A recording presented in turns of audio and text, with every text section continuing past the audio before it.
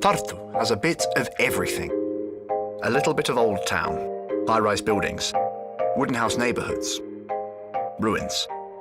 A little bit of street art here and there. Charming riverbanks. More parks than cities usually have. And the atmosphere in the old industrial quarters is even a bit too cool. And it's been this way for a while. At least since 1632, when universities were beginning to be established here. World-class science during the day, an irresistible buzz at night. Everything in Tartu is within your reach, 15 minutes by foot everywhere, especially in the summer, when we close a highway in the city centre, or by our popular public transport system, the bicycles. By the way, our smart bike share system and new bike lanes, green gas buses, and the use of 100% renewable energy in city institutions are only the first steps to become a completely climate-neutral city. And into all of this, we've fit ideal conditions for organising large events. Nearly 3,000 beds combined in various hotels. And space for both small and large events in those same hotels. Theatre or concert halls, in university auditoriums, museums, or why not at the Town Hall Square? And of course, all of this can be organised virtually or as a hybrid solution. Although we do prefer to meet our guests face to face. That is why we've worked so hard to become the European Capital of Culture in 2024. And getting to Tartu is pretty simple. Just a short flight from Helsinki, a train ride from Tallinn, or with a bus from Riga. The toughest part is that once you're here, you won't want to leave anymore because there's just so much to do, both in Tartu and southern Estonia. Folk sports, culture life, incredible nature, the Estonian National Museum, upside-down houses, the Aviation Museum, and so on and so on. We're waiting for you, here in Tartu, in the city of good thoughts. Discover everything we have to offer and visit tartu.com.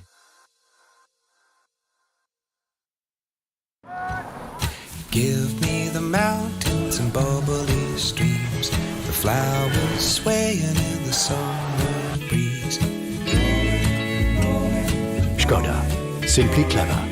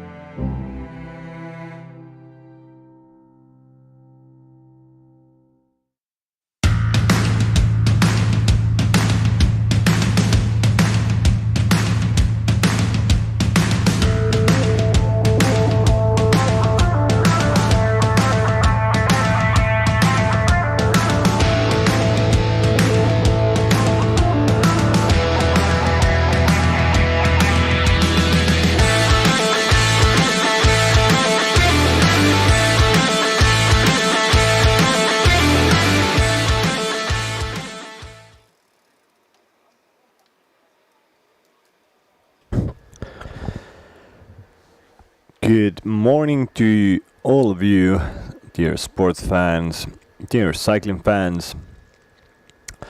This is a house on the wrong side, an upside down house. I'm your commentator today, Tartu-Valga, for stage 3, Baltic Chain Tour 2022. We are in Estonia. We are in a nice town called Tartu. It's and just right next to the Estonian National Museum, where we have our stage 3 start today. The temperature is pretty okay at the moment, 23 degrees, wind is 5 meters per second, and it's not really cloudy, no clouds at all, and probably the forecast says that we will have very good weather for the remainder of the day. The temperatures will go to the high 20s, so pretty much the same business that we have had the last 2 days, and in this Baltic chain tour. This is it's a big cycling party today in Tartu, near the Estonian National Museum. This is Team Peloton. They are originated from Tartu, so it's their home race today. This Baltic chain tour has 2 stages to go. We have done already 2 stages. Today we have we start from Tartu and we go down to Valga. It's a border city with Estonia and Latvia. And tomorrow we will go from the south of Estonia to Tallinn, to the capital of Estonia. So a proper, here are some last hugs and kisses before the real race starts. A lot of very beautiful Estonian flags out here. It's because not just that the cycling fans have come out, but Estonia has its re-independence day today, so big cheers to all the Estonians. General classification is at the moment right arm Estonian national team representative is the leader. He won stage 1, Mika Hemming from AT&T, and this is the leader right arm doing a little spin with a 1952 unique old bike. It's probably a bike that the first riders in the 1950s used to ride this Baltic chain tour, Baltic tour themselves. Tries to get a very aerodynamical position, and that imagine just when every rider rode a bike like that, and they did it unsupported for many hundred kilometers in the Baltic tour, in Tour de France, when they had their spare tubes wrapped around their chests. They did cafe stops, eat and drink from the pubs on the go. Crazy. But now everything is so much more professional. These riders are super well supported by the organizers, by the judges, by their directors sportifs, etc. Here we have our jersey wearers today. We have 4 jerseys. Of course, the race leader, right arm, Estonian national team, most competitive rider wears the red jersey, and this is Mika Hemming from AT&T. It's a Czech Republic team, but Mika Hemming is a German national. The most active rider, the green jersey, is on the back of Mateusz Stoszek, who did a properly good ride yesterday. The whole day on the front, won every intermediate sprint there was. And Mateusz Stoszek now has... Hello, good morning from the Baltic Chain Tour 3rd stage. We are in here, Estonian National Museum, where we have a beautiful start. Soon riders are gonna be started, and we have a ceremonial start, 2.6 kilometers.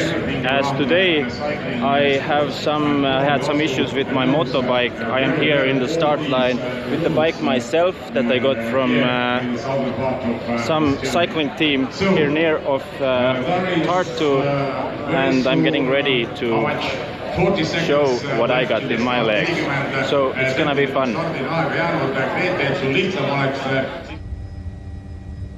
So as you saw, we have one late arrival to the race, and it is Hendrik Punso, our live commentator, just from the from the streets, from the peloton.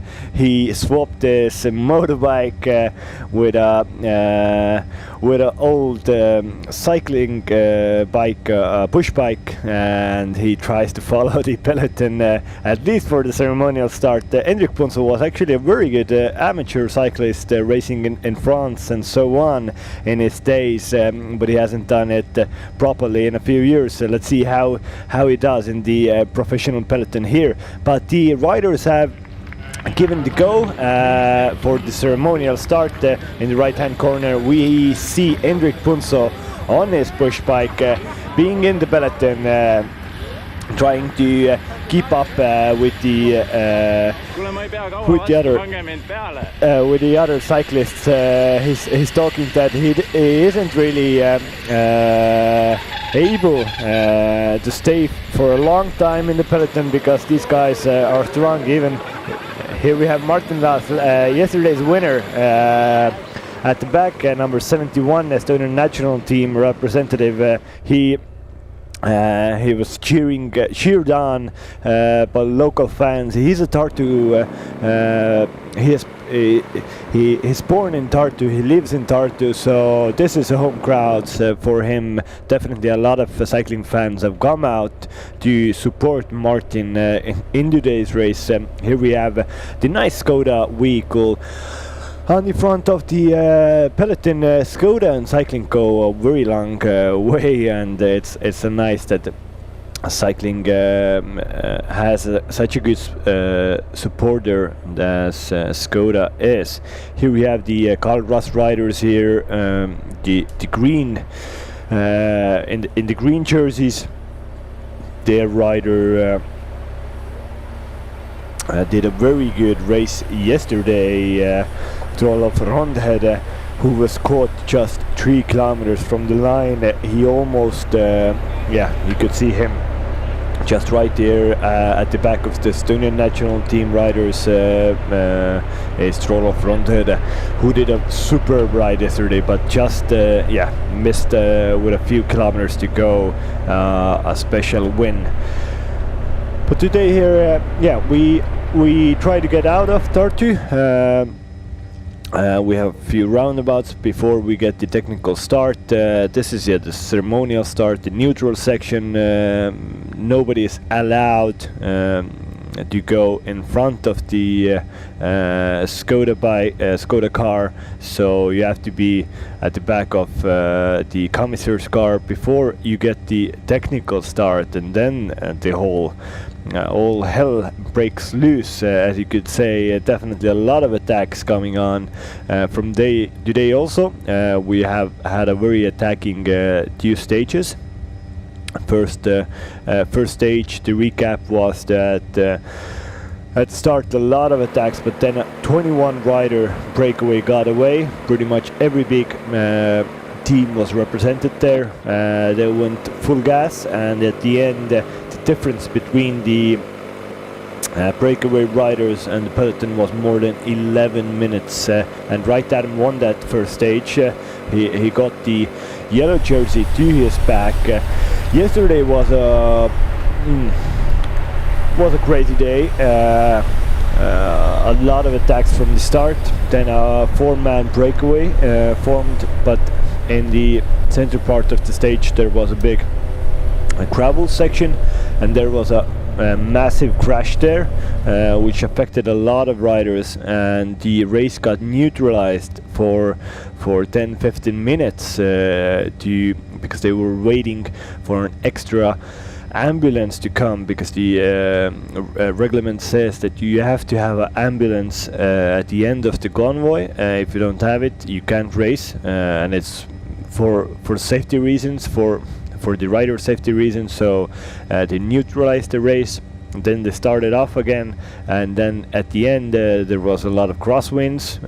Riders tried to get split the peloton. It even split at some point, but then it came back together, and in the end there was a group finish that was won by Martin Laas from the Estonian national team in front of Lars Rufefer and in front of Henry Hulik. That was the top three yesterday, but here we see that the technical start has now been given. First riders try to go off. Volta's team rider looks to be Latvian, and now Alpes in the Kynex also trying to just spread their legs a bit in this nice morning outside of Tartu. Tartu is the second biggest city of Tallinn, of Estonia. It's a university city. It has the Estonians' oldest university is in Tartu. It's Estonian cultural capital, and it will be actually the European cultural capital in 2024. So definitely a town to visit in Estonia. And they're really trying to push the focus on to get a more cycling friendly and climate friendly living space in the city, and this just shows that it's a very nice place to have a bike race. Oh, whoa! There are pollards in the center of the road, and one rider from the German national team. It looked to be that he almost crashed there. Hopefully he stayed up. That was a bit of a shady situation there. Hopefully, the German is okay, and he's at the back of the peloton at the moment. Tartu will be carrying the guiding principle of the arts of survival when they have the cultural capital in 2024. So if you won't be able to visit Tartu this year or next year, then definitely do it in 2024. There are a lot of cultural events going on there, and definitely a lot of fun events, nice people, good food, and very nice river, Mother River, flowing through Tartu. It's everything is very chill in Tartu. Everybody has time, and it's a superb place to be. Here we have this technical start given a few kilometers ago. We have a rider from AT&T now trying to go into a solo breakaway. Swede is trying to get bridge the gap here. But talking about today's ride or today's route, then we have 186 kilometers. As I told you, we started from Tartu, Estonian National Museum, and we are heading to Valga. Valga, it's a border town with Estonia and Latvia. We have 3 intermediate sprints, the first coming in 143 kilometers, second in 75 kilometers to go, and the last one is 17.8 kilometers to go, and it's actually on the finish line. So the riders cross the finish line 3 times actually today. So they have 2 city laps in Valga, a 9-kilometer lap in Valga. It's a pretty technical one, and narrow streets, a lot of turns and so on. It's a very nice final for the day, and definitely a place where a lot of riders can attack at the end of the stage. And then the finish will be in Valga, approximately 15 minutes past 3. But let's see how fast the riders go. Definitely a little bit of sore legs from yesterday's very hard race where we had echelons, we had gravel sections, a bunch of guys crashed. Hopefully everybody is okay and is in the start, and everybody who abandoned their mildly okay also. Hopefully everybody will recover as soon as possible. But here we see there was one bigger group is trying to go off, a Latvian guy. Here we should have this is Latvian rider trying to get a little distance between him and everybody else. But a lot of attacks going on, and probably this image and some kind of other formats will be on the screen for the next 10 kilometers, where riders try to get off, but nobody is fully happy with the breakaway composition. Here we have even the yellow jersey going into the attack in 4th position of the peloton at the moment, and Alpecin-Königs riders, they've actually I'm a bit disappointed by Alpecin-Königs riders. They haven't had a very successful tour. On the first stage they had Matti Savons and it was Leonard Bellmans in the breakaway, but they didn't manage to do a very good result, and yesterday also they weren't in the top 3 of the race at the end. Definitely they would want to do something else, but this should be Maitis Kalvers from the Latvian national team going on the attack. He rides for Astana development team, so a very good up-and-coming star from Latvia. He had some attacks yesterday also, and here he has a little 5-second advantage between him and the peloton, but as you can see, a lot of attacks coming from the peloton, and definitely Galvers doesn't want to go alone here for the next 180 kilometers. He needs some companions, he needs some people who he can work with. And here we have a peloton rider coming up. Ampler rider is Erkki Lanemäe, and Alpecin-Königs is also closing this down. And even we have the Estonian national champion Mikael Räim in front of this peloton trying to get into the breakaway. So that means that the Estonian national team did a very good strategy yesterday.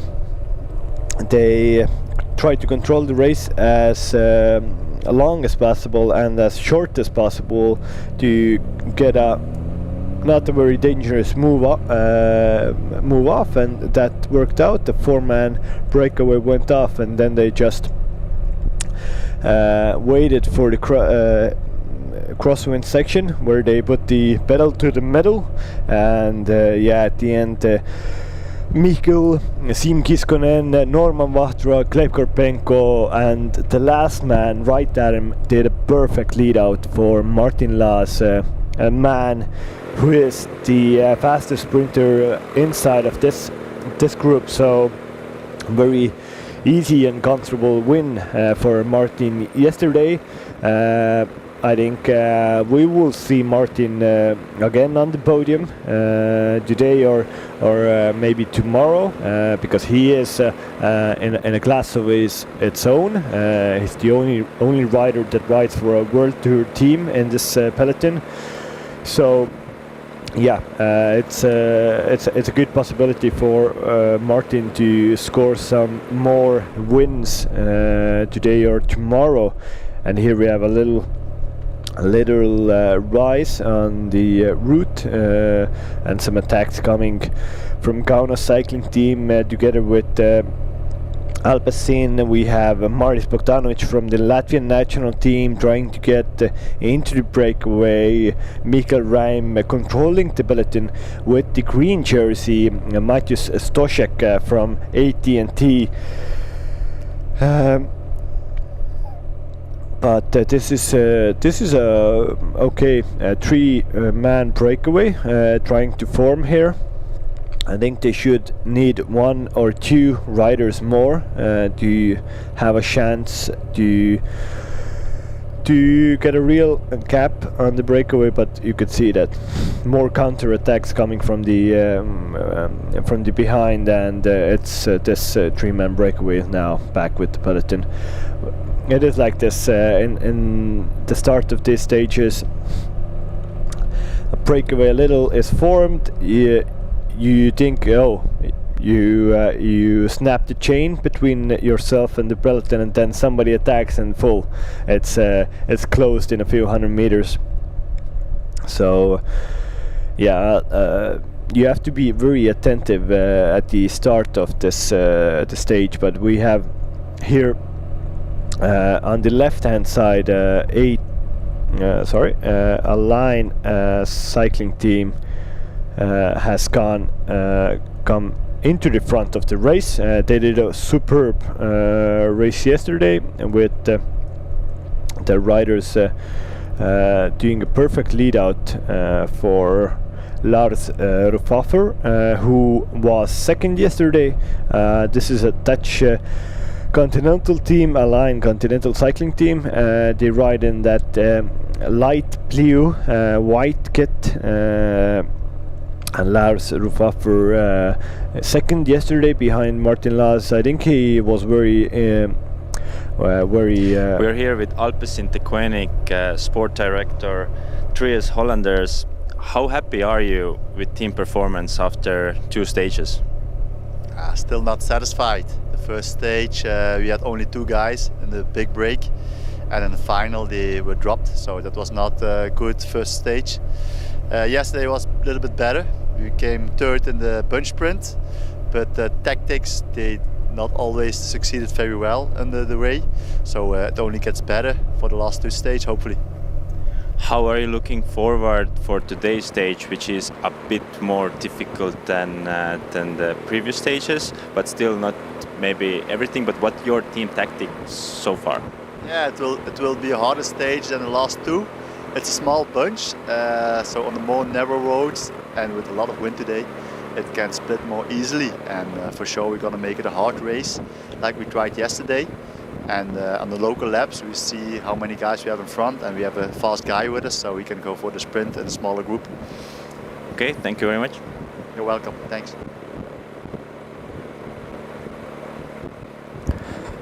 Thank you, Henrik, and that was Dries Hollanders, team director for Alpecin at the Koenig's development team.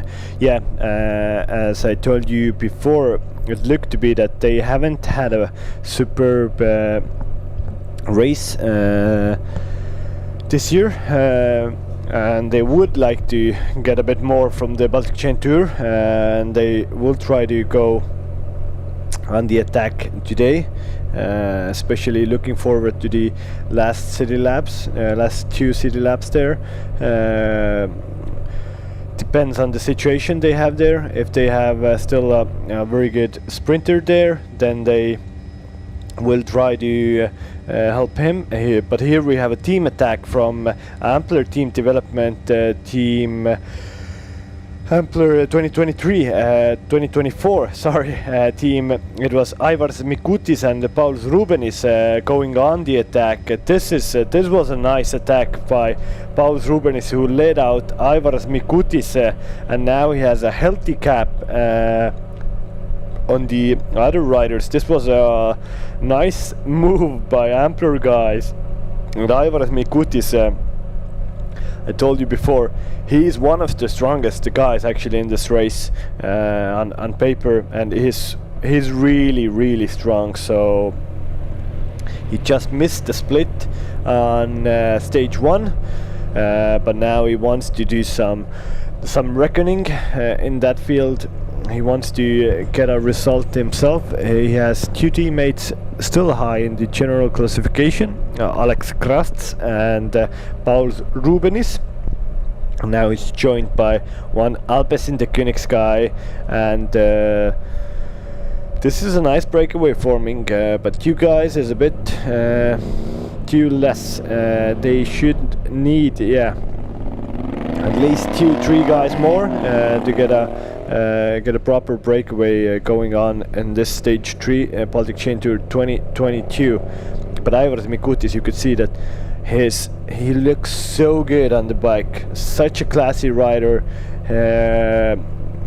Only his legs are moving. His upper body stays still for the whole time he's racing. If he's racing hard, if it's just leisure riding, he just looks really good on the bike, and is a class act.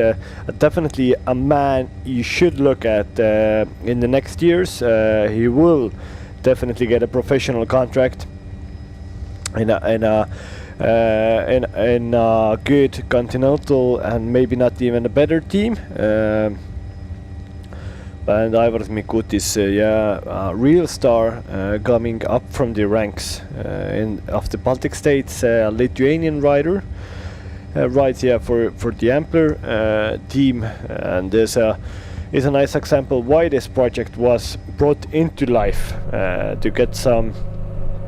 give the young Baltic guys a chance to become a real professional cyclist, and this is a good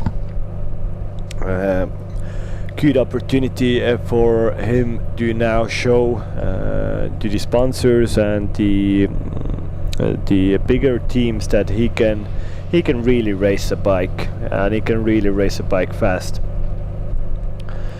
I haven't seen the number of the Alpecin, the Koenigs rider yet, but soon hopefully we will get confirmation who is the guy with Mikutis here.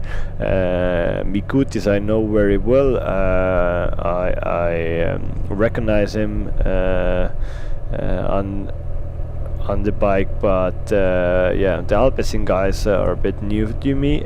You could see that from the back there's one other Alpecin guy trying to bridge the gap with Siim Kiskonen from the Estonian national team, and this it looks to be that we have again a little bit of wind blowing from the left hand side, because everybody is in the trenches, right hand side of the road, so this is a good place to go. Full gas here, open fields, and here we have Estonian national team rider Siim Kiskonen with an Alpecin rider on the front. It's Aivaras Mikutis and Ryan Kortjens from Alpecin the Koenigs development team. Both of them are not very high up in the general classification. Aivaras Mikutis is 22, 11 minutes and 18 seconds back, and Ryan Kortjens is 36th in the general classification. And here we have Siim Kiskonen from Estonian national cycling team, and then number 33 from the Alpecin the Koenigs development team, who is I'll get his name soon, Alex Bogna. And Alex Bogna is a very interesting rider in a way that he got his contract through the Swift Academy.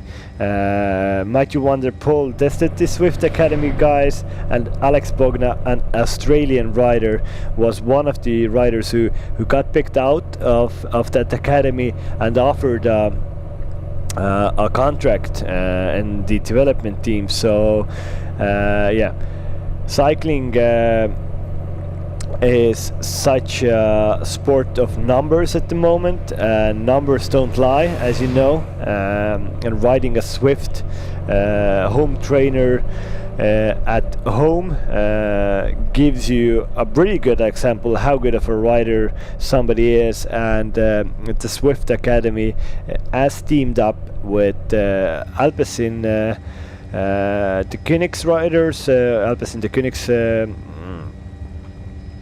team, and they are offering a few contracts every year for riders who are the new up and coming stars coming from the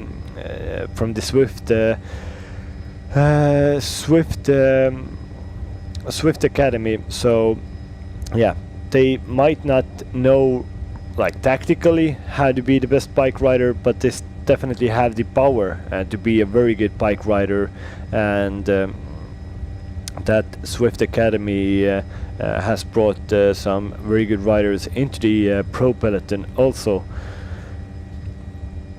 Soon we will have an interview from the Ampler development Ampler 2024 team rider Alex Krasts, who wore the green jersey yesterday. He's in general classification in 4th place, 10 seconds behind Right Adam, so he has a very good possibility to be on the final podium of this race. Let's see how well Alex Krasts will go today. You could see that Aivaras Mikutis left Ryan Gortians behind, and he was alone at the front. Then Gortians came, and then there were 2 counter-attackers coming thick and fast also here. Let's see, who are they? They seem to be from the same team, from the Swedish team, but now we will have an interview from Alex Krasts. We're here with Alex Krasts from Ampler Tartu 2024 team. You have had really active stages so far. You have really shown that you have some power to ride, and you're 4th at the general classification at the moment. How happy are you with the race so far? I am pretty happy about that, that I am 4th in the GC, and yeah, this race is so good for me, and yeah. What your and your team plan for today? Actually, I don't know yet, because we didn't have a team meeting yet, but I think that we probably need some guy to get in the breakaway, and me and Pauls have to be together with the strongest guy, who also is in the top in the GC, and stay with them. Yeah, probably today's stage suits your team and you better than the last stages, as the final is much harder and it's not only for pure sprinters. So you probably are happy with this as well. Yeah, I like that there is that couple climb. It suits for me, yeah, for sure. And yeah, we'll see how it goes.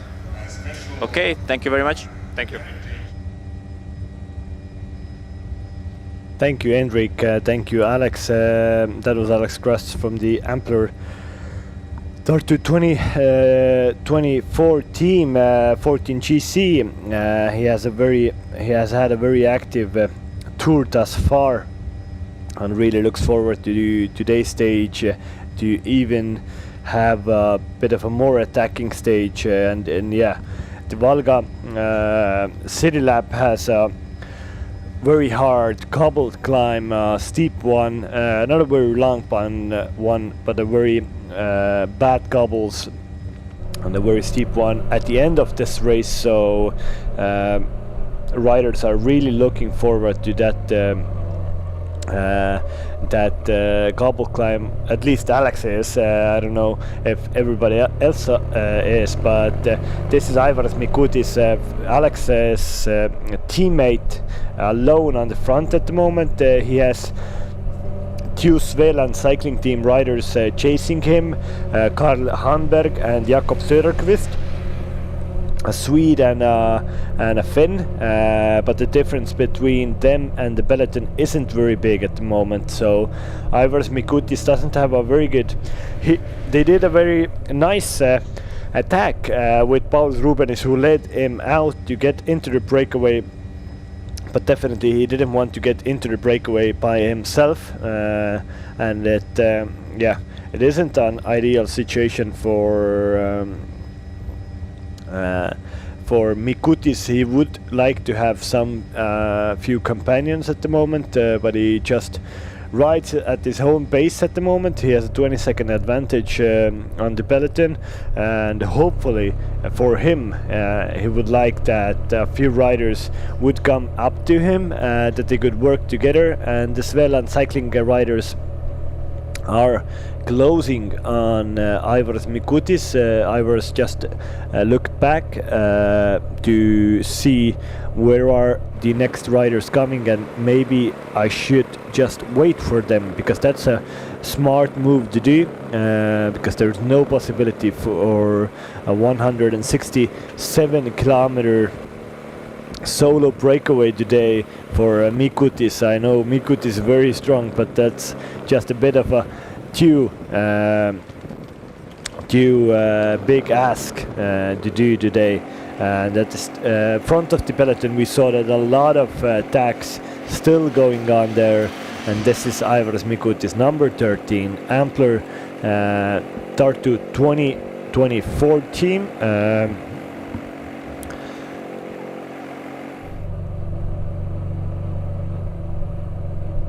Mikutis, a 19-year-old rider, so yeah, a very young up-and-coming star.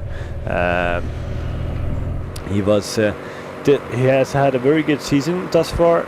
He was second in his national championships, first in his national championships time trial, so he can really go against the clock. He started well in Turkey at the start of the season, and in a Polish tour he got third in the youth classification, and yeah, is a very good rider. Last year he rode also the Baltic Chain Tour. He was 22nd in the general classification, just first year U23, and yeah, he's definitely trying to get a bit better this year. His general classification chances have gone after the first stage, because he missed the break that went off 11 minutes in front of the peloton. But Mikutis still has a chance to have a good stage result, and this is why he is in the breakaway at the moment. And this means for his teammates, they don't have to do anything in the group. They can just sit back and wait for the last laps in Valga to really put pressure on the other teams, especially on the leading team, Estonian national team, to try to get the yellow jersey from Right Arm. But yellow jersey Right Arm is actually attacking the race at the moment, and also second in GC Mika Hemming is doing the same thing. This is a particularly weird situation on the road. 4 riders in the front, Svealand cycling team rider, Ampler, then also German national team. But yeah, the first, second, and now also third in GC are attacking each other with 165 kilometers to go. This is real racing here. You don't have this kind of racing in the big races. So yeah, three guys in the general classification lead, all trying to get into the breakaway at the start of this stage 3 Baltic Chain Tour 2022. In the front we have we have a 4-rider breakaway, now a 5-rider. Somebody from Alpes Interconnects is there also. We have so Aivaras Mikutis, then we have number 91. Yes, we have Nicholas Heinrich, number 91. He was also in the breakaway yesterday. Jakob Söderqvist, 101.13, and also 144 rider from the Wheel Sports Metropole racing team, a German team also Robin Fisher. They haven't really been on the front the first two stages, and this is the first proper attack from a rider from that team, Wheel Sports Metropole Racing, but better late than never. Robin Fisher is trying to get into the breakaway to get a good result in this stage here, but a 5-man breakaway and pretty strong guys there. This is a proper breakaway now forming on the front, and as you can see, riders aren't really happy about this breakaway. You could see Kaunas cycling team on the front, and still attacks coming thick and fast, and riders trying to close the gap. You could see Ampler riders are also on the front, not pacing the peloton, but just being inside the at the head of the race to just maybe slow down it a bit.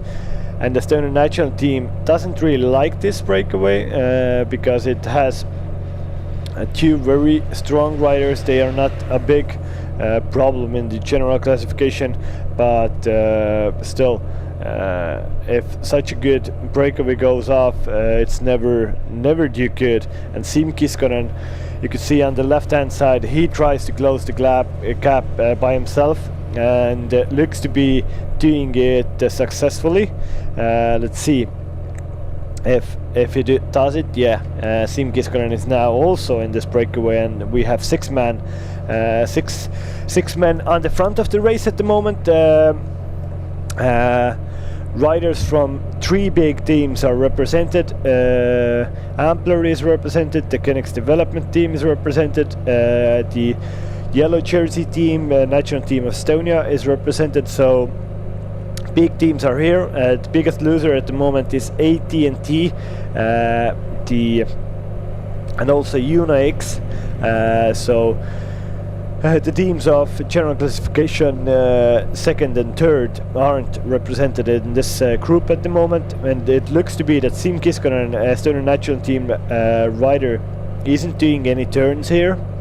He has his yellow jersey in the peloton on the behalf of right arm. He doesn't really have to do anything. He can just follow. He can control this breakaway, be an anchor on this. Well, let's see how big of a gap they will get from the peloton, and that means at some point maybe Siim Kiskonen will try to also do some work in this front breakaway group, but at the moment he's just controlling it. And on the front of the peloton you can see AT&T, Mika Hemming's team, the Czech Republic team, is now in full force at the front of the race, trying to close this gap. This isn't very good for them, because the Estonian national team, the yellow jersey team, has a rider on the front of the race, and they are now forced to control the breakaway here. But yeah, here were Alvaras Mikutis, Ampler, Henry Ulik,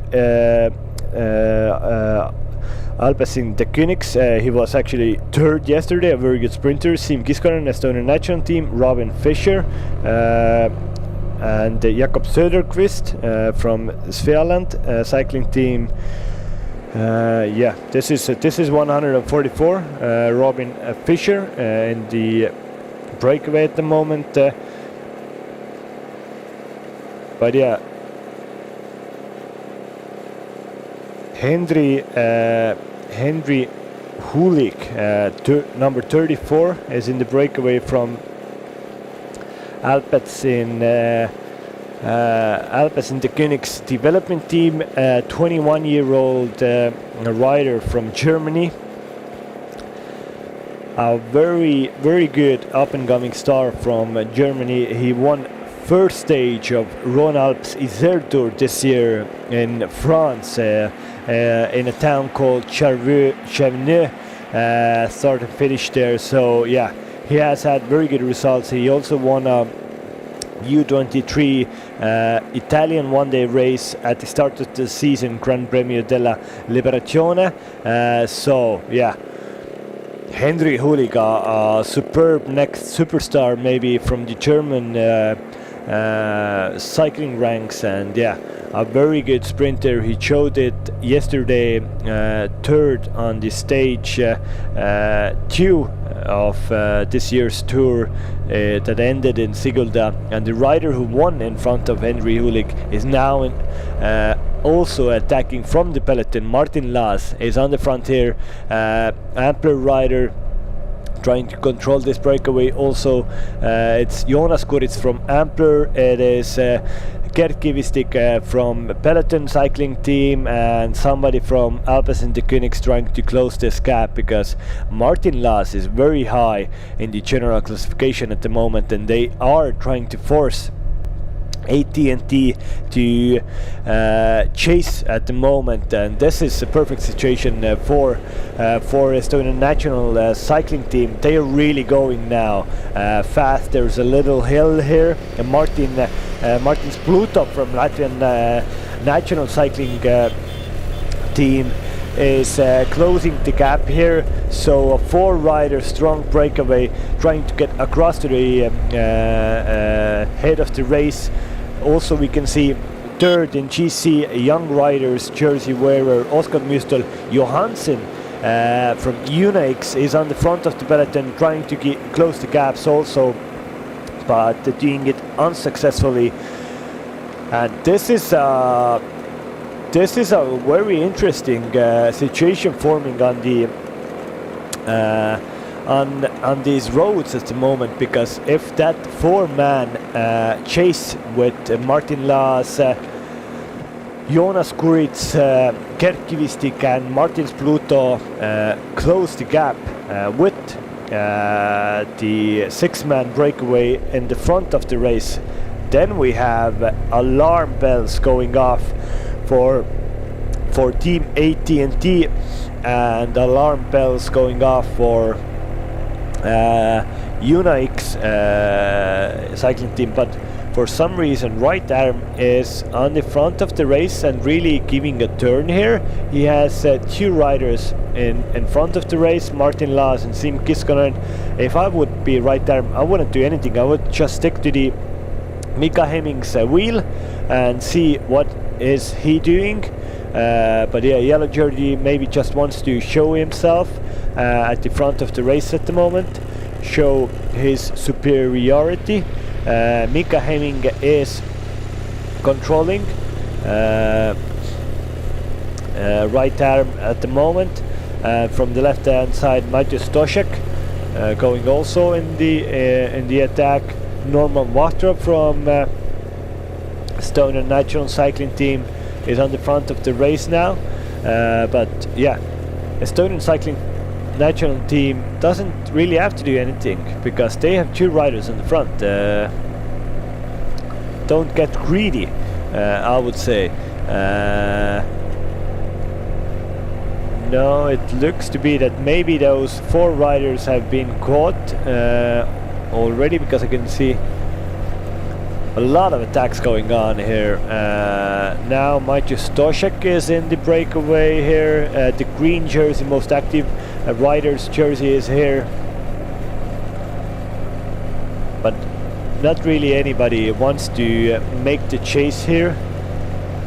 Everybody more than looks at each other, that maybe you can try to force the break.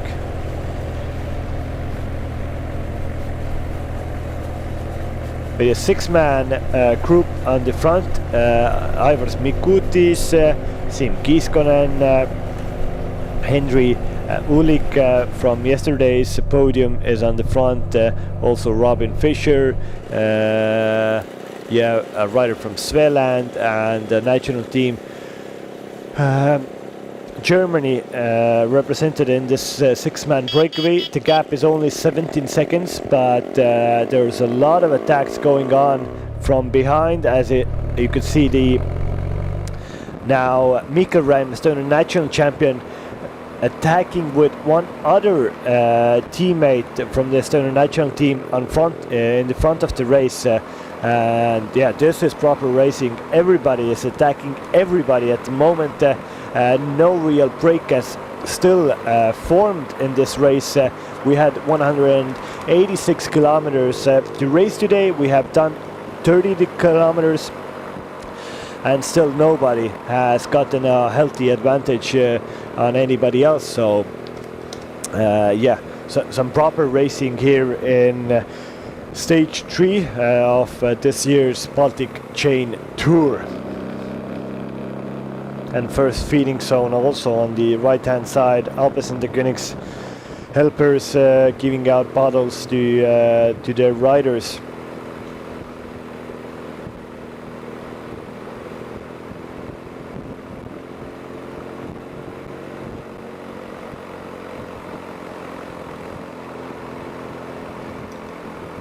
Here at the back of the bunch we have Paulius Iskevicius from this is Malta cycling team. It should be at the back, just seeing how the other riders are attacking, and not doing a lot. So here we have a second breakaway forming here with an Ampler rider, Maris Bogdanovic from Latvian national cycling team, as representative from Alpecin. It looks to be again Alex Bogna, the Australian, then a German rider here. So again, a very strong 4-man breakaway is trying to form here. The 6-man breakaway that was on the front before, that has been caught. Now a new 4-man breakaway is trying to get off the front. An Ampler team have really started this stage very actively, and also you could say that for Alpes and the Königs guys. We had the director sportif of Alpes in the Königs an interview with Dries Hollanders. He said that the first 2 stages haven't gone as well as they hoped. They got a top 3 result from yesterday with their sprinter Henry Hulig, German rider, but they like to attack more, and they will definitely, for today's stage, tactic is to attack as often as possible to force other teams to chase, and then hopefully get a good result at the end of today's race in Valga, where we have two big cobble climbs. And we will soon have the Estonian national team director sportif Andrei Lebedev with our commentator Hendrik Punso soon on the screens. He's talking a little bit about the tactics of the Estonian national team, and let's see what Andrei Lebedev has to say about today's stage and about the chances of the Estonian national team. So we're here with Andrei Lebedev, sport director of Estonian national team. So far you have very good race. You have won 2 stages, and 2 stages are ahead. Today here from Tartu to Valga, and we have even bigger wind maybe that we had past days. How do you see that the race is gonna go today? Today race is 168 kilometers. It's long enough, but not too long. And wind is, I think, is a little factor today, because lots of roads are covered with the forest. Lots of roads, and there are some points where there are not forest, but not too much yet. So I think it will be the breakaway day today too. And in the last laps city laps in Valga, there will be full gas. Okay, so you have leader's jersey in right arms, hands, but also yesterday Martin Laas won the stage. who are your leader today, or what is the team strategy? Because we have Martin Laas first day lost some 17 seconds with Mikkel Reim, and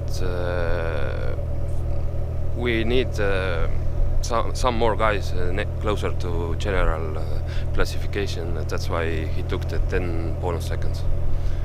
Okay, sounds good. I wish best of luck. Thank you.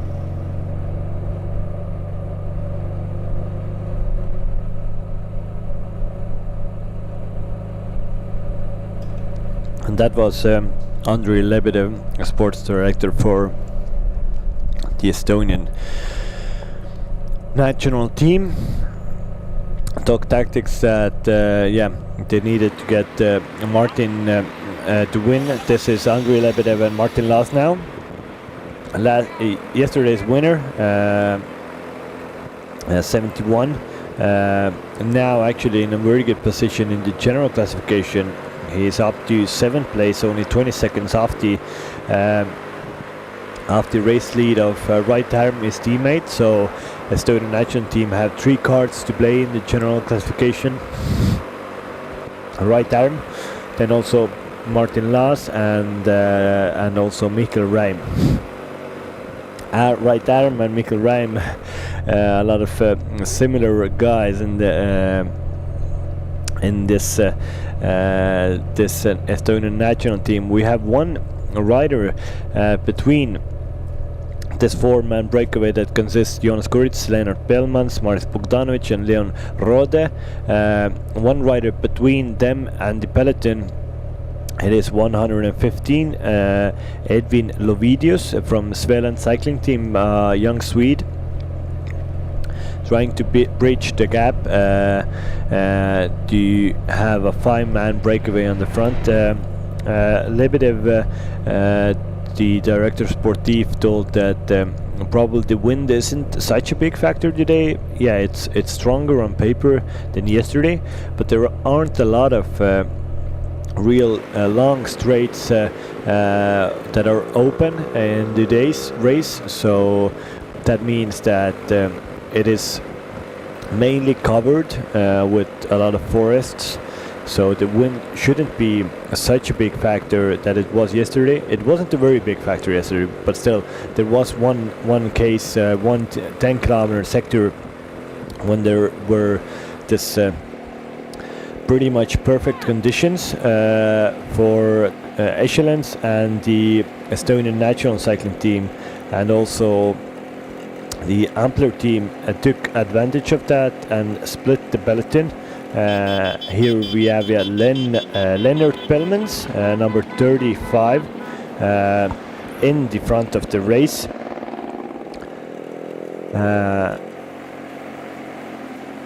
35 from the Alpecin de Koenigs,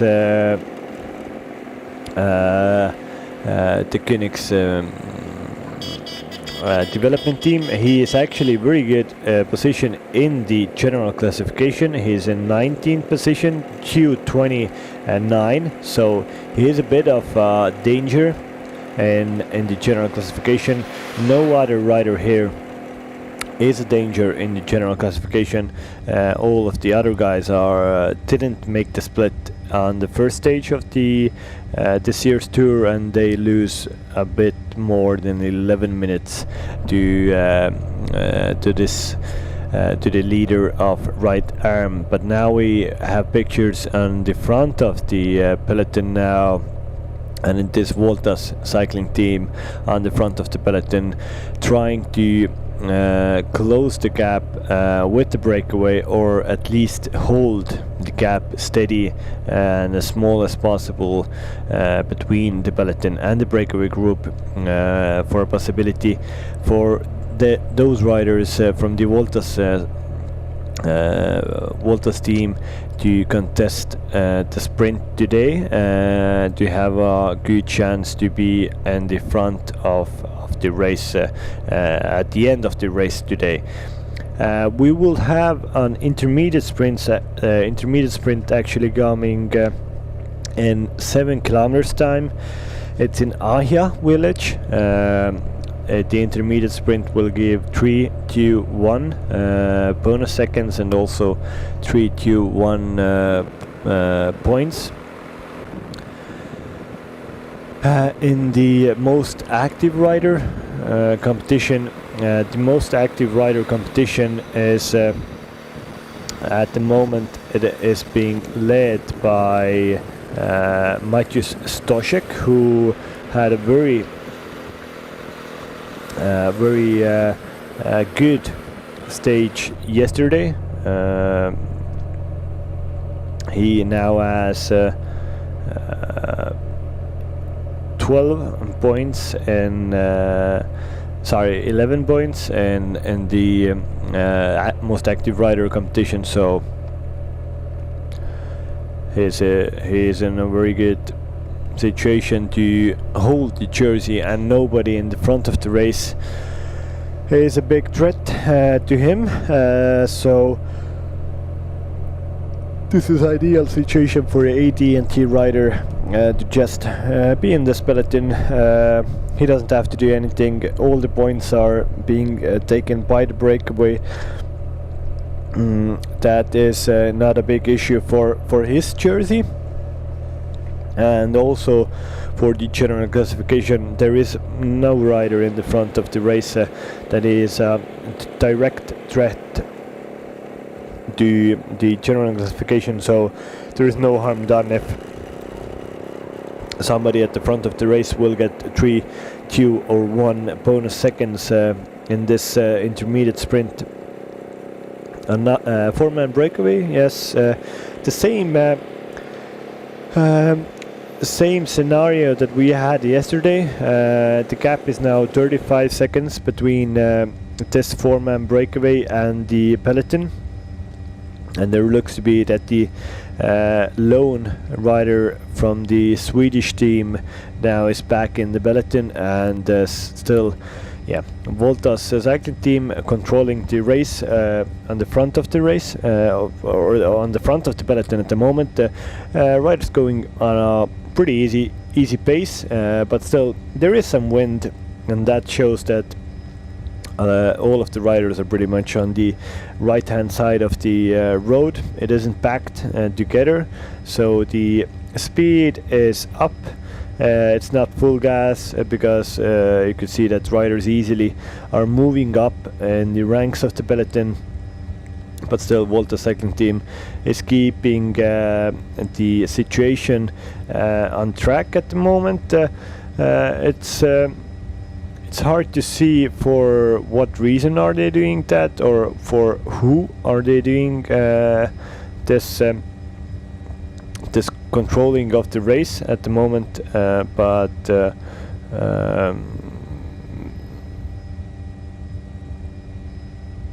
but yeah, they are doing a very good job on the front end, but the stage is calmed down a bit. So a lot of riders going into the convoy of cars to get their get new bottles, get some food, maybe get some ice packs. A lot of ice packs were used for the last 2 stages because there were very high temperatures, like 30 degrees, which is pretty high for the Baltic states, and ice socks, ice packs, everything was used the last 2 days in Lithuania and also in Latvia, but today it's a bit more milder, but still very nice weather actually for a cycling day out. So if you have a chance today, you could go for a little bike ride at the moment and be back here for the finish with us with this live commentary, or wait for the finish with me, and then you can go have a nice ride yourself at the end of the day. But here, yeah, Volta's cycling team has 4 riders on the front of the race, just holding a good average pace on the front. Kaunas cycling team is also here in second position, in teams. It's interesting to see why are the Lithuanians so much in front of the race at the moment, because both of those teams don't have a very high a man in very high general classification at the moment. So I don't know why are they controlling the race. I would say that the Estonian national team maybe should control the race. Usually the team who has the yellow jersey controls the race in the center part of the stage, but it isn't the case today.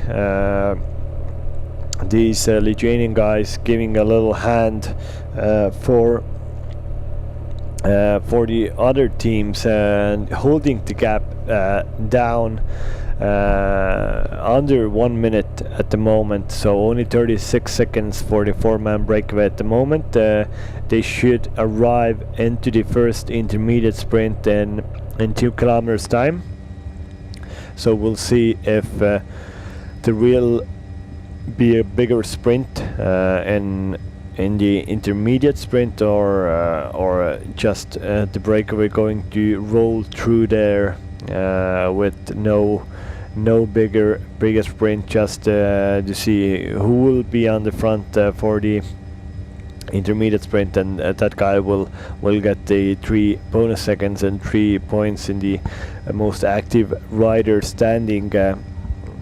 Let's see, we will know in just a few minutes when the riders arrive in Ahja village.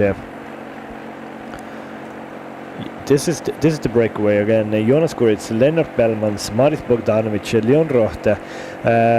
Maris Bogdanovic is a very good sprinter, and also Jonas Kuritz can sprint in his own right pretty well. So we could see a little sprint on the next intermediate sprint here. Probably I think Maris Bogdanovic is the fastest in this 4-man breakaway, and he should get the intermediate sprint to himself. Let's see if that's the case. Maris had some difficulties with his bike yesterday, a crash maybe, because he has changed and he is on a different bike that he usually rides, a Scott bike today. Hopefully he got the position to his liking and feels comfortable on a spare bike today, riding 186 kilometers in this stage 3 Baltic Chain Tour. Yeah, we should have a intermediate sprint in 800 meters, but I haven't seen any real marking on the roads yet. Soon we will know who will win the first intermediate sprint. We have 3 intermediate sprints today, as we have every stage in this year's race. 3 intermediate sprints across the stage. All of them give 3, 2 and 1 bonus seconds, and 3, 2 and 1 points in the most active rider competition. The most active rider jersey is being worn by Mateusz Stoszek from the AT&T team. Here you see Ahja village. We are getting into Ahja village. This is the village where the intermediate sprint will be. So only a few hundred meters to go. Let's see if we will have a proper sprint here. This sign will show that 1 kilometer to go to the intermediate sprint. Will there be a little cat and mousing here? Will there be a proper sprint? We will see. The riders now still doing very good cooperation between the intermediate sprint, because the gap between these 4 riders and the peloton is very small, only 35-36 seconds. They don't have a lot of time to just sally all around. They have to keep their pace up and not really focus on the intermediate sprint, just focus on how to keep themselves really moving 500 meters from the intermediate sprint. A few fans were on the side of the road. Here we see Marius Bogdanovic giving a turn on the front to the German rider, then Ampler representative, and then the Koenigs Alpecin development team representative number 35 Bellmans here. And in position 3, Marius Bogdanovic is now at the back of the breakaway. Will we see a sprint here or not? It should be now 300 meters to go soon. It looks to be that there is no sprint here, just riders rolling through here in the intermediate sprint. 3 bonus seconds going to the German, 2 to Jonas Kuritz, and 1 for 35 Bellmans from Alpecin de Koenigs. Nobody was really bothered about that intermediate sprint. They know that there is pretty much not a big possibility to get the jersey off of Matej Stošek. Leon Rode won that intermediate sprint, Jonas Kuritz second, and Lennart Bellmans third. So national team Germany gets 1 intermediate sprint win to their tally. Not a big thing, but still better than nothing. The German got 3 seconds, and yeah, just he also got 50 euros for that sprint. It wasn't a real sprint, but 50 euros is a good. Oh, a little crash here. Oh, somebody from Ampler. Didn't see exactly who that was, but somebody from Ampler came down on that right-hand bend there. It looked to be okay. It was right back on the bike, but he had some skin loss on the back of him. I didn't see the number. It all happened really fast. Hopefully he will get back to the bunch soon. But here we have, this was why the Voltas team was on the front. They were looking to make it hard on the front of the race, because they knew that this is a place where crosswinds go, and here Voltas team is really putting pressure on everybody else and doing the team attack. Matej Stošek from AT&T is here, but Voltas riders really going hard here. They have a little gap now on everybody else, and also the rider in second in GC is going off the front, so the Estonian national team should really go full gas here, because this is not a very good position for them.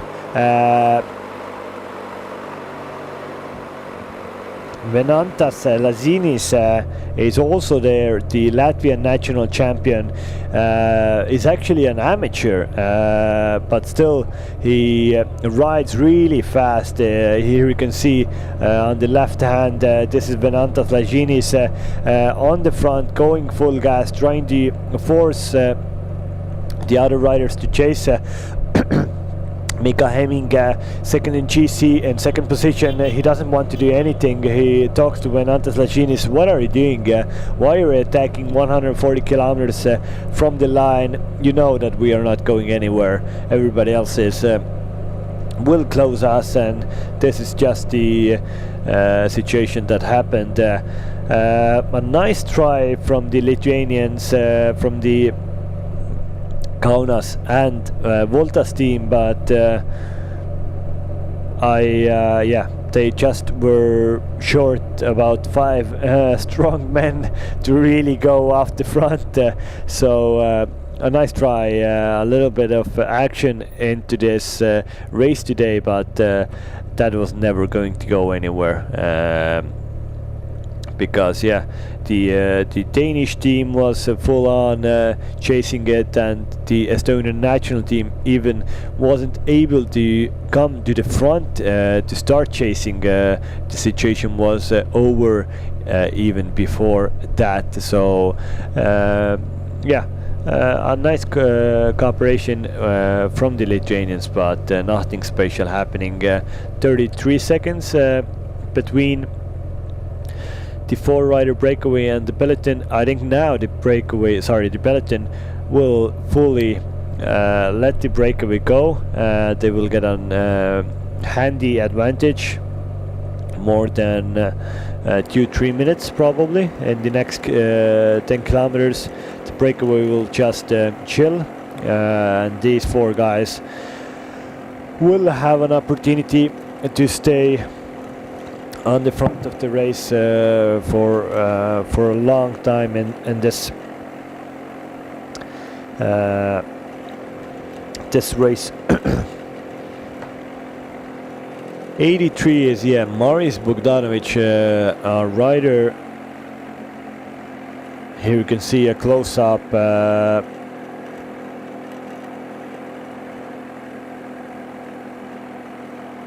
of Maris Bogdanovic, Latvian rider, 30-year-old, is a bit of a veteran already. He has actually won the Baltic Chain Tour in 2016. A very good season for him in 2016. He won it in front of Andrei Vasiliuk and Silver Mauma. A nice win for Maris Bogdanovic that year. But yeah, he has been mainly riding for Latvian continental teams, but in Alpha Baltic for many years, then in Rietuma Panka, but then 2 years he did in Amore Vita in an Italian continental team, and at the moment he rides in Mevo CCN Pro Cycling Team. But today in this race he is representing his home nation Latvia. Here we have one rider from CCN team trying to close the gap and get into the breakaway. Also 49 seconds. It's a tall ask, but maybe he will make it. Looks back, is somebody wanting to come with me? Nobody wants to come. Okay, then it's a bit too big of an ask. I won't go alone. I will wait for the peloton. So a little attack, but nothing special. We will have our first commercial break in a few seconds. Enjoy the commercials, get a little drink, and let's see you soon.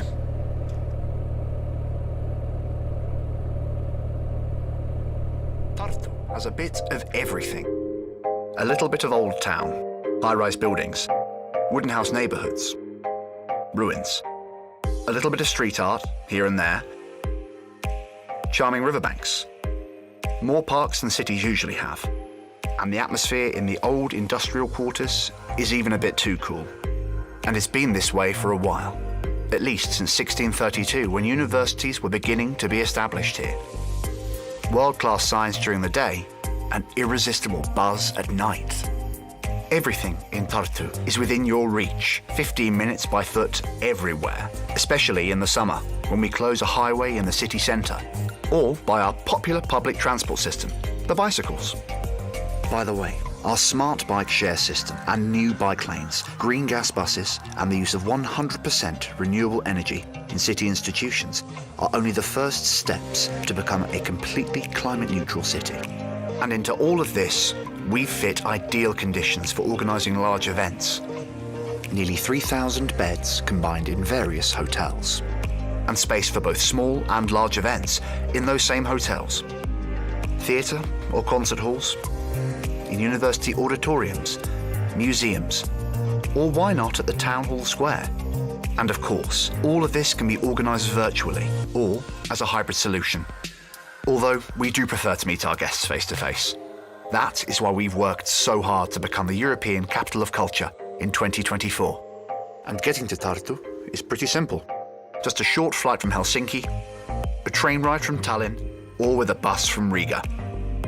The toughest part is that once you're here, you won't want to leave anymore because there's just so much to do, both in Tartu and southern Estonia. Folk sports, culture life, incredible nature, the Estonian National Museum, upside down houses, the Aviation Museum, and so on and so on. We're waiting for you, here in Tartu, in the city of good thoughts. Discover everything we have to offer and visit tartu.com.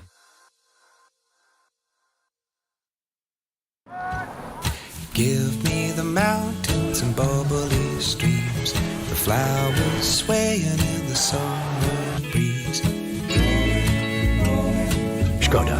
Simply clever.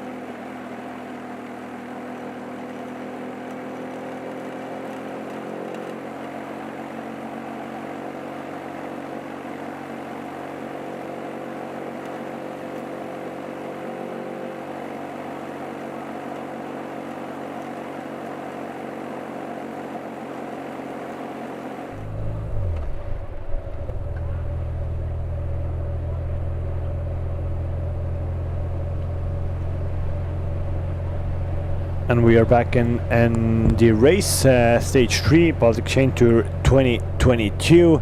The gap between the 4-rider breakaway and the peloton is 1:20. We had a very exciting attacking start of the stage today. A lot of different breaks formed. There was one 6-man breakaway that almost looked to be the real deal, but that came back when the GC favorites started to attack themselves. And now, a 4-rider breakaway: Jonas Kuritz, Lennart Bellmans, Marit Bogdanovic, Leon Rote. So 4 different riders from 4 different teams up as in the Königs Ampler Tartu 2024, Latvian national team, and also the German national team is represented in this breakaway on handy advantage now, 1:24 between these riders and the peloton. At the moment, still 134 kilometers to go, so we are still not in the half part of the stage. We had 186 kilometers today, so 50 kilometers we have done. We have already gone through one intermediate sprint that was won by the German national team rider in front of Jonas Kuritz and in front of Bellmans from Alpecin de Koenigs development team. Alpecin de Koenigs development team is a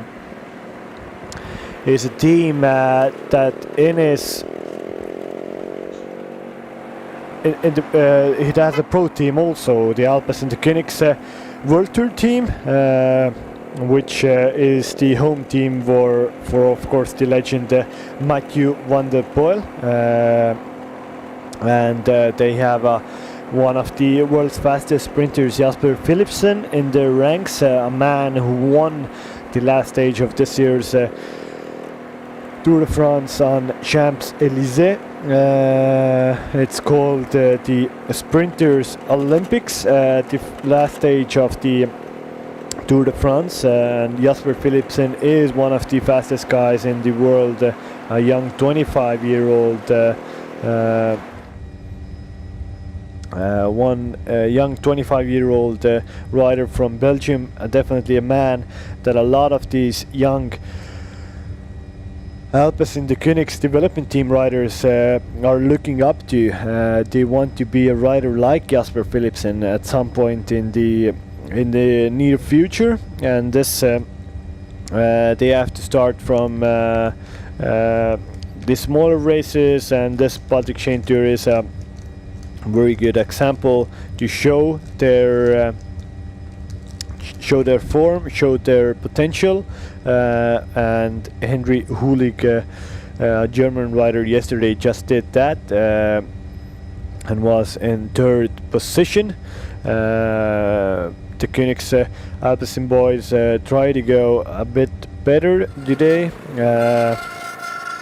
Before we went into the commercial break, we had the intermediate sprint, and then also we had one little crash for an Ampler team rider. Hopefully he is okay back in the peloton. It didn't look really bad. He was straight up on his bike, but still he went down in one corner, probably just a little touch of wheels going into a rider in front of him. So hopefully is all right. The commissaires talking a little bit with the riders in the breakaway, probably telling the gap between themselves and the peloton. Nothing special. 1:45. Yesterday we had some controversial decisions and a bit confusion on the road when there was a big crash, and the race was neutralized at the half point of the race, and then it was again started off. Approximately 90 kilometers to go when all of that happened. Hopefully from there on the race got to reach its finish properly, and no other disruptions were made there. And hopefully really hope that was a nasty crash on the gravel section, that everybody who was affected, a few guys went off in ambulances. Hopefully the Latvian doctors did their best job, and everybody is feeling okay regarding road rash and so on, and they can a few guys had to abandon this tour this year, but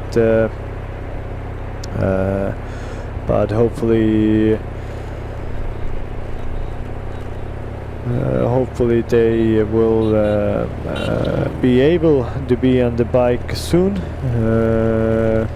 again and start their season end or still race this year after that bad crash that happened yesterday. We will have a very nice interview soon with Troll of Rondhede, a rider from the Team IPT BH Kalras team, Danish rider from a Danish team. He is in the general classification in 6th place. He did a late attack yesterday, went with 15 kilometers to go, teamed up with Matus Stošek, but they were caught just 2 kilometers from the finish line. But my Troll of Rondhede has a very strong team with him in this race, and will try definitely to even race himself in the general classification at the end of today's stage. But he will be shortly with us with our commentator on the ground, Hendrik Punso. From Team IPT BH Carl Russ, 6th in general classification and pretty good ride so far. How happy are you with your performances? Yeah, I'm really happy. I managed to peak the form for this race, and I think we have all seen that I came here with very strong legs, and I hope they continue to be so strong. So half of the tour is done and the other 2 stages are ahead of us. What do you expect from upcoming days today and tomorrow? Yeah, I mean, just by looking at the distance of the 2 last stages, I think that we're going into the second half, and I think it's going to be the hardest half of the race. So I'm really looking forward, and I hope there's going to be some crosswinds and some hills or some places where it's possible to make the difference in the fight for the general classification. Yeah, so it's pretty flat, or like completely flat if you're honest, but the wind is a big factor here, and it looks like today it's maybe even bigger wind than the last stages. How afraid, or are you looking forward to crosswind sections? Yeah, I mean, it's always like a hate-love relationship, because when you're sitting in the right place in the peloton, it's beautiful, and you make the split. But if you get caught on the back foot, then there's going to be some trouble. But we are 5 really strong guys, and we're going to work together to try to make this possible and make the split today. Sounds good. I wish you best of luck. Yeah.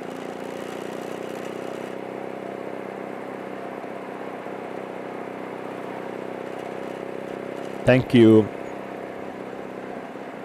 Thank you, Hendrik. Thank you, Rondhede. When we heard that interview that he's really in good form, and that has been shown actually in this race, that he is in good form and is looking really forward to the carpet sections at the end of this day stage, something weird happened in the race.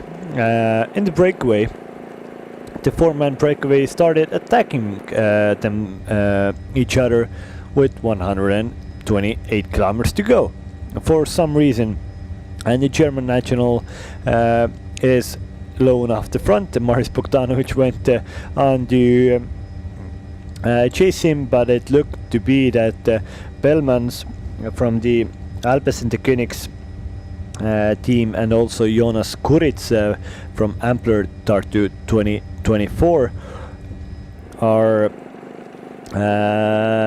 they have given up on this breakaway and are just chilling and waiting for the peloton to caught them. So yeah, we are in live here in the breakaway, and it looks like, so I'm here with the breakaway now, which wasn't working very well together. They almost stopped a couple of times. Then Maris Bogdanovic attacked from the guys first, and now we see the German rider and Maris Bogdanovic approaching from back there. I have to check one more time. Situation is still still the same. Maris Bogdanovic is chasing, but those 4 guys didn't want to work together at all. Thank you.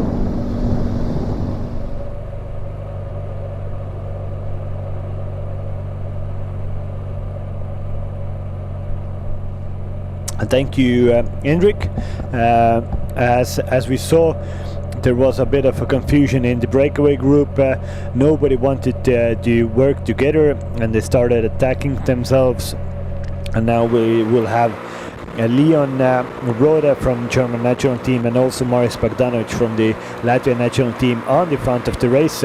Here we see riders going 70 kilometers per hour almost. This is hopefully, or I think that they have a tailwind, a cross tailwind, because again the Germans, the Lithuanians are going full gas on the front, almost 60 kilometers plus. This is a race where you can never just ride, because all the time somebody attacks somebody, and also in the punch there's constantly positions or situations on the road where riders try to split the field. So a very attacking Baltic Chain Tour this year. It's nice to see that we have such an attacking race this year in this tour.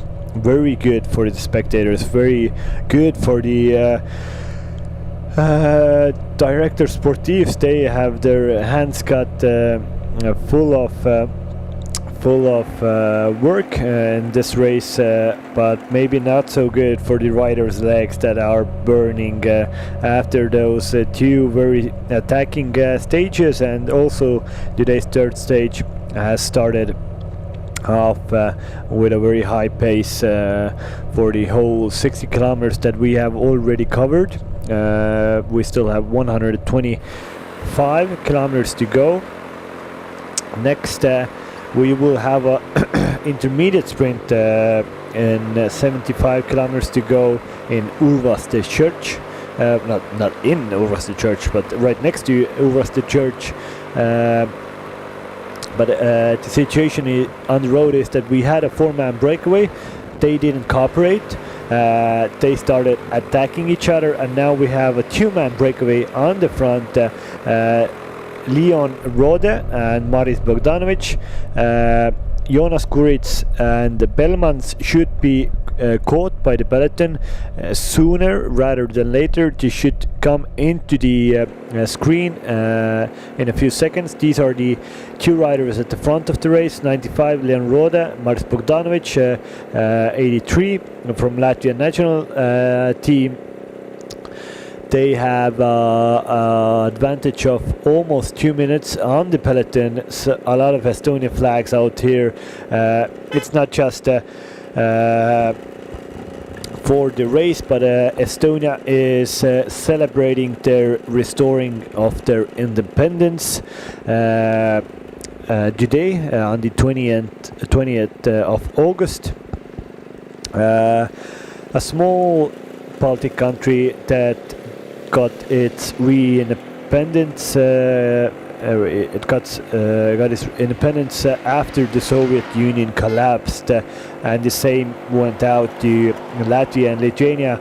And this is actually the story why we have this Baltic chain tour. The Baltic chain at the front of the like the Baltic and chain, it doesn't represent a bike chain as maybe you would first of all thought, but it actually represents a human chain that the 3 Baltic countries did on the 23rd of August at the start of the 90s, when 3 Baltic state citizens came together to form a chain to show their solidarity, their cause, that they want to be independent no matter what. The whole of the population of the nations are behind this. They want to get rid of the Soviet occupation, and they want to live in a free world. And this This was successful, and now we have 3 beautiful countries on the map doing their own thing. Here we have Martin Laas, Estonian national team, having some difficulties or having fun with the spectators here. This southern of Estonia, there are no hills and no big hills in none of the Baltic states, but this south part of Estonia, it has a lot of like little tracks up and down, and if you ride a whole day here full gas, then eventually it will start to affect you. Eventually it will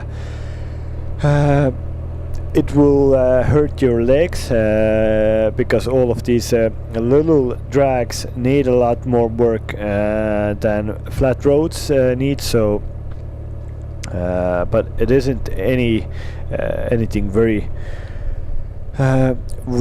undulating, this route, especially at the pace that these riders are going at the moment. They are going really slow regarding like professional cycling wise. For us amateurs, this pace would be a bit hard, but at the moment they are just cruising. And we have only a 2-man breakaway at the front, Leon Rode and Maris Bogdanovic, German and Latvian national team representatives. Well, a 2-man breakaway. This isn't a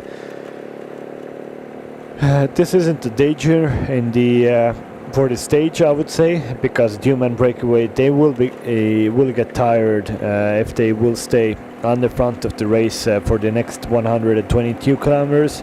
And regarding the general classification, none of these riders are high up in the general classification. Just showed that Maris Bogdanovic is in the 45th position, losing more than 11 minutes to right arm in the general classification. At the moment, yeah, their advantage is almost 2 minutes, but that is nowhere near the danger the general classification lead. They should need 9 minutes more, and that will never happen. Yeah, maybe I'm due cruel on those 2 riders, but it isn't logical, and the peloton will definitely accelerate at some point, and the gap will come down from where it is at the moment. 2 minutes. Yeah, at the moment there's a big break inside. Sorry, not a break, a coffee break, pretty much inside the peloton. Everybody's just cruising. Estonian national team rider Siim Kiskonen is on the front, just holding training pace on the front of the race. Nothing special. Everybody going back to the cars, getting food, drink. This is a possibility to do your natural break. This is the perfect time to do it. Nobody's in a hurry. You do it. You stop for a second or 2, and you will be back in the peloton with no real pressure. So yeah, you could see Siim Kiskonen now, yeah, took a turn from the front of the peloton to go back and try to get some bidons for himself. This is the back of the peloton. Yeah, you could see everybody freewheeling. Nobody having any rush at the moment. This is the breakaway. They are doing very good cooperation, but nothing very special. They have to do, when you're a 2-man breakaway, you have to do longer turns on the front. Just ride your own pace and hope that the peloton will let you ride on the front, and that's exactly what is going on. right now the peloton is really chilling, no rush for them, and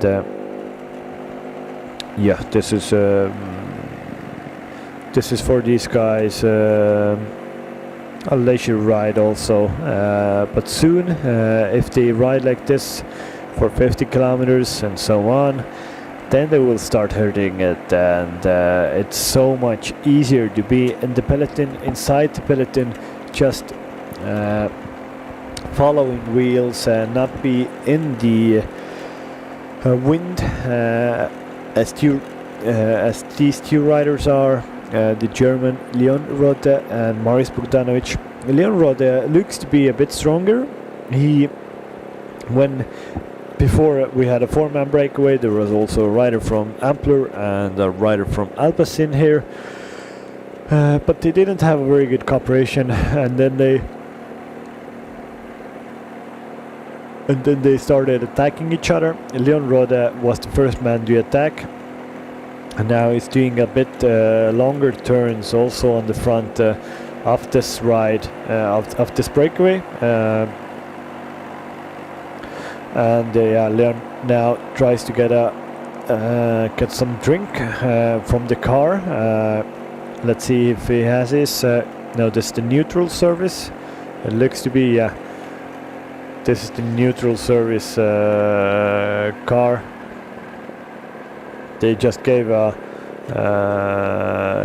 bottle of water to them, but Leon doesn't want a bottle like that. He wants a proper bidon, because if you take a bottle like that, then it will just pop out of your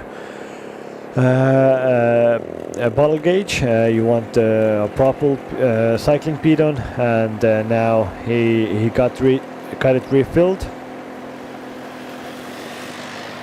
Yeah, Leon Rode is definitely the stronger of these two riders.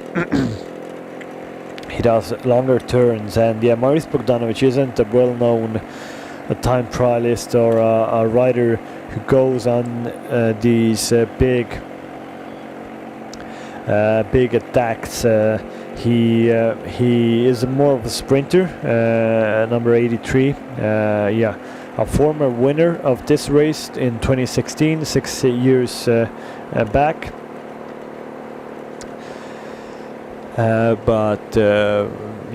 Bogdanovic is a sprinter. He likes that lumpy stuff, small hills. Is a pretty explosive rider, but he definitely doesn't have this functional threshold power, a very high one that you would need to be in good contention in a race situation like this, where you have to be in the front to just hold your average power for as long as possible, and this shows that the German is definitely a bit better in that discipline, and gives a bit more of support for Maris than Maris gives to Leon Rode.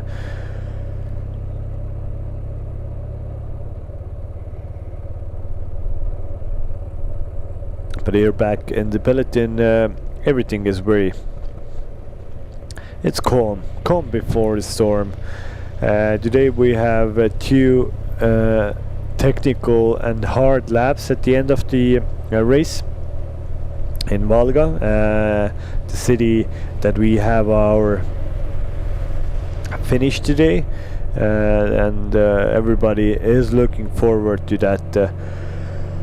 Those two laps at the end of the race, and nobody really wants to show their upper hand before. They're waiting, trying to conserve energy to be as fresh as possible at the end of today's stage in Valga.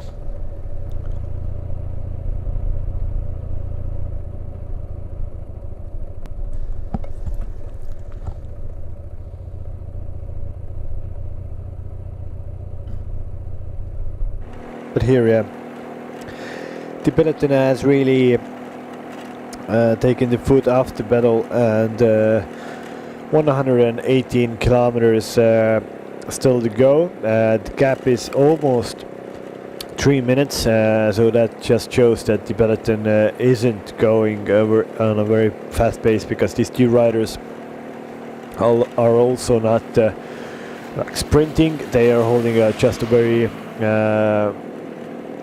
very casual pace, 95, and Maris Bogdanovic, but very nice countryside in the southern part of Estonia.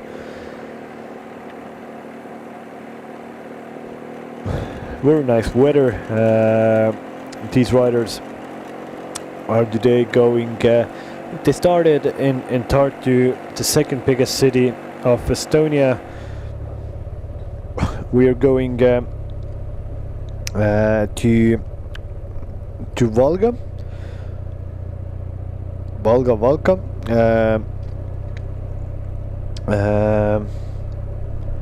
It's a twin town. It's located on the southern border of Estonia and on the northern border of Latvia. It's not a very big city, but despite its small size, it reaches two countries.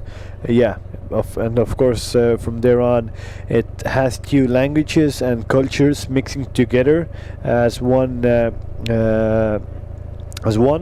And it's a very nice place for a holiday destination. And yeah, there's you can go for a walk, and on one part of the walk you would be in Estonia, and on the few hundred meters afterwards you would be in Latvia. It has the history of two countries, two towns closely connected, and in the past, the inhabitants of two cities of Valga and Valka were separated from each other when there was an actual physical border between two countries, but now it's both countries are in the European Union, and the right to move, the free movement between European countries is really giving freedom to be in any side of the city as you would want, and cross the border as much as you would like. The common slogan of Valga and Valka is one city, two states, and it gives it acknowledges that two cities have gone into one big tourist attraction, one nice place to visit. The slogan was created to celebrate the 420th birthday of the two towns. It's a rich history of those towns, and we will see that nice town in 115 kilometers when the finish will be there. 2 years ago, the Baltic states mutual road championships were also held in Valga, and they had the same cobble climb there, and that race was won by Toms Squinch, World Tour professional rider from Latvia. He is unfortunately, or for the other riders fortunately, not riding today here. He is a very strong rider, rides for Trek Segafredo, did the Tour de France. He is one proper asset for Trek Segafredo. He won in style with a solo attack in front of Mikael Raim in 2 years' time in Volga. Mikael Raim was then crowned champion of Estonia, and Tom Squinch was crowned champion of Latvia in Volga Valka. This year we had the mutual mutual championships in Kuldiga in Latvia. Next year they will be in Lithuania, but now we will have a little commercial break. Enjoy and see you soon.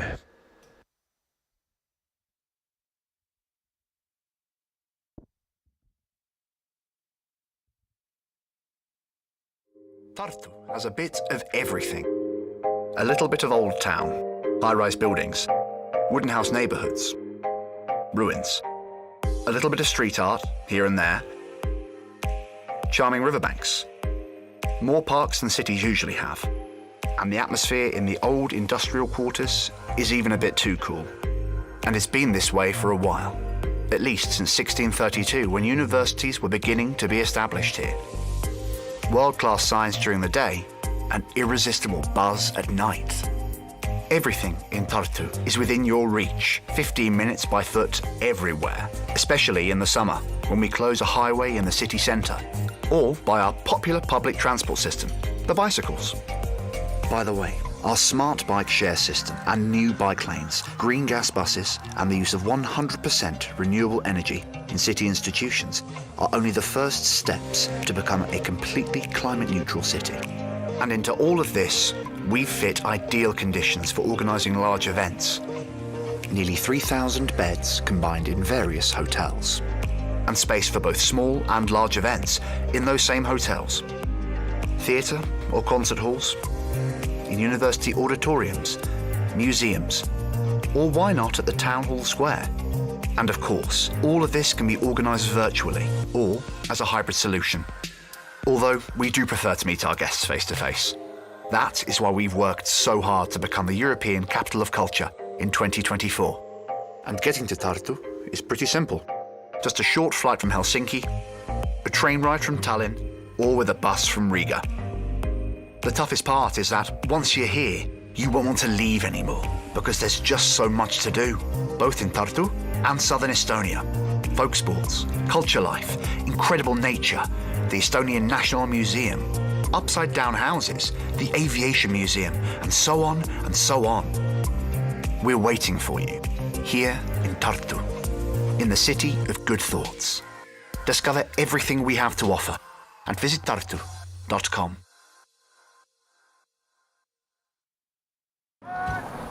Give me the mountains and bubbly streams, the flowers swaying in the summer breeze.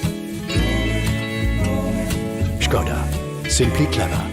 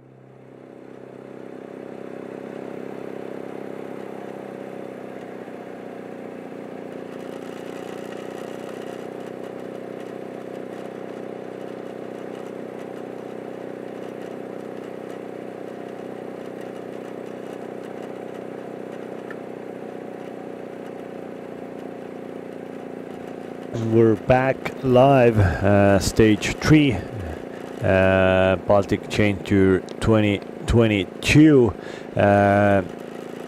Situation on the road, still two men off the front, German national and the Latvian national. German just got this feedback, new bidons, probably some gels, some new new food packets, everything you would need. These riders are given in a feed zone with a little bag, a tote bag that German has on its back at the moment. He very nicely he puts it under his shirt at the moment, and if he will see his teammates or like his supportive riders, his supportive helpers soon, then he will give that back. But in a bag, yeah, you can put a lot. You can put multiple bidons there. You can put multiple gels and so on in there. But we will have just in a few seconds. We will have the Henrik Punso, our man on the ground, live coverage, live reportage from the feeding zone. He will talk a little bit about how the feeding zone is done, how are the helpers giving the riders new bottles safely, and Henrik will be on the screen in a second. Hey, I am in feeding zone here. As you just saw, 2 leading guys were passing by here. I'm just here to little bit maybe explain how the feeding zones are working. So they are basically 1-2 kilometers little strips on the road where teams can park their cars, and it is actually a very important thing how team is parking their cars, so the cyclists know where is their team. So Injör, who is handing out the drinks, you can see it's this way right at the moment, and everybody knows where their team is, because you don't have many opportunities to take drinks like this on the stage, and sometimes stage can be really fast and you just don't have enough time to go back to the car. So this is actually a super important job, even though today it's not that hot day that it was yesterday, but still water and drinks are necessary. Thank you from here.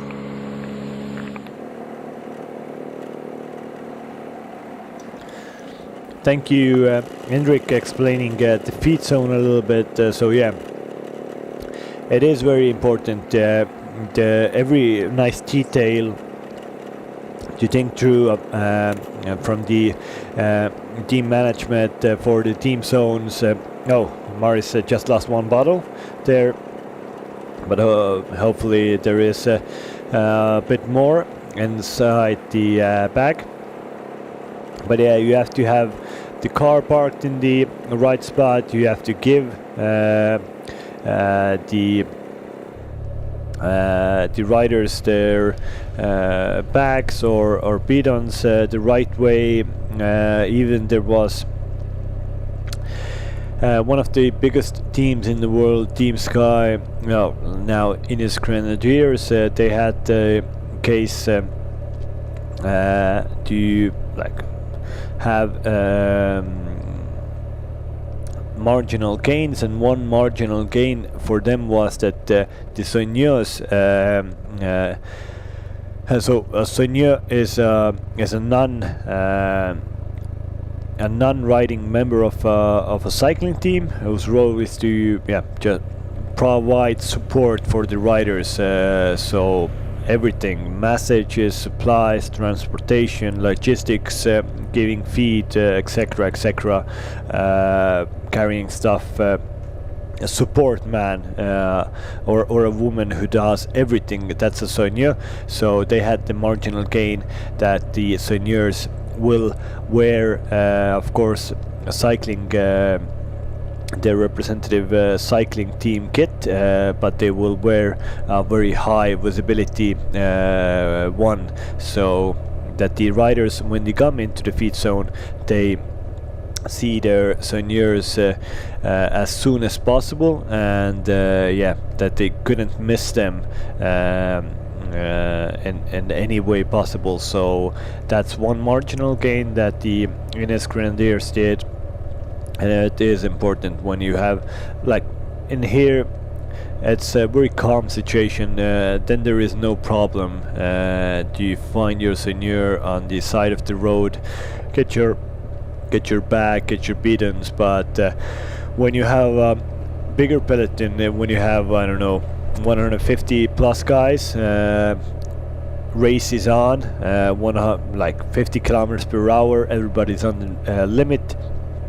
Then you don't have a lot of time to search for your helpers on the side of the road. You see them in the last seconds, and then you have to get the bag or the bidon, and if you don't get it, you don't know when the new possibility will come, because when the race is on, it is difficult to go back into the car and get some feed from there. So it's always a bit easier to get your supplements from the side of the road. That's why seigneurs are so important for riders. Yeah, seigneur is a French word that has been, it's now our proper. It actually, soigner means to look after, take care of, the nurse, treat, and yeah, you put it together, it gives you a soigneur, a rider. It's a full-on special name for those special people that help the riders in different races across the world, in smaller and in bigger races. As I told you at the start of today's stage, when right arm rode in front of the Estonian National Museum with a 1952 year-built bike that 50-70 years back, the riders in races like this and bigger races, they didn't have any seigneurs. They rode unsupported. They had to bring their own mending kits with them. They had to bring their own extra food with them, or they had to go into a pub or a cafe to get some extra food in the middle of the race. So yeah, men and women were a bit stronger in the past. Now all of the professional riders have super support, and even these riders in this tour, there aren't no like real big teams here, a few national teams, but they still have a very good support system. Supporters, yeah, from many helpers from the senior sides, mechanics who mend their bikes, clean their bikes, and so on. So yeah, if you are a professional cyclist, it isn't a job that you can do like 8 to 5. It's a job that is 24/7, and you have to really focus on doing that job 24/7, and that's why you need helpers to really focus on your job in this discipline. But as we can see, a few riders on the front of the race have really put the gas on. It's UNAX, also national team Estonia. It looks to be a few riders also. Well, a rider from AT&T, a rider from Peloton. They have put gas on, and the front of the peloton there is even a little split at the back of the peloton, but it seems more of not riders missing the split because they were in a wrong position, but more of riders missing the split because they are just a bit tired from two very attacking stages, and yeah, approximately 8 riders have gone out the back of this peloton at the moment. Matthew Stoshek from AT&T is in the front of the peloton doing a turn here, but nothing major hasn't happened yet. This is footage to the back of the peloton. The riders that have been distanced, there's a German national here who took a feeding bag, and maybe that's why he was in difficulties, but now he's back in the peloton. Yeah, and now already the peloton has taken the foot off the gas again. The gap between the two breakaway riders and the peloton was at some point over 3 minutes, but this little acceleration brought it back under 2.5 minutes to 2 minutes 25 seconds to be exact. So still no real danger. The 2 riders in the front are not a danger in general classification, nor I think they have a real chance to win today's stage. They have been on the front for a long time already. They are only 2 riders, so they will be really fatigued at the end of the stage, and it is highly improbable that they will have a possibility to stay on the front for the whole stage today and have a real chance to contest for a stage win in this stage 3 Baltic Chain Tour, especially because the race finishes today in Valga, where we have 2 9-kilometer city laps, and those 9-kilometer laps have very technical sections in them and one very steep cobblestone climb. It's more than 10% steepness of that cobblestone climb, so the end of today's stage will be very interesting, and today's stage is a rather long one regarding like this amateur racing, so 186 kilometers. It is a long stage for a peloton as small as this one here. We have just approximately 90 riders still left in the race, so with 90 riders, 183 kilometers is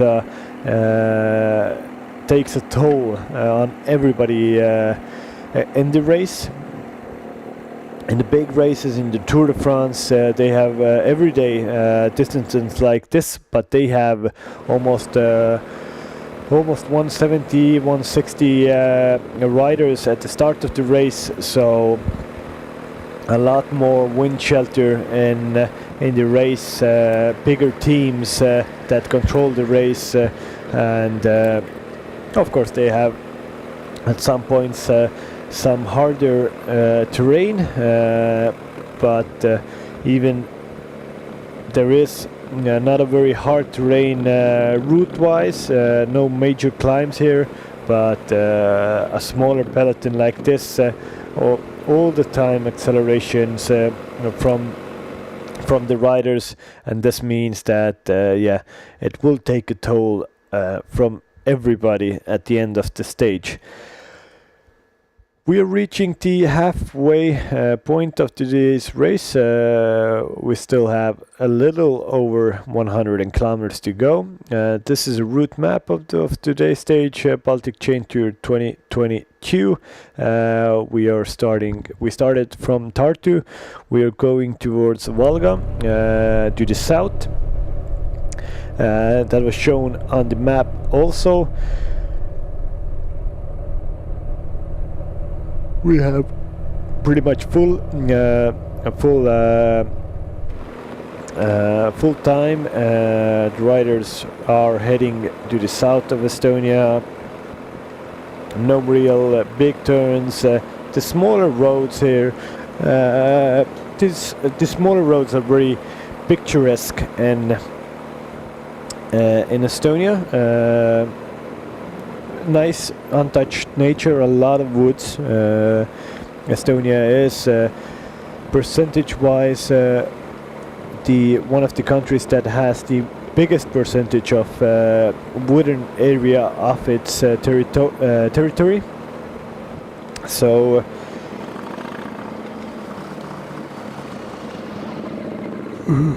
very nice nature, and for the riders perfect roads to ride their bikes up and down all the time, nothing major, but still a nice place to ride a bike. Here we have Maris Bogdanovic, number 83 from the Latvian national team. With him there is a German national team rider, Rode Leon. Rode Leon is representing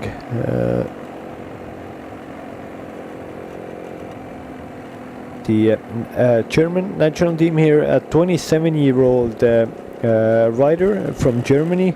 His everyday team is Radnet Rose, continental team. He has had a very long career actually, and his last big win came in 2018 when he won a stage of Tour of Fushu, a Chinese stage race. At the end of 2018 he won a stage there in front of Caden Crows. So Leon Rode is a very good sprinter when he wants to be, and that was a very high result from him a few years back. This year he hasn't had any big breakthroughs. He was in 2020 in a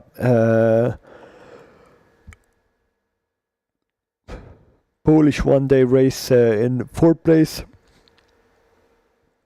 and yeah, he was a very good young rider, a promising young rider, having top 10 results in different junior races all across Europe. Also he was second in men's junior German race in 2013, so almost 10 years back, and from there on he got a good contract with LKT Team Brandenburg, but from there on he hasn't had the breakthrough he would have wanted, but still a good rider from Germany, a good rider here in the Baltic Chain Tour, riding in the breakaway with Latvian Maris Bogdanovic, a former winner of this race in 2016. The gap between the peloton and these two riders is little over 2 minutes. So it's a healthy gap. It's nothing too big, nothing that the peloton can't close down. I think the peloton doesn't want to close down it too early. The bigger teams, everybody, the situation is in the favor of the bigger teams. The Ampler, UNAX, student national team, they don't have to do anything really, just control it, and it's really easy to control a two-rider breakaway like that. Yeah, it's no problem for these guys to do it, and it's a perfect situation for the yellow jersey team, Team Estonia. They can just follow the race, no real harm done, and these two breakaway riders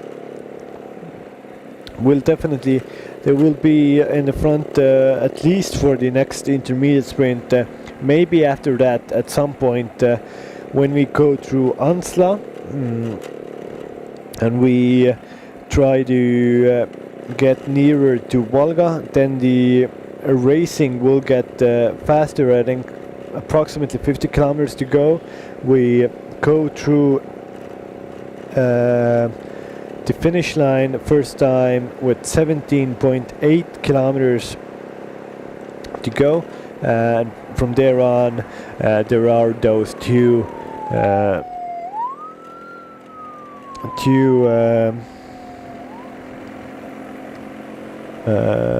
city laps at the end of the race. So everybody is really looking forward to that. Nobody wants to show their cards before that entering of Valga. Here now AT&T, the team of German Mika Hemming, is now going into the front of the race, just keep a little pace. Venantas Lazinis, the Lithuanian national champion, is on the front also, talking with a rider from Ampler. It looked to be Andre Rose, just chit-chatting between themselves, talking about what did you have for dinner yesterday, or how did you like the Estonian National Museum, or just what will we do a Sunday evening in Tallinn when we have finished this lovely race of the Baltic Chain Tour. Just some like cycling related stuff probably they were talking.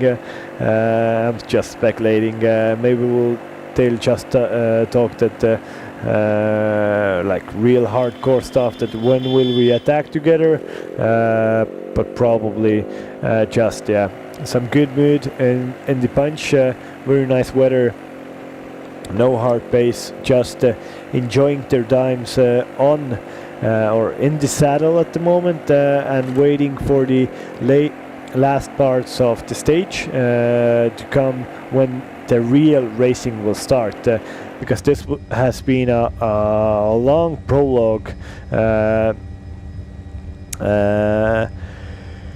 before we get into Valga, which is the town that we finished today, and that's the town that everybody is looking forward to really ride a very high pace final for today. A lot of Estonian flags out here. Again, I will say Estonia has their celebration today, celebrating the re-independence day of Estonia. So a big party in Estonia. Hopefully a lot of cycling fans are in Valga also, from both sides of the border, and why not even from Lithuania, coming to Valga. If you're around in southern Estonia or around northern Latvia at the moment, you still are able to get to Valga to watch today's finish there, to support your riders, support your favorites, that they can get a good result in this race today. We have had 2 stages already, both won by a rider from the Estonian national team. First stage won by Right Arm, who took the yellow jersey after stage 1 onto his back. The second stage was won by Martin Laas, rider who rides for Pora Hansgrohe professionally, and but here is representing the Estonian national team. But Right Arm yesterday led out Martin Laas, his teammate, and he kept the yellow jersey after the stage also. He still has a not a very high advantage, but still 7 seconds in front of Mika Hemming, German rider riding for an AT&T Czech Republic team. Third place in general classification is Oskar Mustel Johansson, 9 seconds off the lead of right arm. He's a Norwegian rider for the Unix team. He won a stage 3 last year in this Baltic Chain Tour, and he has come into this race with very good form also this year. In third in GC at the moment, and he is also supporting team. Young riders, white jersey, and Mika Hemming, second in GC, is holding still the most competitive jersey on his back, but actually right arm is the leader in all of those 3 categories, but just right can't hold 3 jerseys to himself. Mika Hemming and Oskar Mustel Johansson are supporting on the behalf of right arm those jerseys. In the most competitive riders classification, so that is the classification where you get points for the stage finish and also for the intermediate sprint. Stage finish gives you 15, stage win gives you 15 points, and in the intermediate sprints you get 3, 2 and 1. In that competition, right arm is leading that with 20 points in front of Mika Hemming, who has 17, and Martin Laas, with his stage win yesterday, is in third position with 15 points. In the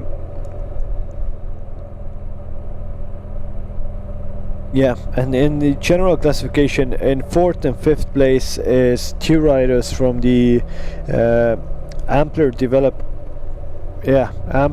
Tartu 2024 team. Alex Krasts in 4th position, 10 seconds, and Paul Ruben is in 5th place, 12 seconds off the lead.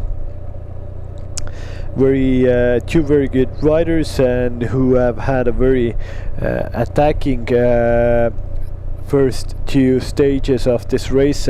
Here we see that Mikkel Reim, Estonian national champion, is bringing his Estonian national champion jersey to the front of the race. Today he is in 8th position in general classification, 27 seconds off the lead. Mikkel Reim, and in front of him is Martin Laas in 7th position, 20 seconds off the lead, and in front of them is Trorolf Rondhede, who is 13 seconds off the lead in 6th place.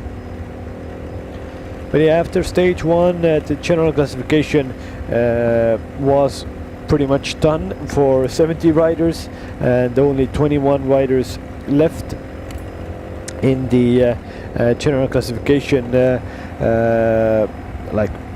who had a real chance to ride for general classification, because a 21 rider group went away in stage 1, and they got an advantage of more than 11 minutes. At the moment, there are still 13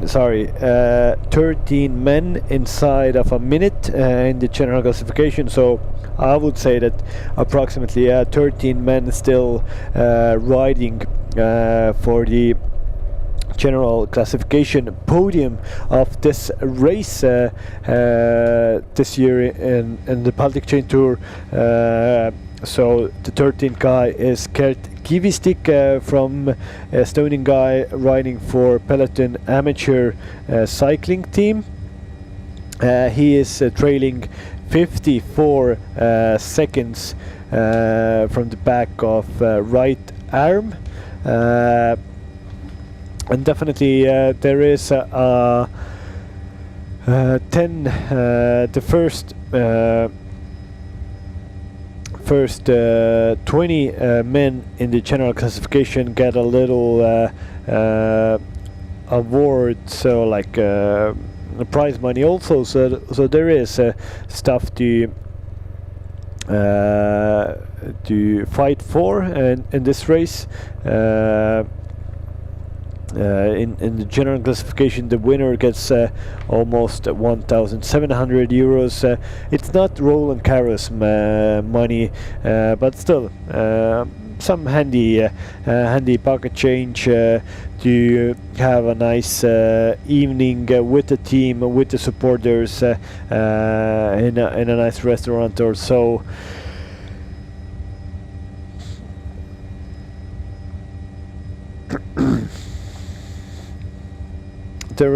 There is also the best team gets a result, and the best team is pretty much sure who will win that. National team Estonia.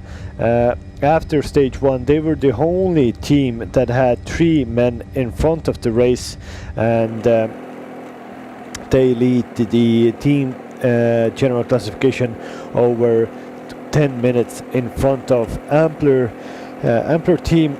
So yeah, they have a really good advantage there.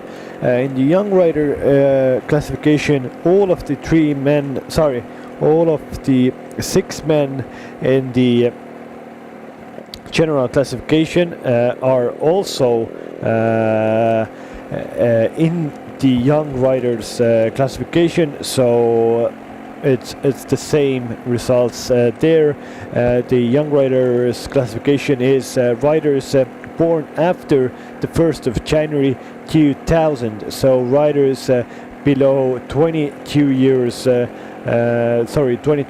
old. Those riders are able to contest the best young rider classification. In the Tour de France, it's riders under 25-year-olds, but it is in the last years it's a bit outdated, because you have the in the last years there are every time on the podium there were riders under almost 20-year-old riders on the podium of the Grand Tour. So there's even a talk in the cycling committee that maybe we should get the old rider classification, because that's even a harder classification to do, because in the past there was the young riders classification was for real young riders, that it wasn't a usual thing that riders under 25 would contest the general classification of the big races, but now the racing is as involved that young riders, the younger they are, the stronger they are, is pretty much the case. And that makes the young rider classification a bit irrelevant, because there is the young riders are anyways on the podiums of the big races. But here now we have reached the half point of today's stage. We have ridden more than 95 kilometers already, 90, a little less than 90 kilometers still to go in the stage 3 Baltic Chain Tour, and a little less than 15 kilometers to go until the next intermediate sprint, and it's near the Urvaste church, and that intermediate sprint is organized by a local cycling club, Ansla Cycling Club, with the name of Hauka Cycling Club, which has a the dynasty of cyclists in front of that club who have ridden bikes for multiple generations already, and they are really really vocal and really big cycling fans themselves, and it's a big honor definitely for them to organize an intermediate sprint in their hometown near the Urvaste church. And it's a big thing for them. Hopefully a lot of crowds there, and hopefully a little sprint between also the two riders in front of the race here will make a little sprint for the Hauka Cycling Club organizers to give something back to the spectators, and also this time there is only 2 riders in the breakaway, so 1 bonus second, 1 bonus point is up for grabs in the peloton, and they will definitely, somebody will try to sprint for that. Here we have Siim Kiskonen, Estonian national team rider, doing his thing in the convoy, in the cars, getting some new bottles, but in front of the peloton still very easy riding here, nothing special, nobody attacking, just easy pace for everybody, and a very compact peloton at the moment. It's still calm before the storm. The stage or the next intermediate sprint near Urvaste church will come in 12 kilometers time, with 75.9 kilometers to go. Then we have that intermediate sprint, and from there on we will go through Ansla. We have some railway crossings, hopefully no train will go through there, and the riders can pass the railway crossing as smooth as possible. Here we have Maris Bogdanovic, Leon Rode, Maris riding for the Latvian national team, Leon riding for German national team here. A lonesome day for these 2 guys in front of the race. They would have liked to have a bigger breakaway here of 5, 6, why not even more riders to be in the front, to really be able to contest the stage, contest the finish, and real have a fight with the peloton right down to the wire. But with 2 riders in front, it's a bit of a suicide mission, just showing their national flags there. But that's of course important also, to be in to show your national flag to all your fans. And Maris Bogdanovic and Leon Rode, it's definitely get a lot of screen time today, and they fully deserved it, because riding two-man breakaway in front of the race, it's not an easy job. It requires a lot of work done in front of the race. It's so much harder to be in the wind than in the peloton, tucked away at the back, well, like in the slipstream of other riders. So these 2 riders are having a proper day out, and you see both of them are constantly eating, drinking. This is so important. When you are in the breakaway, you don't have a time to really sit back and just ride, so you're constantly straining your body, and that means you need a lot of fuel inside of you. You have to drink, you have to eat a lot to be able to hold the space on the front of the peloton. And here Leon Rode and Maris Bogdanovic on the front of the peloton in the breakaway.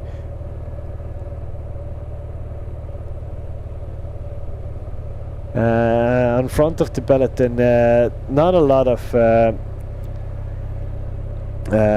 action here. Still AT&T with Volta's team here. A Line team has come also to the front. A Line team had a very good sprint yesterday.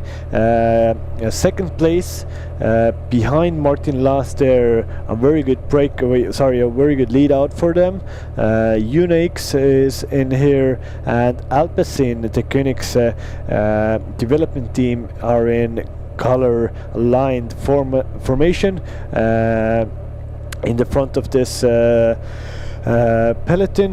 They don't have to do anything right at the moment. They are waiting for the end of this ride, end of this stage, when they should really go on the attack. At least their director sportif mentioned that in the morning interview, that they will have a very attacking end of the stage. But here still some action here. Volta's cycling team, the Lithuanians, try the third time again in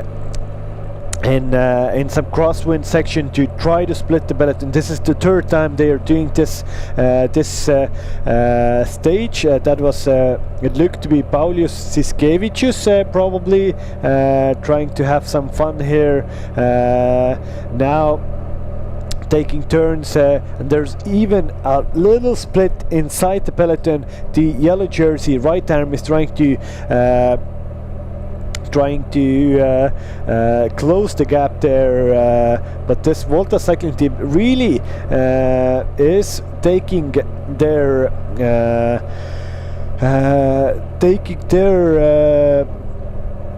team to the line, trying to make the race as hard as possible. Matej Stošek from AT&T just shook his head that he didn't understand why is Voltes doing this.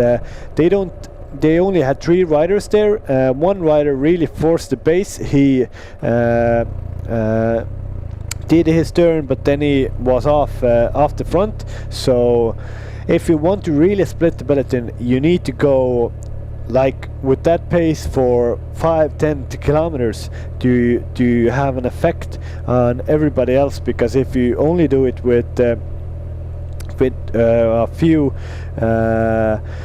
hundred meters, then there is no point of doing that. But Volta cycling team at least tried something here.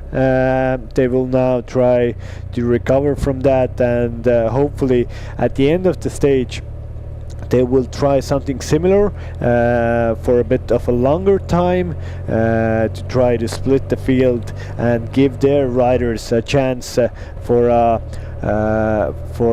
good placing at the end of the stage. There was some debris on the side of the road. Hopefully, a little danger. It's always, if you ride into a stick or some rock at the side of the road, then it is possible to crash from there. But that's why, like, there's like this common courtesy in the peloton that if there's something on the road, you should signal it to the rider at the back of you. So you do it with your hand, you show it that something is on the road, you point at it, or you show that with your hand that don't be on the left or right side of the road, or you will hit something. So this is common courtesy. It's for the safety for the riders. We will have now soon our on-ground live coverage, live reporter Hendrik Punso. He's on the motorbike. He is already in the next sprint near Urvasti Church. He will talk about what's coming, what kind of a sprint that is, what are the riders looking at in a few kilometers time. Hendrik, please. Hello, greetings from Urvas, the second intermediate sprint of today's stage.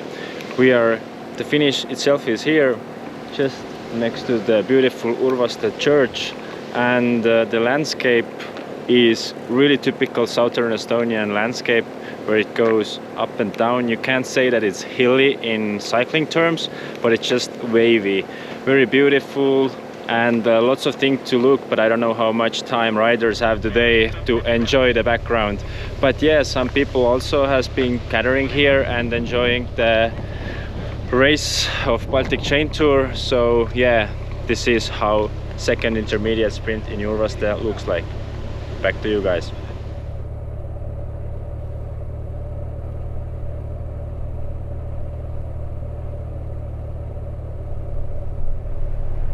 Thank you, Hendrik. As you saw, it isn't a pretty straightforward sprint there in Urvaste church. Nothing technical, not a big hill there or anything, no big turns. Here is Volta's team rider going back to the cars, probably talking tactics also, because they are the team that have really, they've tried to split the field a few times in the crosswind sections, but the sections haven't been too long, so it was hard to really split the field.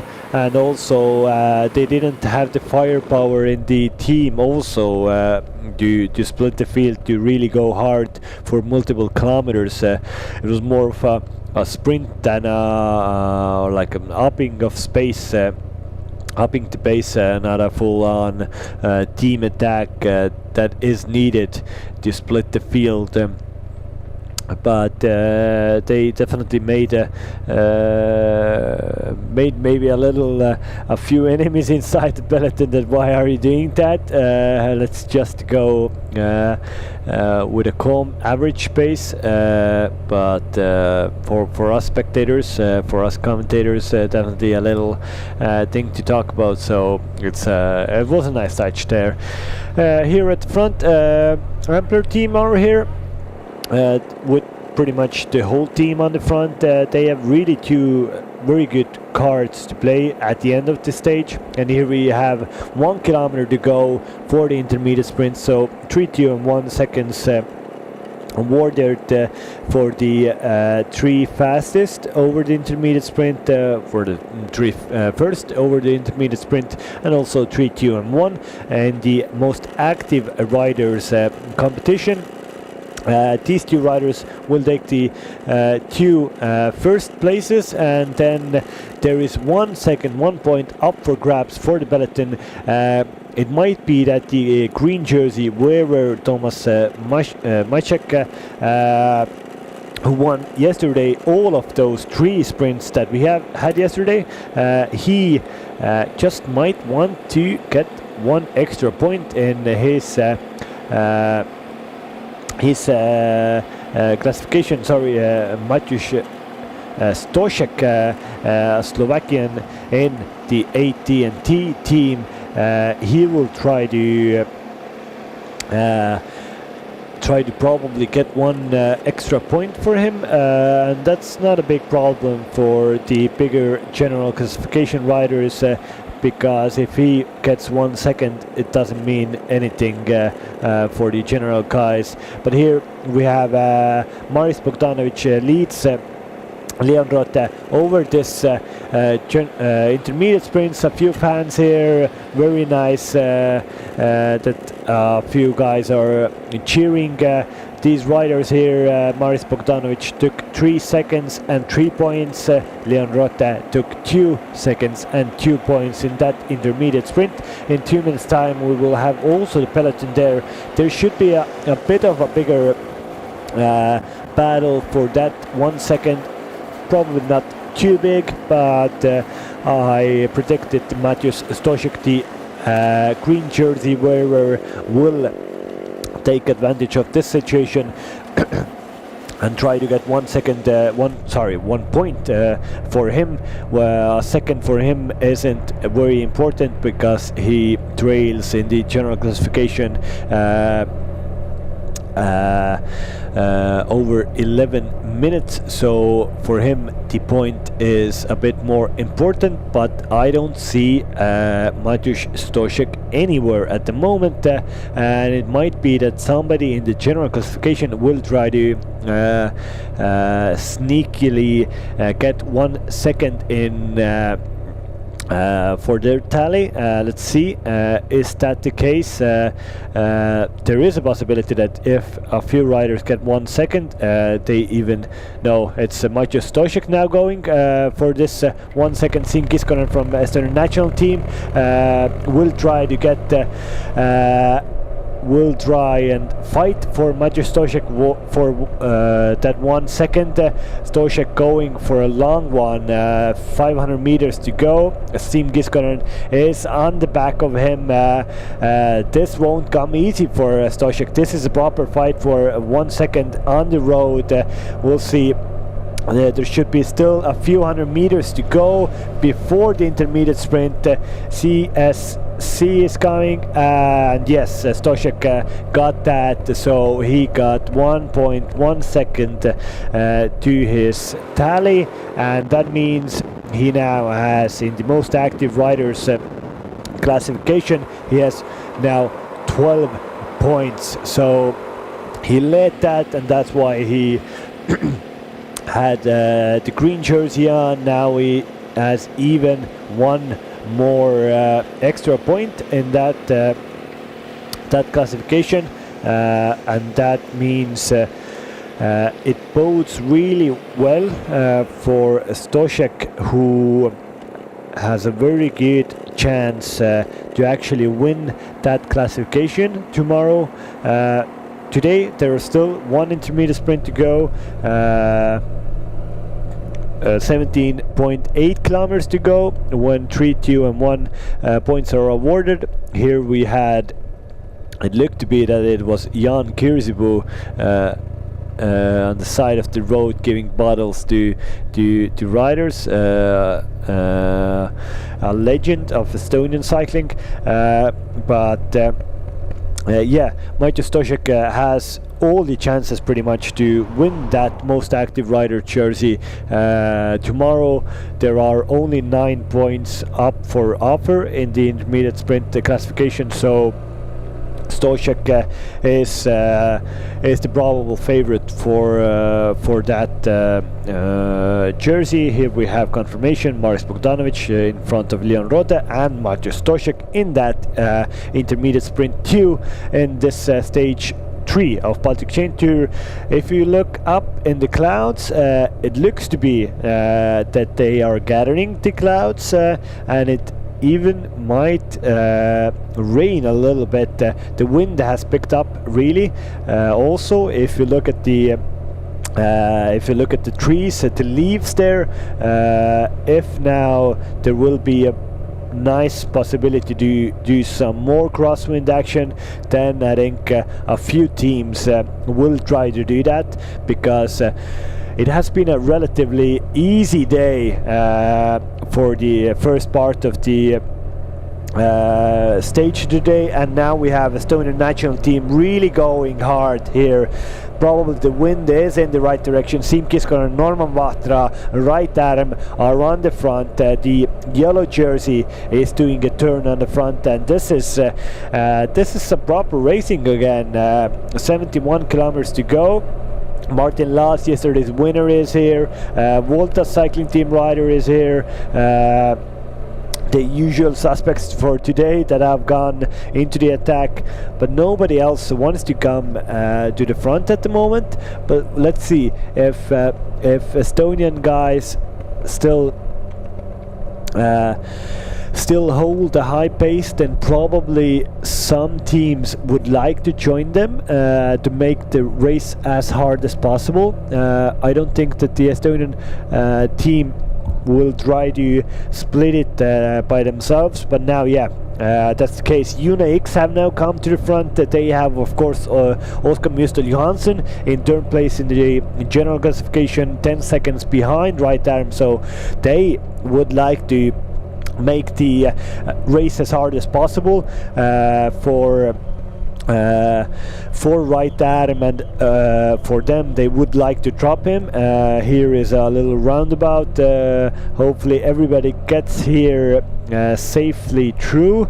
There was a very nice man with a flag and with a whistle telling the riders that there is some kind of a danger up front, so very good organizing here. And here we have the Estonian national champion Mikael Räim on the front, really trying to pace there. He rides every day in a Spanish team, Burgos BH. He is in a lot of races, their team leader, but unfortunately Mikael Räim hasn't had a really good season. Pretty much the only proper result has been the defense of his national jersey that he did in Kuldiga in June, but every other race he hasn't really had the form or had the luck to ride for a very high pace in the races. So Mikael Räim would like to do a good result in this race to give a good motivational boost for the end of the season. At the moment he has every possibility to do that, but it just depends on how the team tactics will form, because the Estonian national team still have 3 men in the general classification and very high up in the general classification. Mikael Räim, Martin Laas, right arm of course wears the yellow jersey, is the leader of this race, but Mikael and Martin can play a very important role at the end of the race, or at the end of this stage. But here we have Matej Stošek, AT&T on the front, Una X on the front, Alpecin guys are coming to the front, a line team are coming to the front. This is as you see, the wind is really picking up at the moment. In the morning's interviews, Estonian national team director sportif told that the wind won't play a big factor today because there are a lot of covered roads, and as you can see, pretty much all the time there are trees on the side of the roads, so there isn't a lot of open area, open spaces to do proper crosswind echelons. But there might be still some sections where the crosswind will make an effect, and you see this acceleration by the peloton has absolutely crushed the advantage of the breakaway. It's gone down to under half a minute for Leon Rotte and Maris Bogdanovic, Latvian and German national team representatives. The cars, the bikes have already taken away from the gap of the breakaway and the peloton. They usually do this when the gap goes under 40-30 seconds, and they have already done this, and this definitely gives a signal to these two riders too that the peloton isn't far off, and I think the smart move for these guys would be that there's no point of really trying to attack and staying in front as long as possible. The smart move would be to just ride their own pace and see if the peloton will catch them, then okay, and if they will stay out for still 10 kilometers, 15 kilometers, then it's okay also, because they realistically don't have a chance to really win the stage from a breakaway like that. Mikael Räim comes to the front again, looks to be checking his power meter, checking his computer. What does it say? What kind of watts am I riding? Am I feeling good? That's always the case, that at some point you would think that, oh, I'm really feeling bad today, like one hour into the race, and you look, I'm so bad today, it's not gonna happen for me. But then you look down at your computer and you see that, oh, you have done like 350 average power, and you see that, oh, I'm not bad, but we are just racing full gas. These riders haven't raced full gas today yet. They will do it definitely at the end, but yeah, the power meter is a good example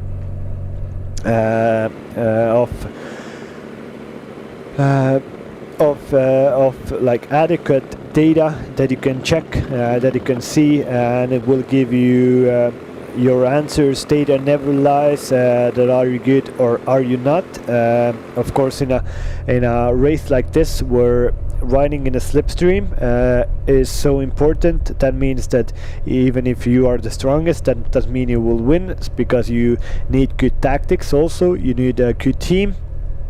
But of course, always being the strongest rider in the race usually helps you a little bit. So well, we'll see who is in good form at the end of the stage. Ampler team riders on the left hand side are having fun. Somebody just poured water over Paul's Rubenis. Paul's Rubenis is in 5th place in the general classification, just a few seconds over, a couple of seconds back from his teammate Alex Krusts, who's in 4th place. So yeah, Ampler team definitely will have a very attacking end of this stage. Aivars Mikutis had a very long attack at the start of the stage today, and Jonas Kuric was also in the breakaway at some point. So it bodes well to be an exciting final at the end of this race. 66 kilometers to go.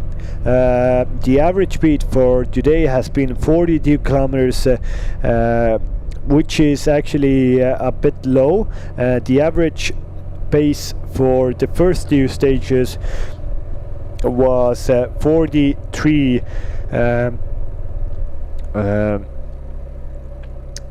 Yeah, it was over 43 kilometers per hour, if I remember correctly. So yeah, 43.6. The first stage was very fast in Lithuania, near Panevėžys. The yesterday stage was a bit slower, but that was probably because of the neutralization of the stage. And today they have had a pretty easy and a slow stage also, but I think this will change in the last 50 kilometers. They will try and go full gas, but of course the average speed won't be very high, because at the end the lap inside of Valga, that is a technical one, and even if you go full gas, the average speed will not be very high. So but it will be still, for spectators it will be very fun at the end of today's race. And I think these riders will try to really put the pace on for in the last 50 kilometers. Leon Roth, Maris Bogdanovic now got a little bit more advantage. It went down to 24 seconds at some point. Now they again have 38 seconds in front of the peloton, and 65 kilometers to go. Riders are passing through a nice village, a nice town at the southern part of Estonia.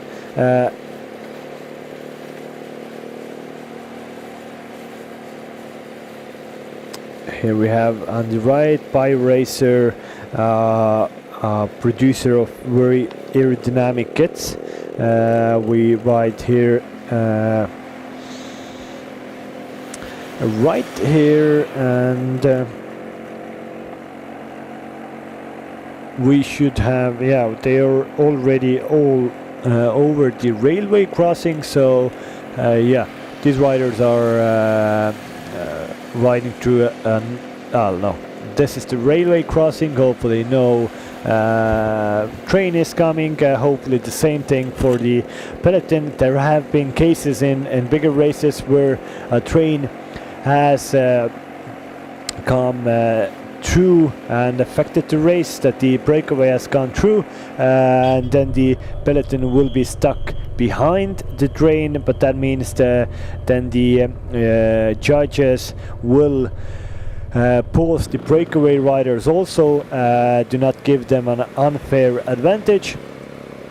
Hopefully that isn't the case today. Maciej Stoszek, the AT&T rider who holds the green jersey, just came back from the cars with some supplements, with some new drinks, new food for himself, and it looked to be for a few other teammates of his team.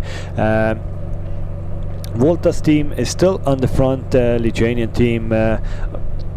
They are doing a lot of work together with the Kaunas cycling team. Both are Lithuanian teams. Of course, it's absolutely normal for riders from the same nationality to do some cooperation, especially in a smaller race like this. They all friends. These are not big countries, Lithuania, Latvia, nor Estonia, so pretty much every rider knows personally every other real competitor in the race. So it's not the case when you go into a big country in France or UK or something like that, then you probably don't know the whole domestic peloton.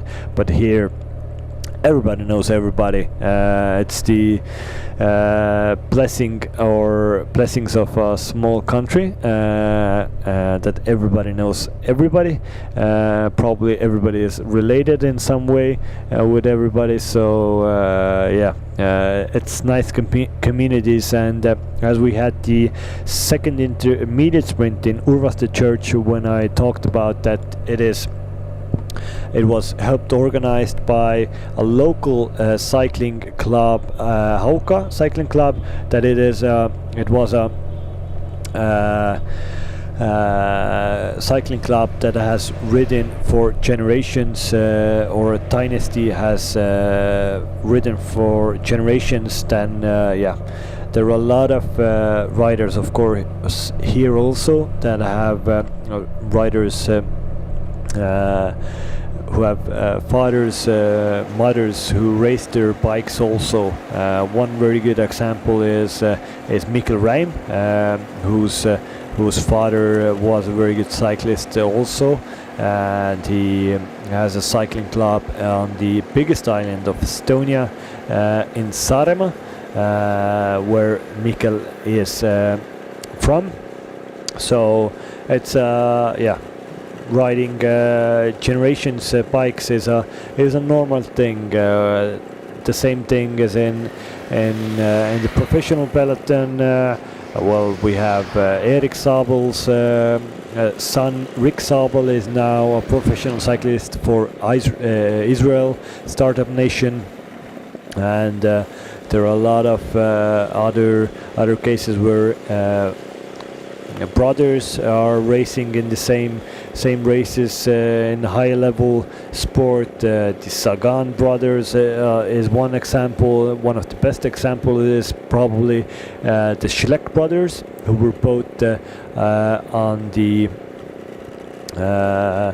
Tour de France podium 1 year. So the Schleck brothers were really good, and usually the case is that the younger brother is stronger because he gets to train with the stronger brother sooner, so he gets a stronger spanner partner, and that's why usually the younger one gets even stronger than the older one, and that's pretty much the case with everybody. and the when there are siblings doing the same sport, because the younger one learns from the older one's mistakes, and yeah, he has a good mentor from the older siblings, so that is usually the case.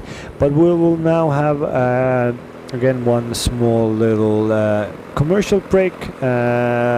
You can stock up your fuels as the riders are at the moment, and we will be right back with the action of stage 3 Baltic Chain Tour. It promises to be a very fast finish today, a very attacking finish, because the most part of today's stage has been more of a calm one. But a little commercial break and we will be back soon.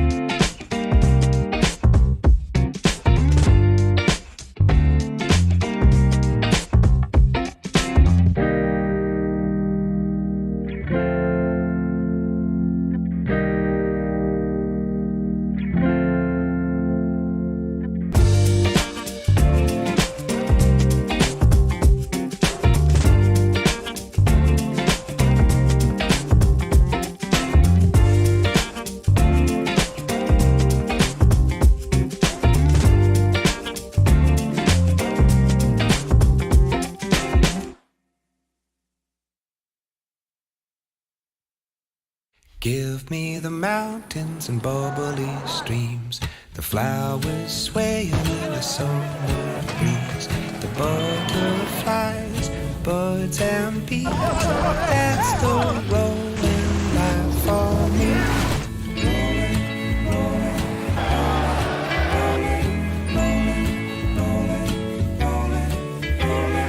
That's the rolling Skoda. life for Simply clever. me.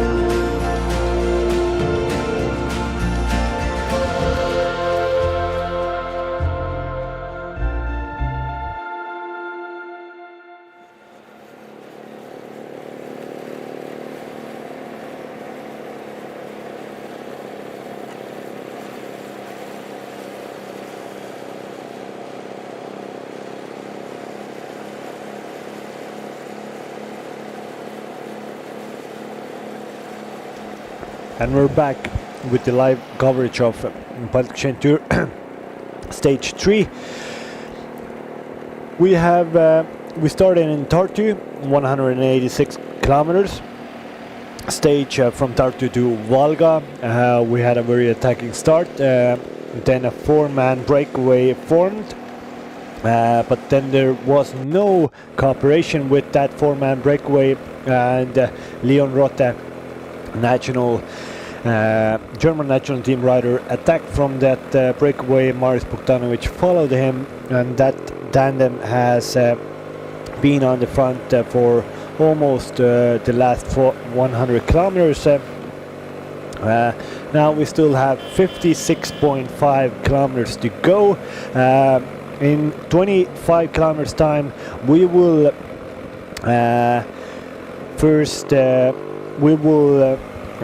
be in near Valga city. Valga city is the town where the finish will be today. There will be the riders will finish in Valga. As you can see, riders are going towards that. They will have 2 city laps there. Riders will pass the finish line 3 times, so third time over the finish line we will know who is the stage winner of stage 3 of this Baltic Chain Tour. And the last 9 kilometer loop around Volga is a very technical one. The part that is in the center of Volga city is a very technical one. A lot of turns, and icing on the cake is 10% plus cobblestone climb, and yes, you heard that correctly, a very steep cobblestone climb in Volga, and it's a cobblestone climb that has really bad cobbles, cobbles that have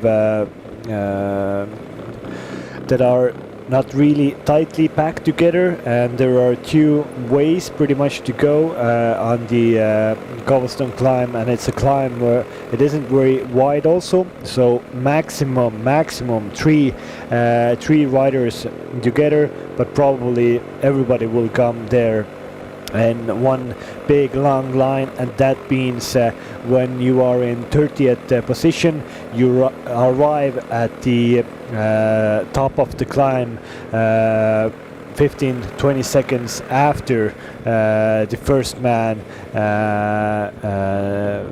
that was on top of the climb. So a very interesting final for us, because we had such a small breakaway of only 2 riders today. I think there's a lot of fresh legs in the peloton. A lot of teams really looking forward to this final to really put pressure on everybody else, and the cobblestone section especially has a little effect on the technical part of the sport also. There could be some problems with the bikes, then there could be problems with punctures and so on, so it bodes to be a very interesting final for today. In Tartu,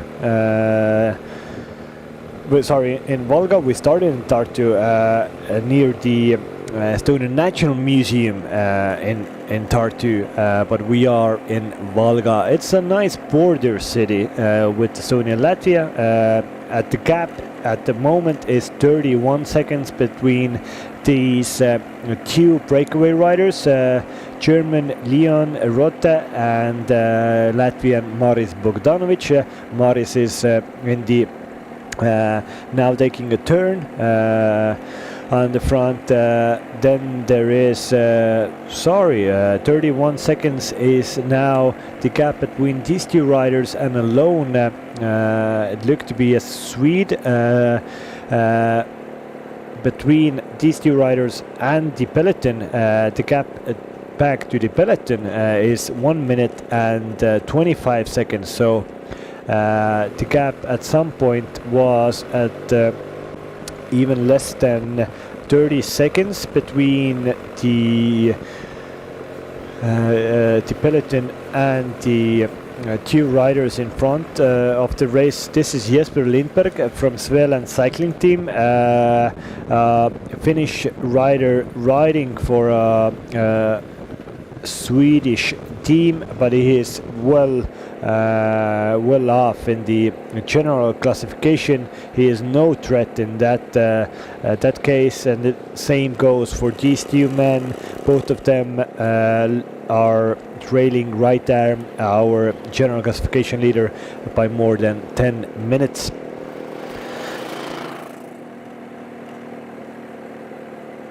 But here you can see there's a little more open roads now. The riders have tried to take advantage of all of the open roads that we have had today. So that means we had really strong gusts of wind at some point, and riders try to do some good echelon racing, but it didn't really work out because there were a few reasons. Because there's still too much to ride for one team to really go full gas to the finish. Also, the parts of the road to do some crosswind action haven't been very long, but here you can see that is that the riders here are trying to be on the front again. Lithuanians are on the front. The Voltas team and also the Kaunas team is on the front, but this time the Danish IPT Kalras are also on the front, so this bodes well for some action in the last 50 kilometers of this stage 3 Baltic Chain Tour 2022. Still 54.1 kilometers to go. The gap between the peloton and the breakaway group melts every time there's a slight acceleration in the peloton. Of course, the two men in front of the race are definitely very tired. Very tired of the race. They have been on the front for a very long time, as long as I can remember today. So yeah, Maris Bogdanovic and the German have been on the front for a very long time here. Here is one of the last here the commissar says that holds up one finger, and that means 1 minute advantage approximately in front of the peloton, or between the peloton and the two breakaway riders. So 1 minute difference between the two breakaway riders and the peloton, but this 114 Jesper Finnish rider riding for a Svealand cycling team.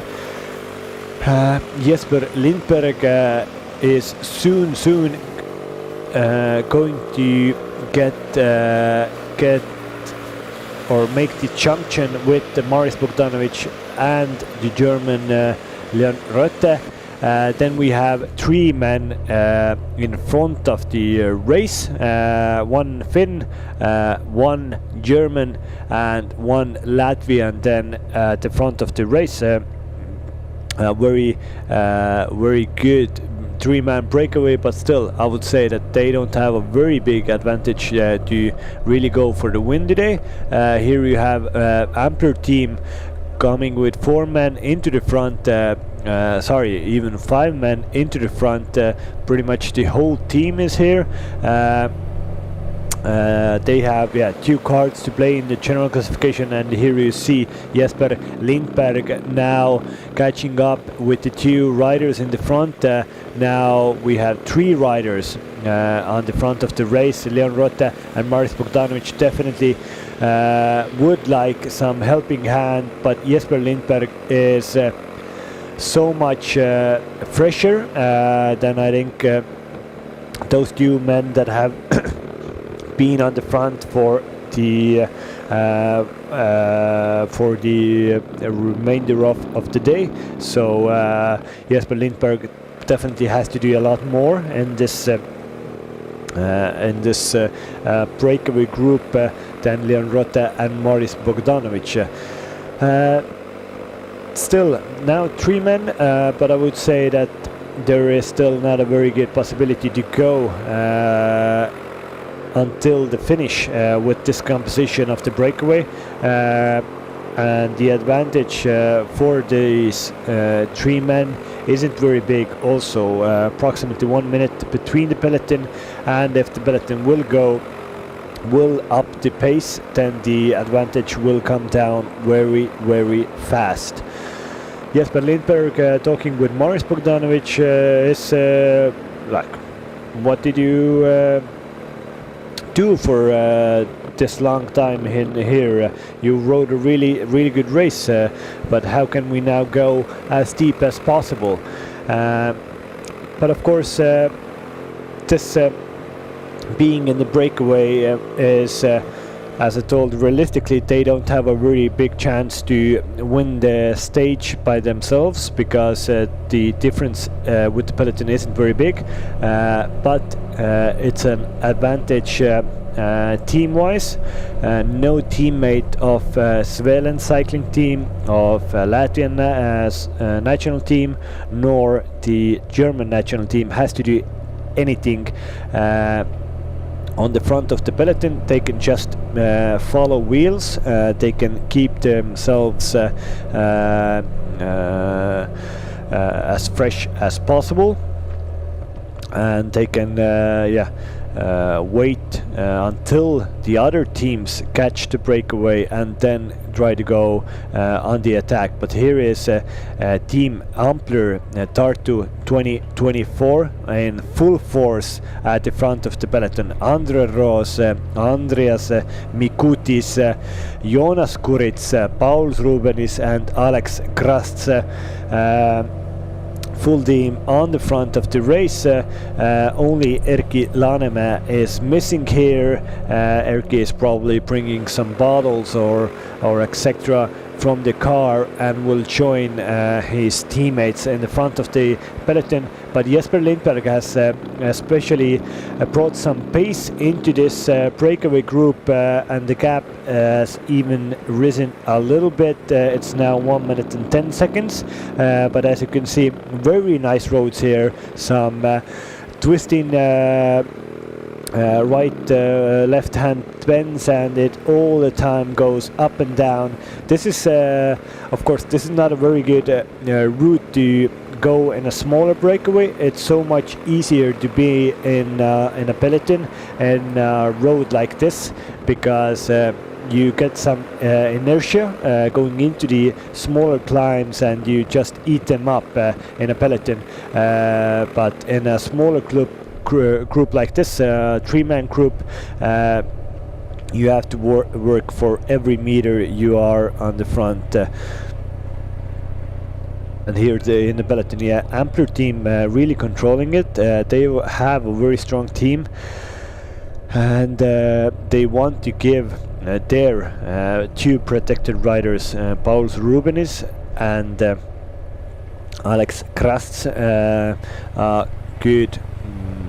good chance to have a high general classification result after this Baltic Chain Tour is finished. And here we have one of the most active riders of this tour, who naturally holds the most active riders jersey, the green jersey, AT&T Investments rider Maciej Stoszek. He won 3 intermediate sprints yesterday. He got 3rd in the last intermediate sprint today. There is actually 1 more intermediate sprint to go. Today it's 17.8 kilometers to go, and it's in the same place that we have our finish today.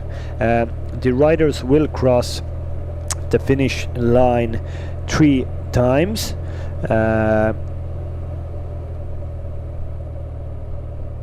and the first time over it they will have the intermediate sprint, second time over no sprint, and third time over we will have the finish in Valga. The average pace is it isn't very fast. It hasn't been very fast today, so the riders are moving in a schedule that should finish about 3:30 local time. So that means Kemte +2. If you're joining us from somewhere else, maybe you're Alex Bognas fan, Australian, then you have to calculate into your own time zone what is the approximate finish time. But here we have Andris Mikutis, strong Lithuanian on the front for Ampler Tartu 2024, looking at his computer to write exactly this right power output that is needed, nothing more, nothing less, just to keep okay pace. We have still 15 kilometers before we reach Valga, and then the fun starts. Then soon we will be on the last lap, and then on the last lap we have a cobblestone climb, we have turns everywhere, and we have a technical finish for today in this Baltic Chain Tour 2022. The gap has even gone up a little bit again. 1 minute and 26 seconds at the moment, 44.5 kilometers to go. We are everybody very anxious about the final. You can see that riders are trying to come up in the peloton to be in the head of the race as much as possible. Maciej Stoszek from AT&T Investments is on the front now, trying to up the pace a little bit. Latvian national cycling team is here. They don't have to do anything because they have their rider Maris Bogdanovic in the breakaway group. They can just be near the front, but they don't have to work on the front of the race. Maciej Stoszek, most active rider, got his goodie bag from the souvenir. Nice birds also spectating the race today. They have some not every day UCI Europe Tour race passes your house, so it's nice to see that the birds are out and cheering on for the riders here. Still no real action in the peloton. You could see that because the breakaway isn't big enough to be a big danger, everybody just they want to be on the front, but there is no point of really going hard on the front. You can just you can chill, you can be take a very comfortable ride, very high spirits with the Latvian national team rider, with the UNAX rider. High spirits, talking some jokes between themselves. Nothing super hard at the moment. And as you can see, the punch is full on the road, so that means nobody isn't going full gas at the moment. Here we have pictures again in the breakaway group. They are doing their job as hard as they can. Leon Rote from German national team Maris Bogdanovic from Latvian national team and Jesper Lindberg from Svealand cycling team. None of them are a danger in the general classification. They are just riding to keep their teammates fresh as possible. 114 Jesper Lindberg looked to have changed the front wheel today because it was totally different from the back wheel, but yeah, from the start of the race was very easy, so it probably wasn't a big factor in its race today. The peloton will now also come to another feeding zone. You can see a lot of seniors, helpers on the road. Rider from the Estonian national team just got a goodie bag. All the other riders are trying to get their bags here also, and a big crash there. Oh, in the middle of the race, in the middle of the peloton, a crash. 3-4 riders went down. Always there's a case that the feeding zone is a place where a few riders don't see in front of them. It looked to be one peloton rider, and it looked to be one Ampler Tartu 2024 rider going down. The feed zone isn't it's yeah, it can be dangerous because there are the seniors are on the road. They can be of a danger to the riders, and also yeah, other riders who try to get a bag will if you don't get the bag right, or yeah, if you get the bag and then you have only one arm on your handlebar, you can go into a rider in front of you. Here we can see the situation again. Somebody trying to go for the bidon. Yes, up. It looked to be.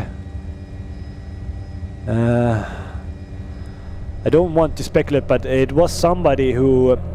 It looked to be that one rider rode into a bidon on the road, and then he came down in the crash.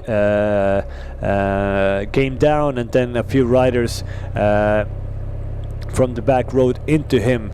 I don't know who came down. I don't want to speculate, but hopefully everybody will get back on the bike and will get back into the peloton.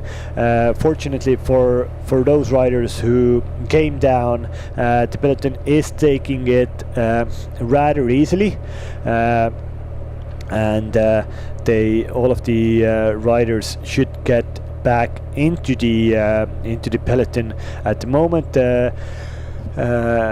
Yeah, in the feeding zones, usually the peloton will anyways take its foot off the pedal. Of course, if the race isn't like full on, you have a breakaway to catch, you take a foot off the pedal, you let everybody eat, drink normally, and then after that they can again go full gas in the race. But when there's a nice crash, a crash in a feed zone, then definitely it's a nice thing to do, that you won't go full gas after a crash. You let the riders come back into the race if possible, because there is nobody wants to be caught out of a race by a silly crash. And yeah, well, crashes happen. This is a part of the sport. Nobody wants to see them. But yeah, hopefully everybody is back. I haven't had confirmation who went down in that crash. It looked to be somebody from Ampler, and it looked to be somebody from the Estonian national team, but I don't want to speculate. And I haven't seen anybody coming back from the cars.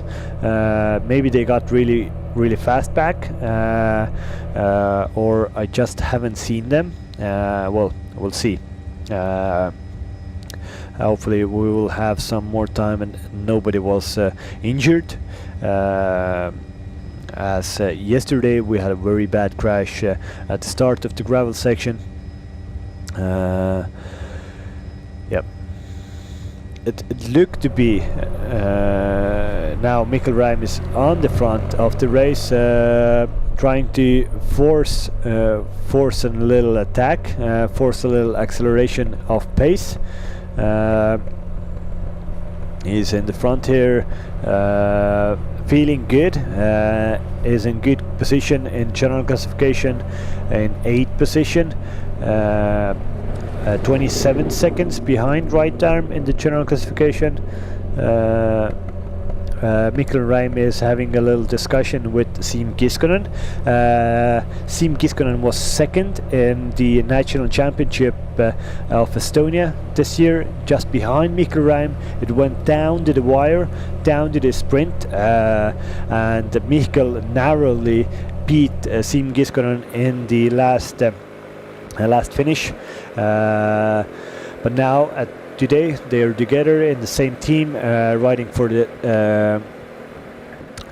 the same cause, to keep right arm in the yellow jersey, and maybe why not get a hat-trick of stage wins for national team Estonia. First stage was won by right arm, second by Martin Laas. Maybe it's Mikkel's turn today. Well, that would be definitely the finish suits him. Cobblestone climb suits Mikkel Reim very well, but Mikkel told yesterday after the race that he didn't feel superb good, but hopefully it will go better as the race goes on, and maybe today he has really good legs. Let's see. He looks to be comfortable holding the beautiful Estonian national championship jersey, and of course what better way to celebrate the re-independence day of Estonia when the Estonian champion with the tricolor jersey would win a stage of the Baltic Chain Tour. That's a story I would like to commentate. That would be real special for Mikkel. Hopefully for him he can do it, but we have very strong competitors from many big teams, from Unix, from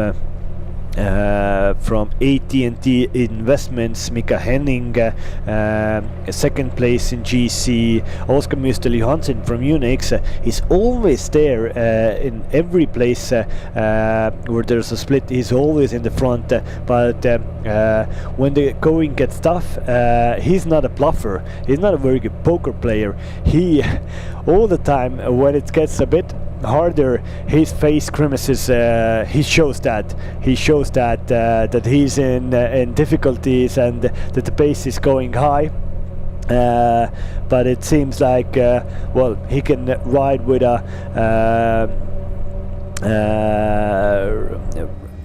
ride like that for multiple kilometers. He did a impressive race last year in stage 3, and last year we only had 3 stages in this tour. He won that in great fashion with a 50-kilometer a 50-kilometer solo win. So let's see, maybe this stage 3 is really special for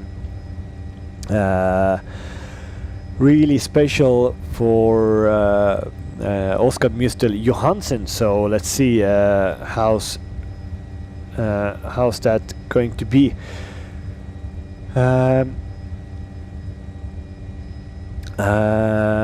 But yeah, we have Gleb Karpenko in the front,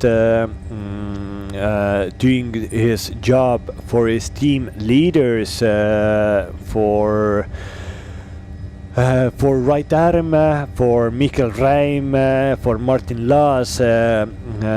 He's holding the pace at the front. The difference between the peloton and the 2 breakaway riders is 2 minutes and 18 seconds. These 3 riders are really doing a superb ride. At some point it looked to be that it's game over for Maris Bogdanovic and Leon Rotte, but then the Finnish guy Jesper Lindberg joined them, and he really brought in new energy, new pace into this breakaway group, and they have already gotten the advantage over 2 minutes over the peloton. Still, I think it's a bit too late.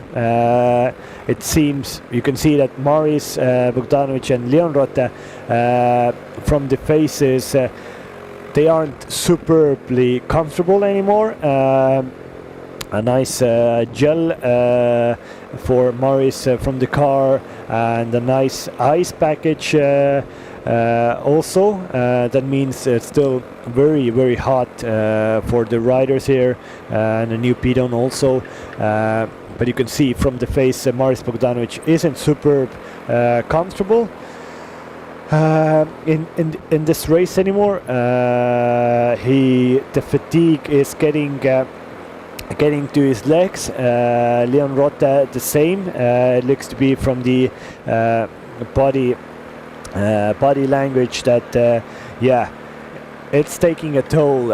Being on the front for this long time, it is taking a toll. And Jesper Lindberg, well, he looks to be the freshest, but he has been on the front for the smallest amount of time. He joined Maris and Leon just 20 kilometers to go, 20 kilometers ago, and he was definitely he has been in the peloton before that and is the freshest rider in that breakaway group.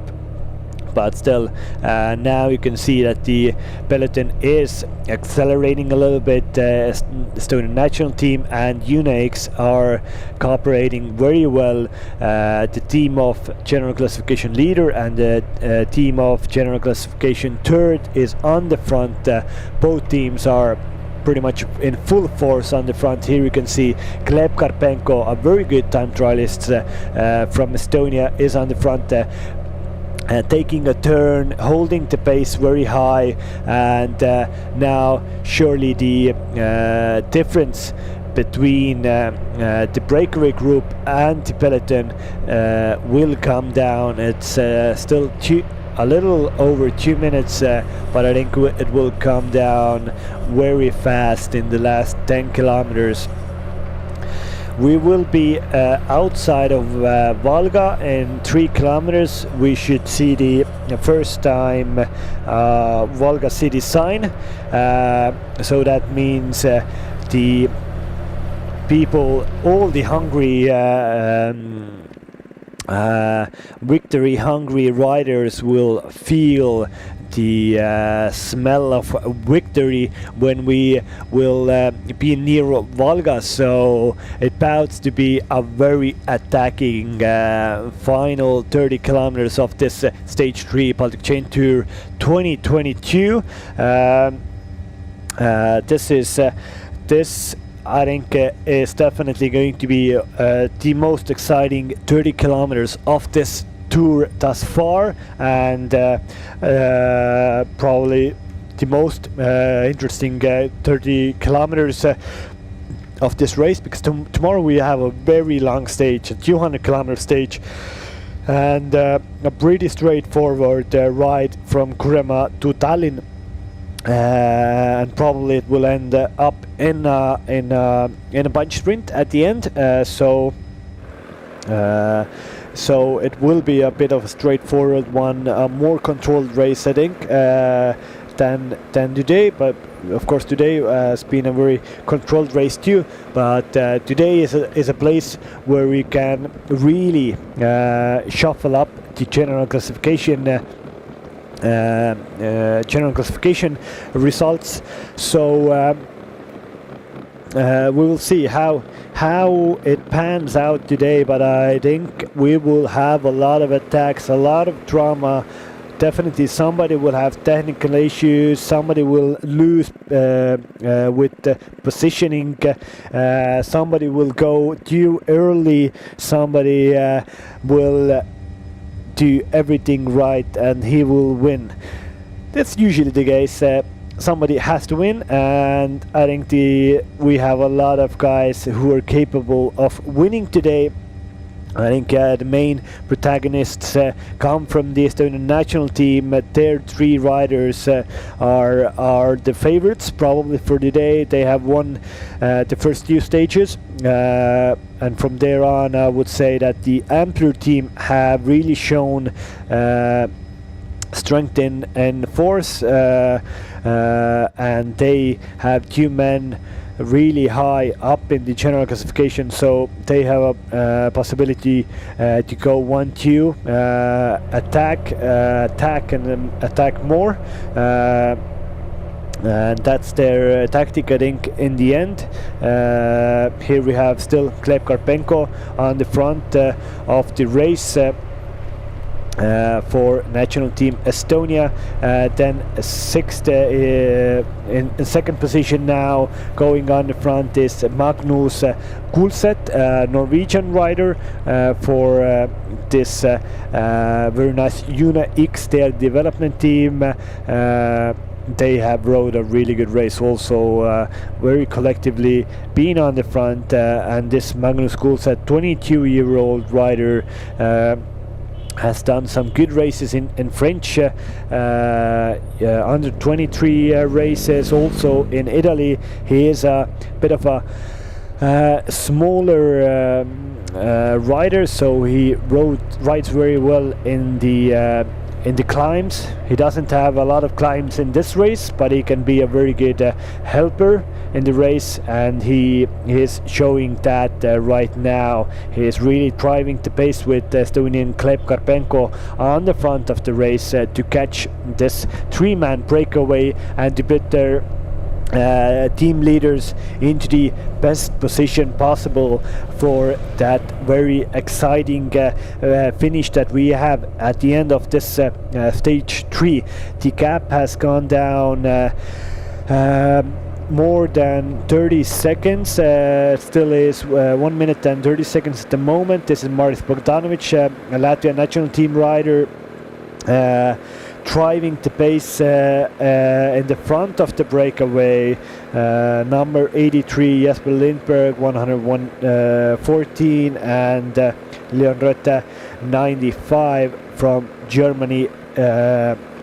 Just getting his gels in. This is probably not the last gel that he's going to eat today, but he's been on the front with Maris for a long time. They have strained their legs, strained their muscles, their bodies to the limit, and they need any resources they can get to keep themselves going. Right arm from the left hand side is trying to move up into the front, and who I haven't really talked about the very strong team of Align Continental Cycling Team, the Netherlands team, a full-on Netherlands team, as all of the 6 riders come from Netherlands. They did a very good lead out yesterday for Lars Rufaffer, who got second place in the stage. He was very happy about the high place on the podium of stage 2, and he was behind Martin Laas, who is a World Tour sprinter, so that means Lars Rufaffer has definitely a big career in front of him, but they were really well in color order in front of the peloton, and they haven't really done anything today. Their team, they have just ridden their own pace, followed everybody else, and that is perfect tactics for them, I think. So I think we will see something coordinated from the Align Continental team. They will definitely go to the front with their full team at the end of this stage, and they will try to up the ante and give somebody of their team a possibility to go even better than Lars went yesterday, and try to get a win today in this stage 3 of Baltic Chain Tour.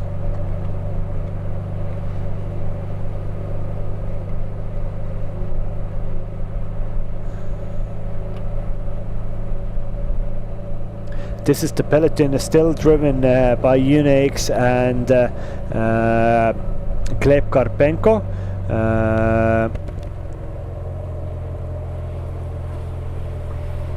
Gleb Karpenko doing that turn. Everybody still tightly backed in together, but the pace is really picked up, and the difference between the breakaway and peloton has come down to almost a minute. I don't think the next intermediate sprint is 17.8 kilometers to go. I think it's hard to say. I think this breakaway will be caught before that intermediate sprint, because there aren't a lot of fresh legs in this breakaway, and at the back there are a lot of fresh legs, but because the peloton has enjoyed a relatively easy ride today. They have had a little breakaway in the front, so they haven't had to go full gas for the race, so they have a high possibility to really go for the win from the peloton. Jesper Lindberg, now you can see the grimaces on the face. He's tired also, and I'm not even gonna talk about Marius or Leon. They have done a great race. Usually in World Tour races or in tours, they give the most competitive jersey or the most competitive prize to somebody, and today I wouldn't say who to give, who should be awarded that, but I think Marius and Leon should get it. Both of them should get it, because they have done a really hard race in front of this stage 3 of Baltic Chain Tour. Here we have the German Wheel Sports Metropole Racing also coming to the front, full-on German team. They haven't done a lot in this tour yet, and they would like to salvage their tour, maybe with a stage win, and this stage would be perfect for them to do this this kind of feat. Full team has coming to the front. Robin Fischer was at some point in the breakaway also, but that breakaway didn't stick. He's in second position in his team at the moment. A taller figure of Robin Fischer, but Magnus Kulset still going strong with Gleb Karpenko. Gleb, talking with Magnus, are you okay? Let's go. Let's do 10 kilometers more. We are really having a good pace. Here you can see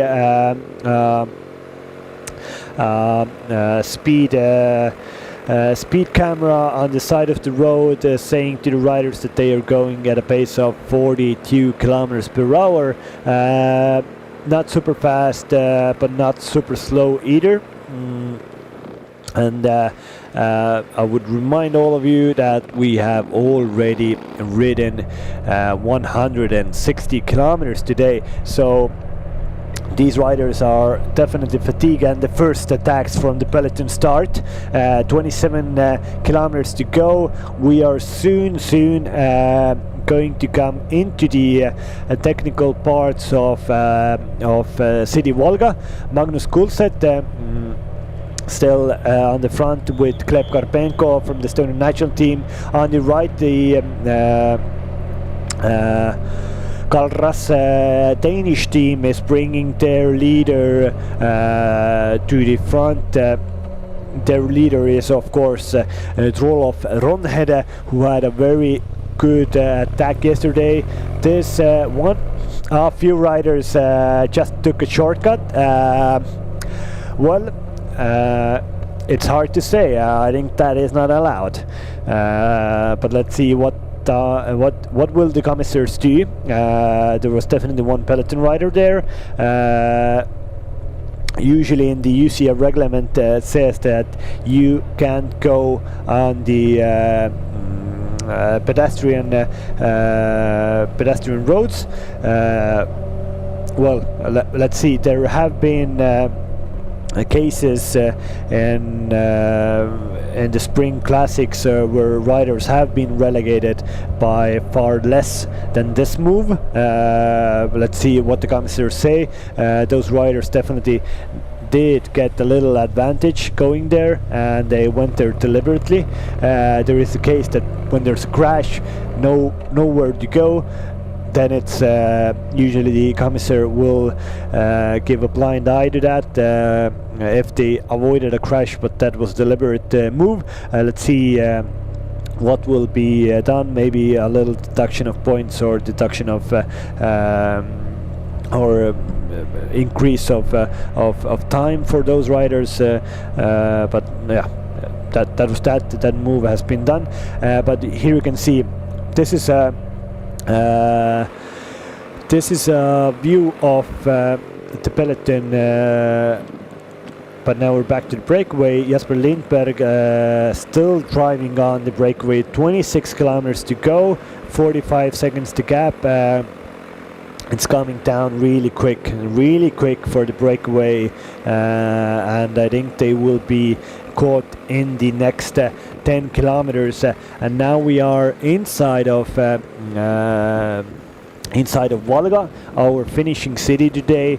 It's as I told you, a border city with Estonia and Latvia, a city of two histories, a city of two cultures binding into a one nice harmonical place to be. Here you can see, yeah, 25.5 kilometers to go, and we are really fast approaching the last city laps, which will have a cobblestone climb also. But the situation, yeah, 3-rider breakaway, still off the front, German, Latvian and a Finn in the front, 33 seconds back to the peloton. The peloton has really increased its pace,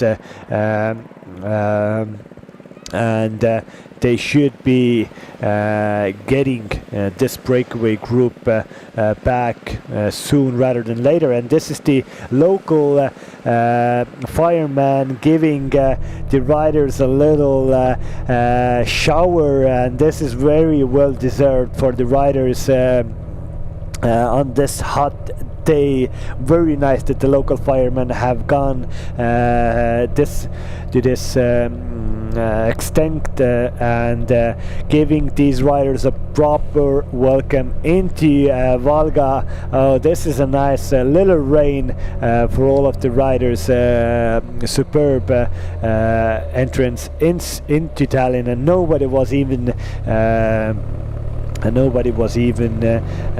blown off the bike by that superb strong fire hose that was used to spray water all over those riders.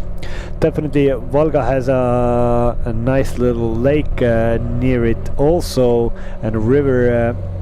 I think after the race a few guys can definitely take a dip there to try to cool down. But this is the German team on the front of the race at the moment, driving the pace. The Estonian national team is right behind them. Then Alpecin Phoenix development team, UNIX is on the front. I don't see any riders from AT&T Investments, but they must be somewhere in there also. They have the second man in general classification, Mika Herming. They have to keep him out of trouble. Ampler team are on the front, very near. They are doing a really good cooperation between themselves. And the line Continental team is also near the front. I think this pace is looks to be really fast, so I think we will soon see the breakaway being caught by this fast peloton. This is again the breakaway group. All of them are looking back. Yeah, they are on the same stretch of road, and this is in a minute's time. This breakaway group will be caught by the peloton. Yes, Jesper Lindberg, the Finn, also looking back.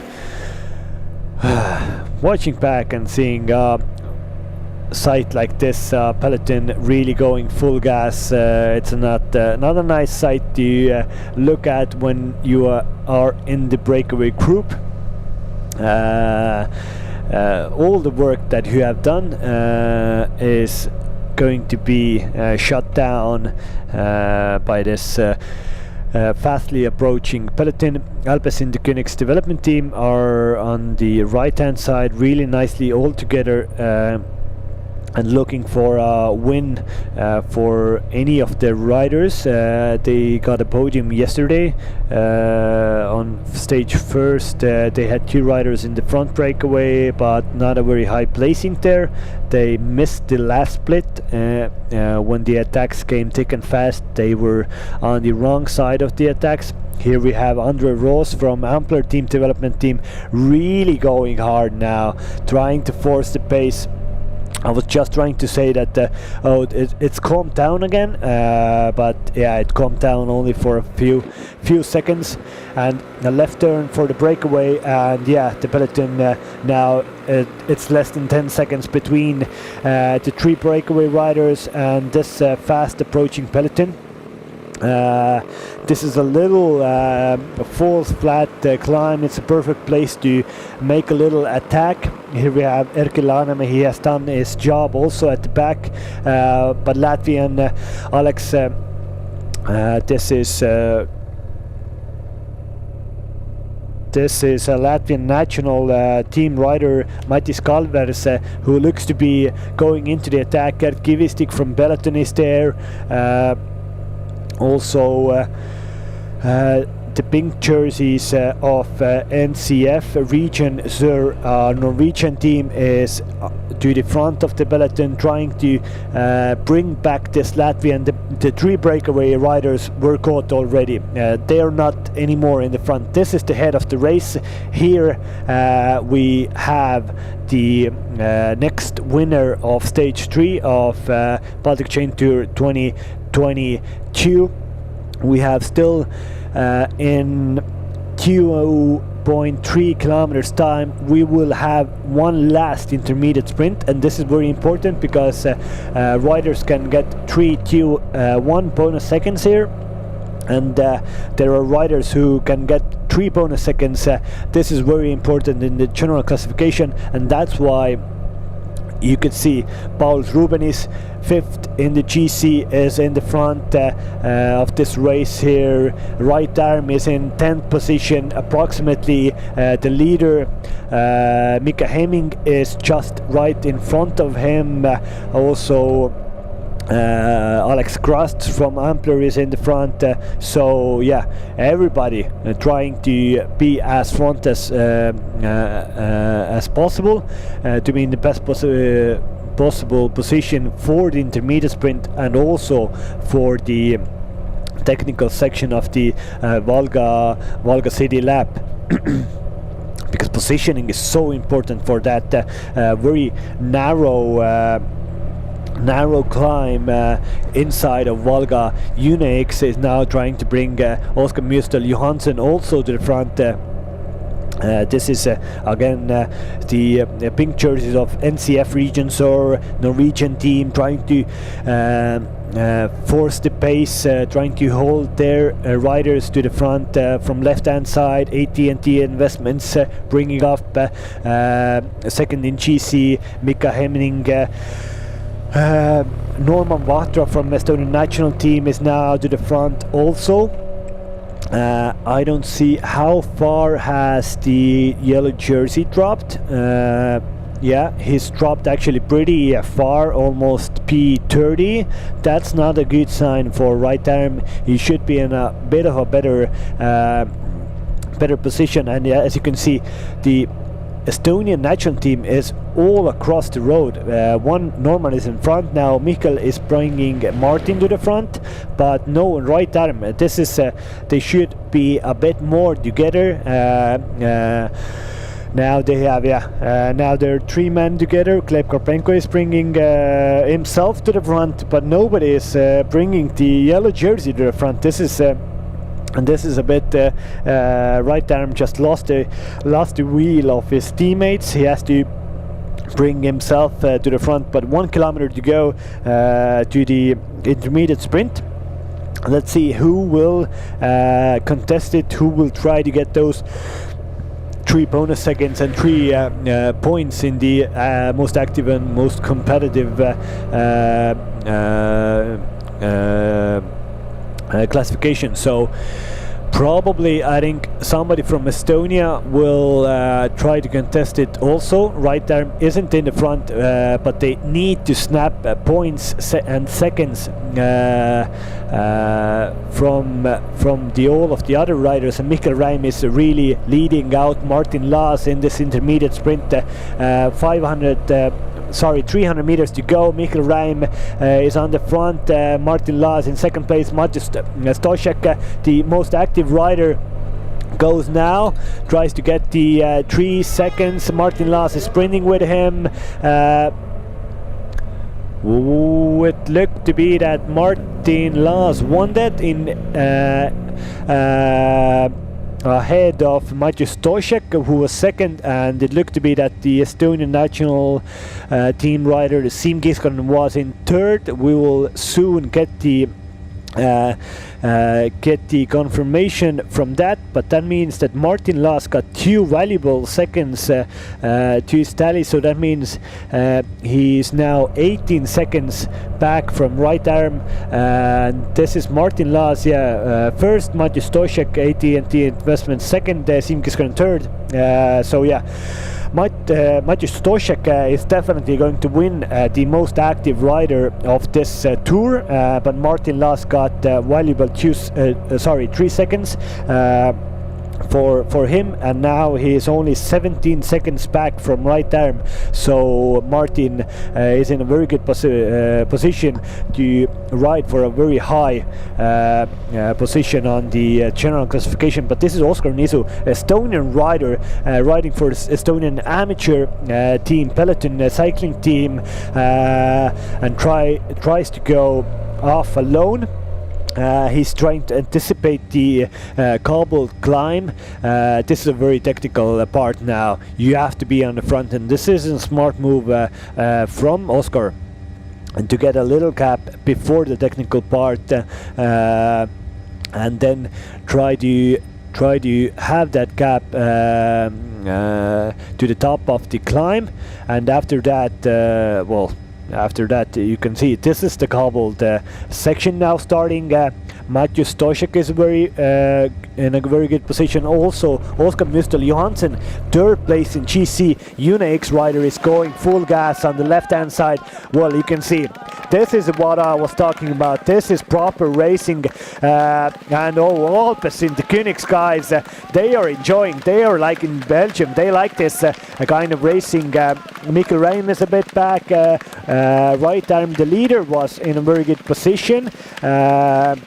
Here is Ivars Mikutis from Ampler team is off the back, but yeah, soon we will get the picture back to the front. But Oskar Müstel Johansen was in a very good position, and somebody from Alpes in the Königs went on the attack also. But as you can see, this hasn't split the field, but it definitely has made a lot of riders go into the red and into a very difficult situation for them. And see, Matej Stošek is on the front now from AT&T Investments, and Oskar Nisu is being caught by the Alpecin rider. So yeah, Oskar did a very good, smart tactical move to be in the front before that before that climb, and now he has a good possibility to just try to work with this Alpecin guy who just was flying. He was really, I don't know, he had some kind of a turbo boost. Matthew Stoshek has some kind of a technical issue. He had his feet unclipped, but I think he just came a bit too fast into that right hand corner. But yeah, in the front we have two riders, Oskar Nisu from Peloton cycling team and somebody from Alpecin Technics. Guys, I don't know the name yet. When we will get the confirmation of the number, hopefully soon, then I will tell you who that is. But it is somebody strong. It is somebody very strong from the Alpecin the Koenigs development team. They haven't had the most, they came here to win stages, to get a very high place in the overall classification, and they said today in the morning also that they want to really attack those climbs at the end, and they are doing just that. Here you have him. Definitely, he looks a bit like Matthew van der Poel, the rider who rides for the World Tour Alpecin, the Koenigs team. A little similar position on the bike, similar demeanor on the bike for this development team rider, and Oskar Nisu, a rider who actually ended his professional career last year, but still rides amateur and clearly is in very good form. He was also in the Munich European Championship just a week ago, helping Martin Laas get 12th place in the general classification. At the back we can see the Norman Vahtra is on the front of the peloton, trying to pace for national team Estonia. That steep climb didn't really break the peloton apart, but it definitely showed what can be done on the climb. Still together approximately 30 guys. It split it, but it's not some kind of a peloton is still intact. All the big favorites should be here. I see Right Arm, the leader here. I see Mika Hemming, the second place here. Oscar Mjöstel Johansson is here, and we have Henrik Putz. Hey, greetings from the gravel section where the bunch just went by. Wow, it's only actually couple of 100 meters and the gradient is not too uphill, but still the gravel itself, it's such a nasty road that it's really, you can with the power go fast here and make some damage, as we saw also Oskar Nisu and some others were doing, and the other side of the bunch was really struggling, and there was actually caps already coming up. So yeah, this is the essence of the stage 3 here, a little bit of the cobble.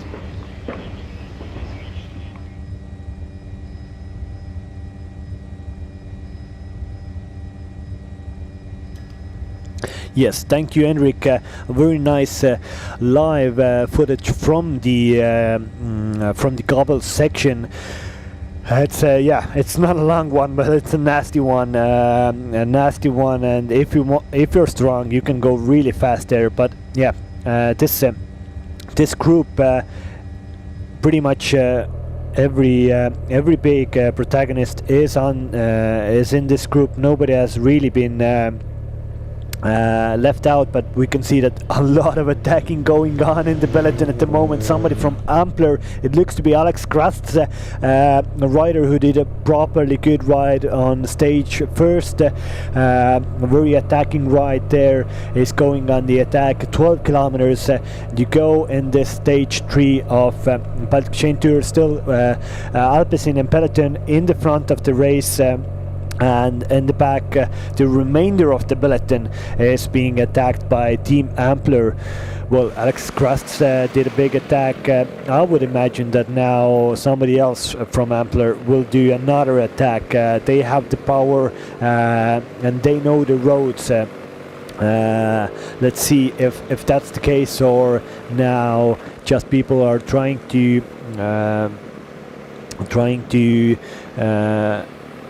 save their energy for the last lap, for the last cobblestone section that they will have. Oscar Nizu is in the front here with an Alpecin rider, and at the back it looks to be Tom, the AT&T Investments Maciej Stosiek. Wow. He's a strong guy. He's been everywhere on the front, winning intermediate sprints, doing a job, attacking, riding. Maciej Stosiek is one of the MVPs of this Baltic Chain Tour, and he's at the back doing attack with Siim Kiskonen, with Mikael Räim, with somebody from Ampler. It looks to be Jonas Kuritz, and somebody also from looks to be somebody from the CCN Factory Racing Georgia team, but here, yeah, Oscar Nizu and the Alpecin rider, they haven't gotten a real gap at the moment, and that is because of Maciej Stosiek, who is absolutely burying himself, probably for his team leader, the German that lies in second position in the GC, Mika Hemming, second in stage 1, and also second in the general classification at the moment, just 7 seconds behind Right Arm, the Estonian rider who wears the yellow jersey. Siim Kiskonen now from the Estonian national team, doing a job on the front of the peloton, but nobody wants to work with him. A few AT&T Investments guys are with Maciej Stosiek trying to help out the chase, but Oscar Nizu and Alpecin rider is doing they're doing a very good race at the moment. If they have a little gap before the cobblestone climb, then there is a possibility that somebody else will come from the back and they can join them after the climb. But now you can see the Alpecin rider saw that we're a bit too the peloton is too close, and we have Mikael Räim, the Estonian national champion, doing an attack on the front, but he is closed down by the Norwegian rider, straight on the wheel of Mikael Räim. Mikael is a very a rider that nobody wants to give any meters, and Oscar Nizu, he's doing a good ride on the front,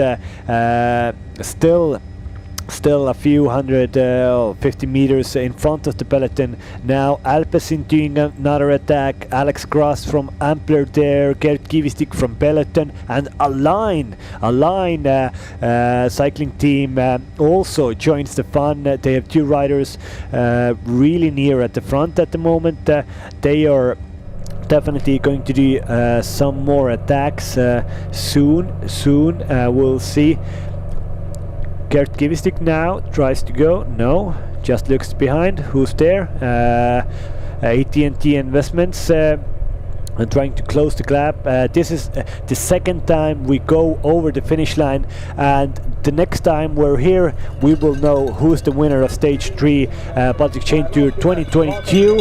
9 kilometers to go. AT&T Investments take the peloton over the finish line here. Align Continental Cycling Team have 2 riders in position 2, position 3 in the front of the race, but we will definitely have more attacks. We will have more attacks on the climb. So here is a little 500 meters still to go, then there's a little dip down, and then 2 left-hand turns.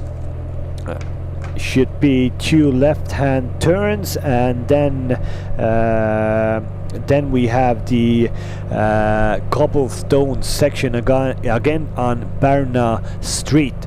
But yeah, Estonia now doing a good job on the front. Every rider from Estonia is here. Mikael Räim, Norman Vatra, Siim Kiskonen, right arm, Martin Laas, Gleb Karpenko is at the back of the group. AT&T Investments bringing Mika Hemminger, Oskar Müstel Johansson. Uno-X is in the front of the race. Ampler guys are out of position, and this is bad for them.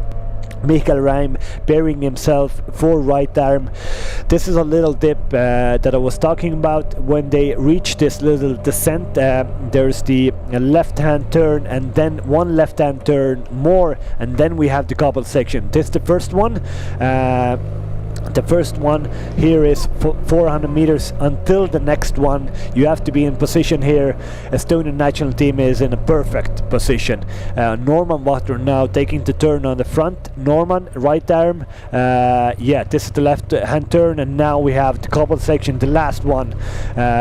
Here we have on the right side Martin Laas going with right arm. The leader of this race, Norman Vatra, goes full gas here. Oh, he enjoys this as much as everybody else. He rides for Roubaix Lille Metropole and has a lot of spring classic races in Belgium. He likes this kind of racing. Martin Laas in very good position. Oskar Müstel Johansson not in a very good position. Oskar Nisu here. Mikael Räim is out of contention now. Same goes for Aivars Mikutis from Ampler. Here is 113 from the Sveland cycling team, also not in a very good position, but somebody from Karl's team goes on the attack here. Norman Vatra trying to control this. But no gap, really. Nobody has a gap on anybody else at the moment. Right arm is in a very good position. The yellow jersey is doing everything he can to keep his yellow jersey, and it looks to be that it is safe at the moment. Right, looks to be in a very good condition and in a very good position to control the jersey. But looks to be like 15 guys approximately trying to go off the front after the cobblestone section. Oskar Müstel Johansson is the first one, man to lose contact. He's in third position in GC. He is a big loser if he doesn't get back to the punch here, but now he's back in the slipstream. Norman Vatra, Estonian national team rider. Estonian national team still has 3 riders here. Norman, Martin Laas, yesterday's winner, and of course right arm yellow jersey wearer who won stage 1 of this year's race 2 days ago in Panevėžys, Lithuania.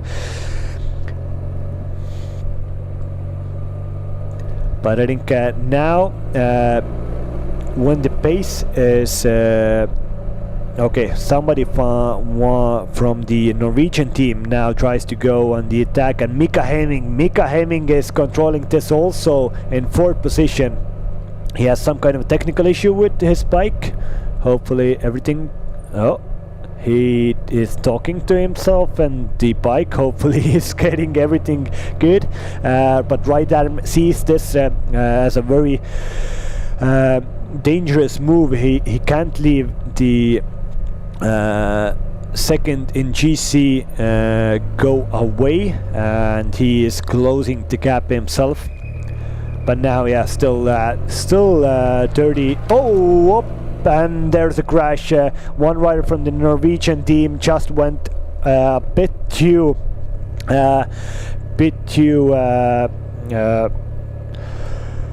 fast into that roundabout, and somebody from NCF Region Sur went a bit too fast into the roundabout, and he slid out. He almost took down Norman Vatra also. Here we see a recap of that. This is the roundabout. He looked down, went into the roundabout. Yeah. Oh. Yeah, started pedaling a bit too early. It didn't look super painful. Hopefully he's okay, but definitely no chance to ride for the stage win anymore, because there's no coming back from a crash like that so late in the stage. But here you have Norman Vatra going for going for a little attack. No.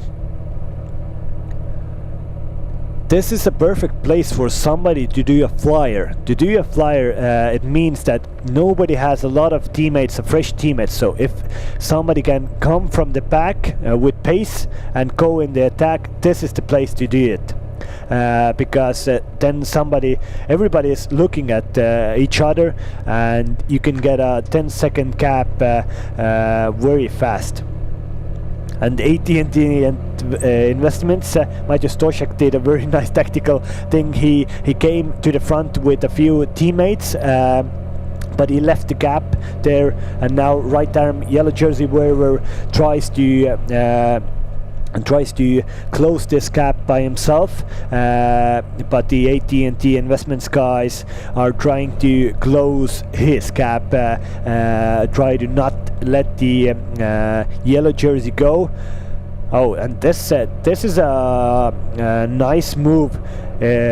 One Alpecin rider, two from AT&T Investments, and one from Peloton cycling team, Gert Kivistik. Gert is very good in the general classification. He's in 13th position. One AT&T Investment guy is cooked, but one is not cooked, and he is attacking more, and Ampler have gone coming to the front also. It looks to be Pauls Rubenis and Aivaras Mikutis. Let's see if they have the pace to follow this AT&T guy. It's Aivaras Mikutis coming with Siim Kiskonen to the front, really doing the pace, and Mika Hemming, AT&T investment rider, second in GC, is having an upper hand on the yellow jersey wearer, and he even has one teammate with him. Right arm, the yellow jersey is being distanced at the moment on this false flat section, and Mika Hemming can take advantage of this this situation, but right arm is bringing slowly but surely himself back into the game of yes, now it's all together. Right arm brought himself back into the game. 3 kilometers to go.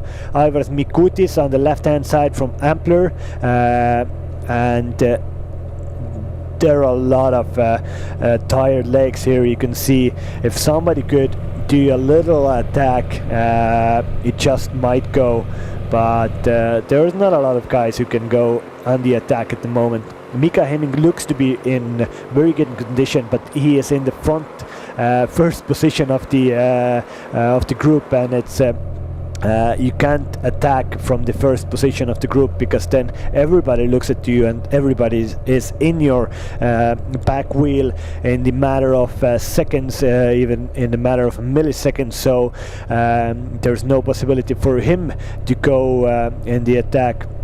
But again, now Estonian team bringing Mikael Reim, bringing Norman Watra to the front. I don't see.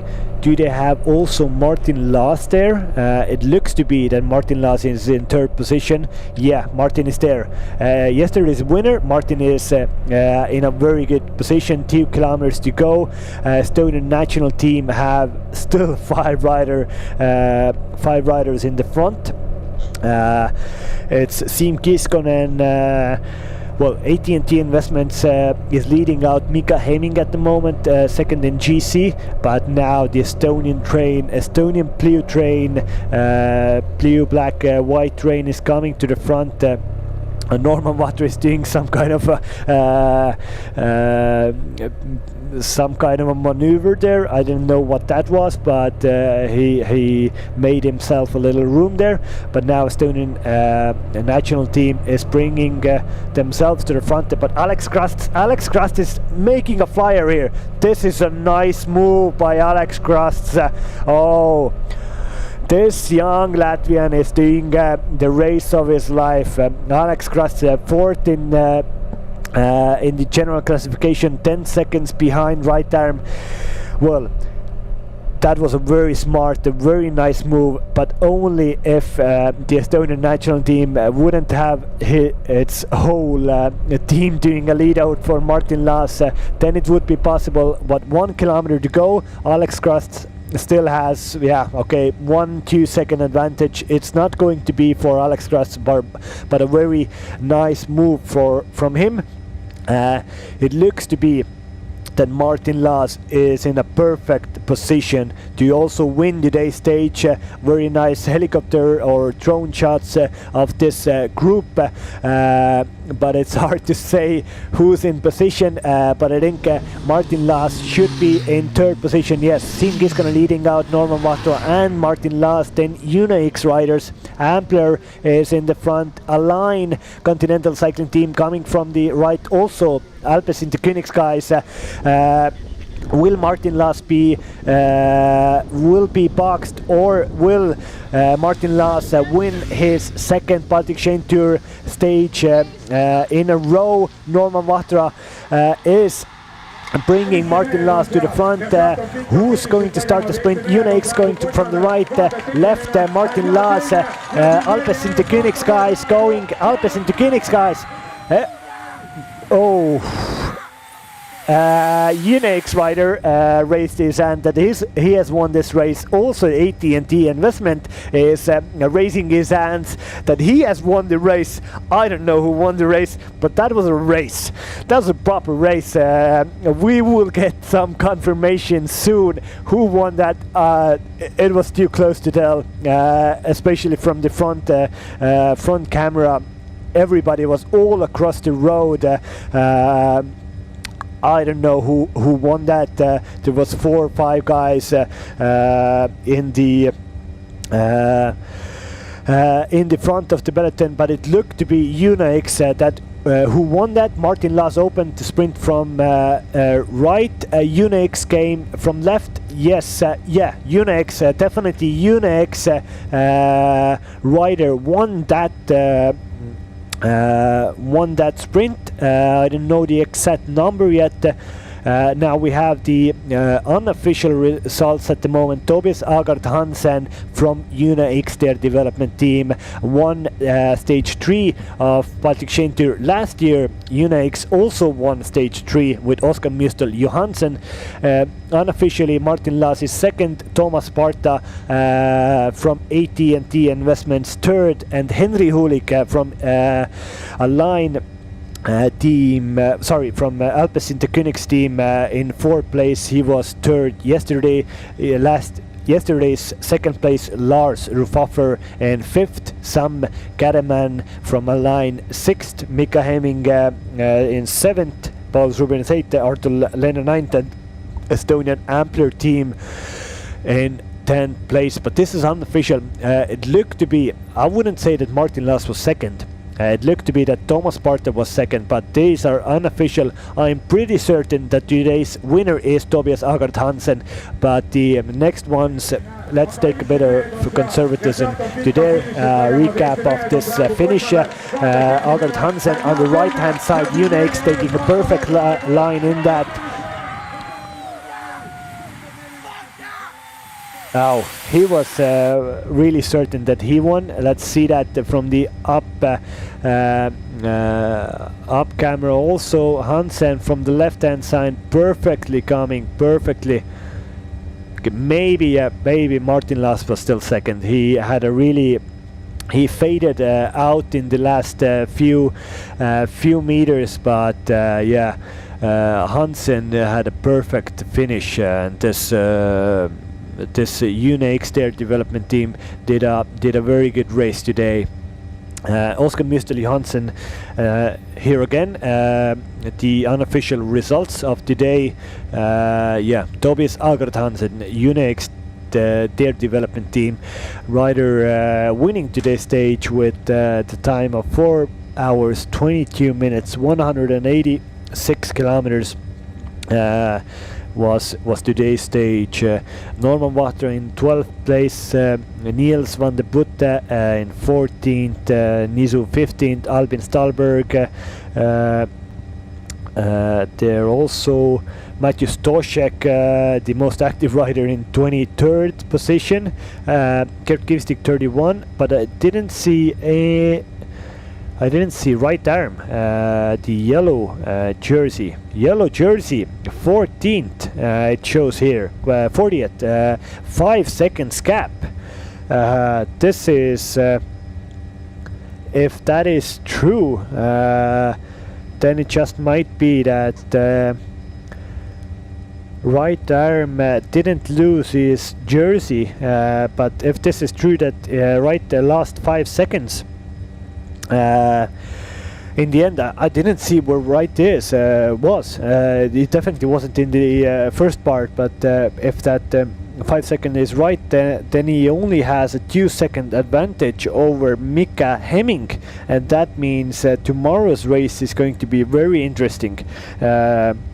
Where you can win the race by bonus seconds and by intermediate sprint bonus seconds even.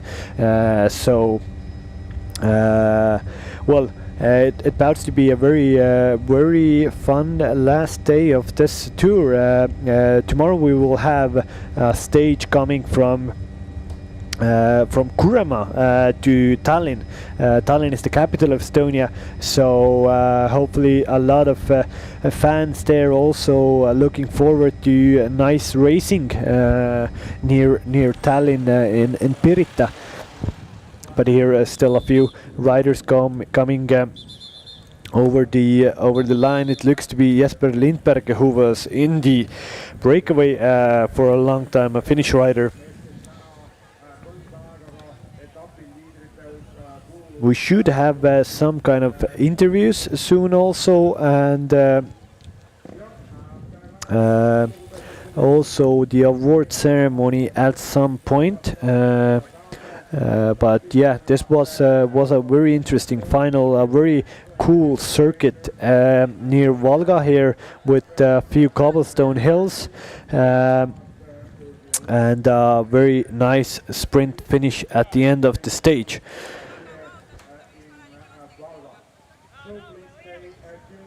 One is certain that Unex got his win.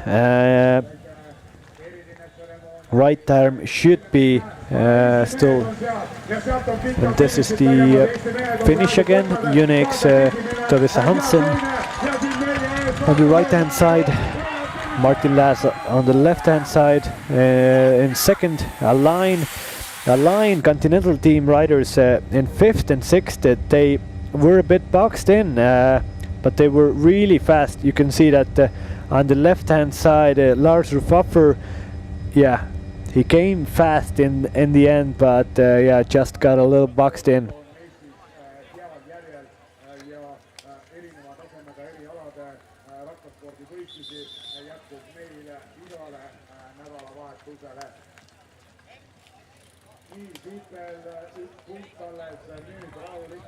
Yeah, here's another group coming over the line here.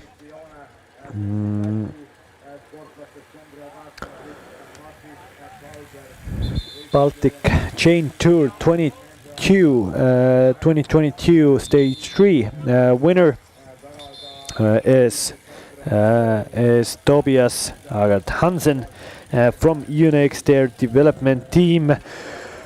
A superb ride by Unex. They did a lot of work at the end of the race also, so a very deserved win for them.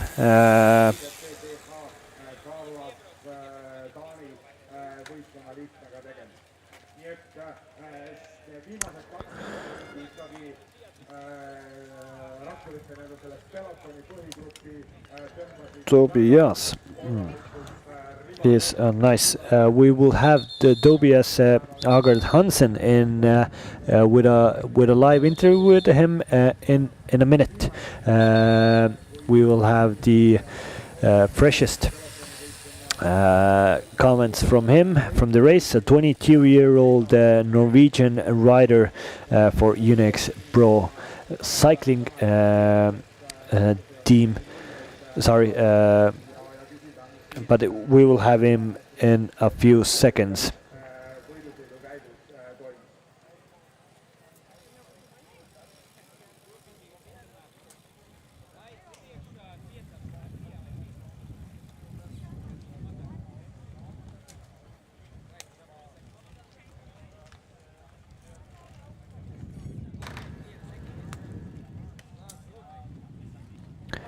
the winner's interview should start in very soon.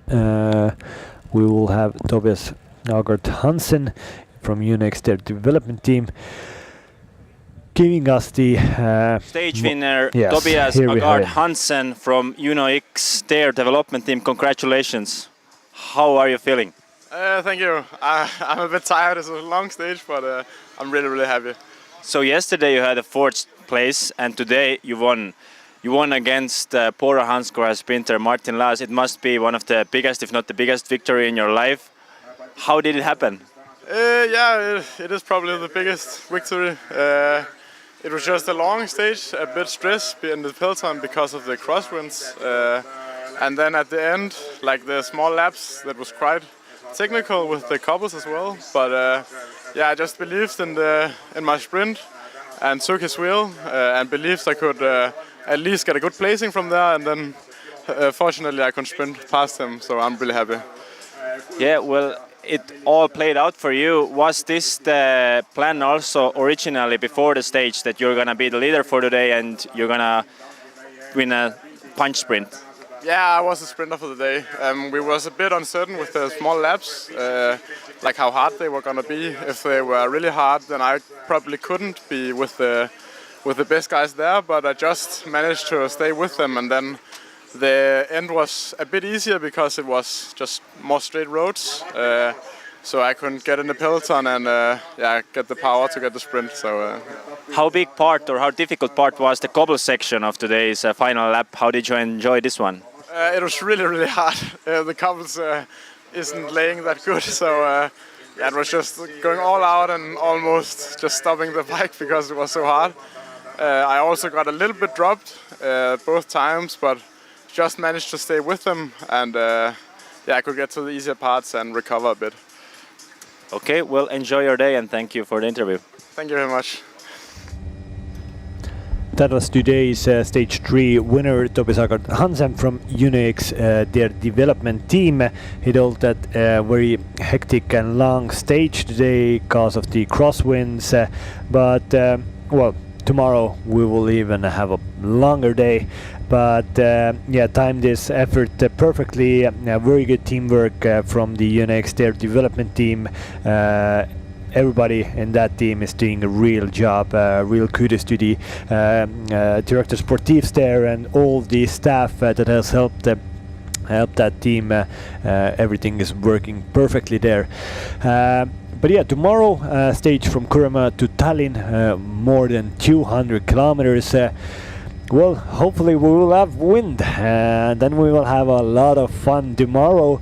I was your commentator, Christo, and Vaga.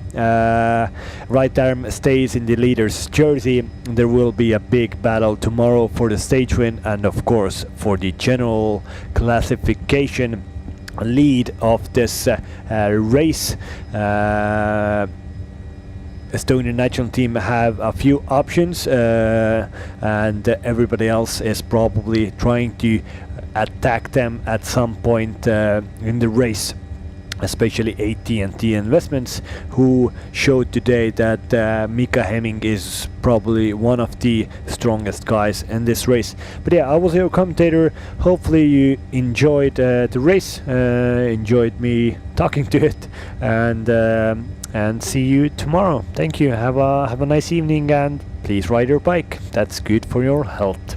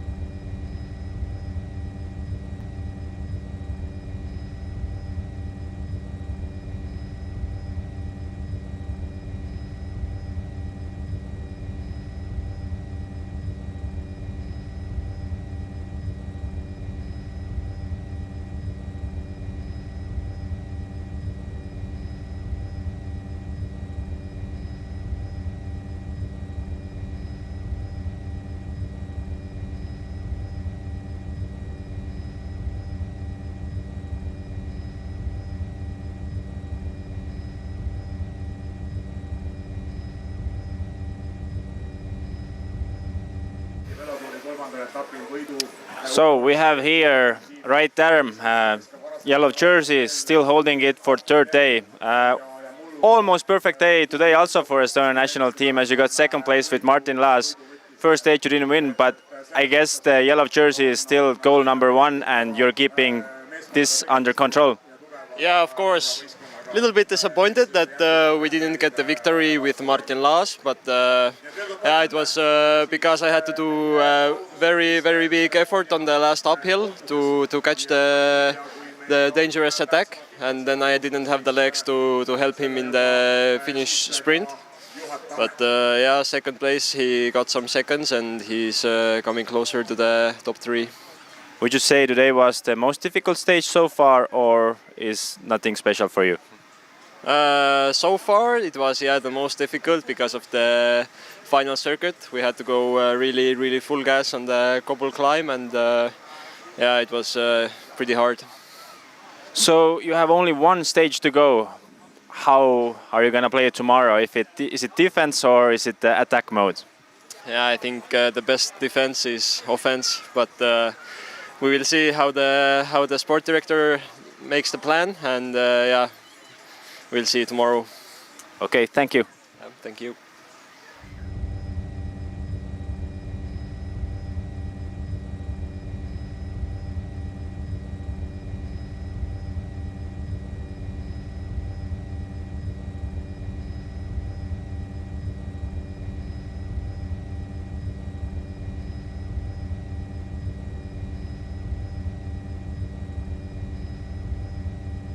Oleme alustamas Balti keti velotuuri tänase etapi audustamisseremoonia selle ootuses ja enne kui selle sisse juhatan,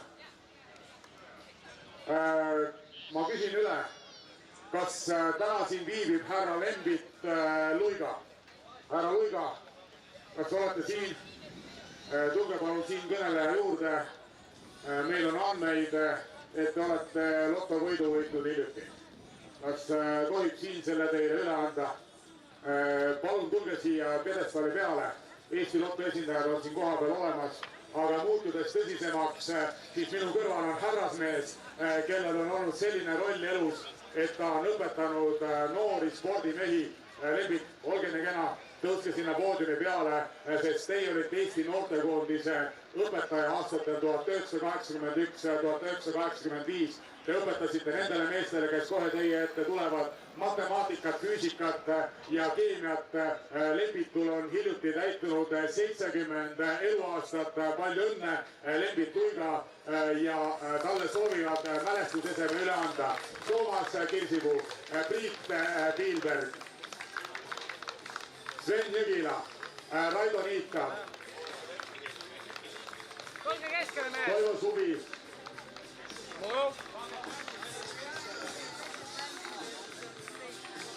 ja Simple the Best lugu kõlab meile kõigile ja Veiko Jõgile ka jätsin Veiko nime mainimata. Nüüd on kõik need mehed meie ees ja Lembitul on olnud suur roll selles, et need mehed, kes sõitsid kõvasti ratast, mõni neist maailma tasemel, et nendest kõikidest meestest on saanud suurepärased inimesed. Nad on truuks jäänud oma lemmikspordialale ja neist on saanud ka edukad inimesed, sest nad õppisid matemaatikat, füüsikat ja keemiat ja elutarkusi kaasad nii Lembitu kui ka Vello kõrvalt. Nii et rõõm on näha ja tänapäeva noorsportlastele ka õppige reaalaineid, õppige keeli ja jätkuks teie elutööle samasuguseid toredaid ja suurepäraseid inimesi, nagu seda Lembit on. Veel kord Lembitule palju õnne ja tervist ja palju õnne ja tervist tema õpilastele, kes meie ees siin koos lava peal on. Ja veel kord tunnustus selle ees, et kõikide nende meeste süda on ühes või teises rollis jäänud tiksuma rattaspordiga. Nad on tuuri peakorraldaja Anna Tõnissaare head kamraadid ja alati mis tahes rollis Eesti rattaspordile kaasa aitama. Suur aitäh teile kõigile ja nende eluteel on oluline roll olnud suure algustähega õpetajal Lembit Luiga.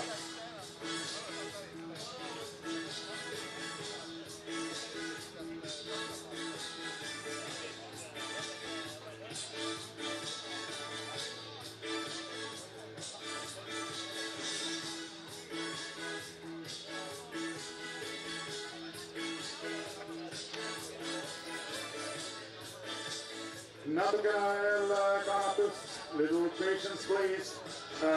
This was the ceremony.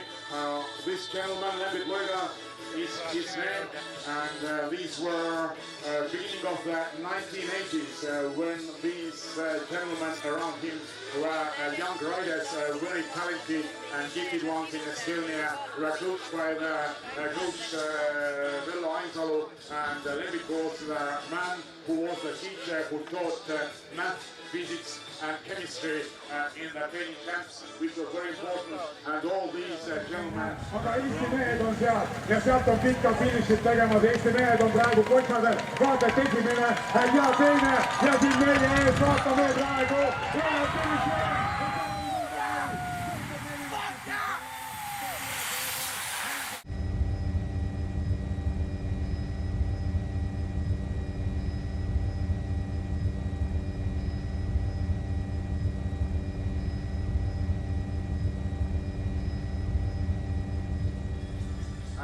Tänast veel finišit meie ees, kui oleme ootamas tänase Baltiki velotuuri kolmanda etapi augustamist. See viibib seetõttu, et nii tiheda grupi finišiga tegemist oli ja kohtunikud veel tähelepanelikult seda fotofinišit üle vaatamas on, et paremusjärjestus saaks täpselt paika. So, little delay also from our referees panel, the photo finish and checking that photo finish precisely, and as soon we will have the results in our hands, we will start with our awarding ceremony as well as a jersey ceremony.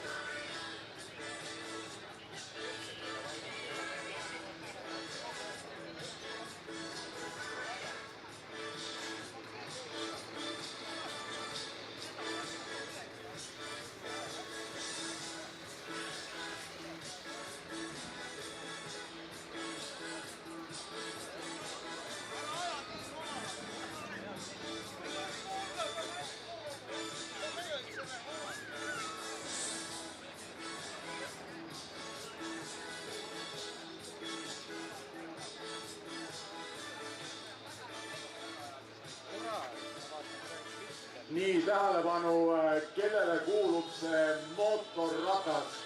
Lähen sellele kohe lähemale, ütlen selle numbri ka või motika vennad. Vaadake, kollase mustakirju kiive on seal peal saanud teine motikas ka kõrval seismas. 65 AL tsikkel ja tsikkel 73 DR. Mehed, kui on võimalik, siis parkige oma tsiklid ümber, need jäävad praegu hetkel rekkadele ette. Tsiklid number 65 AL ja 73 DR. Olge nii kenad mehed ja parkige palun, kui sa tunned teised tsikli omanikku ka, anna talle äkki märku, palun parkige oma tsiklid ümber, kui võimalik on. Tsiklid 65 AL ja tsikkel 73 DR, kui võimalik, mehed, palun parkige need ümber.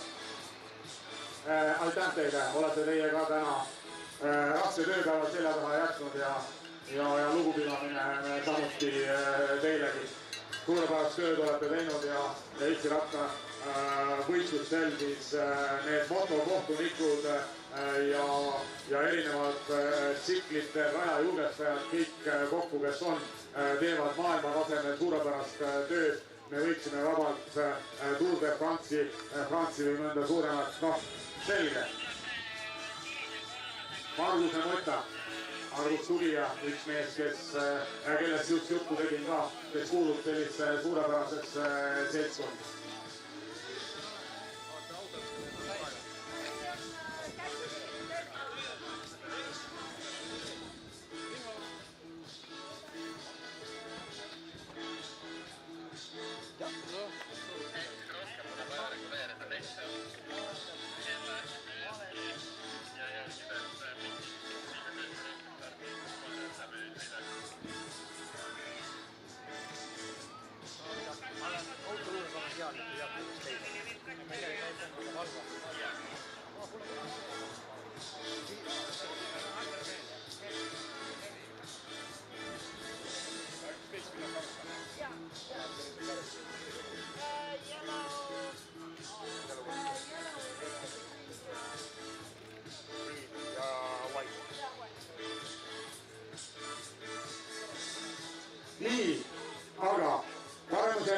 paika pandud, aega võttis, so the finish is checked by the referees. And here, ladies and gentlemen, lugupeetud daamid ja härrad, mul on täna siin hea võimalus meie ette kutsuda Baltiki velotuuri kolmanda etapi, milline tõi ratturid Tartust siia piirilinna Valka ja Valka tänase etapi võitja ja peale tänast etappi särkide omanikud. So here, ladies and gentlemen, I have honored to announce the winner of third stage PCT 2022, the stage from Tartu to border city Valka, and a winner of the stage is Tobias Ågård Hansen, representing Uno Estate Development Team and representing Norway.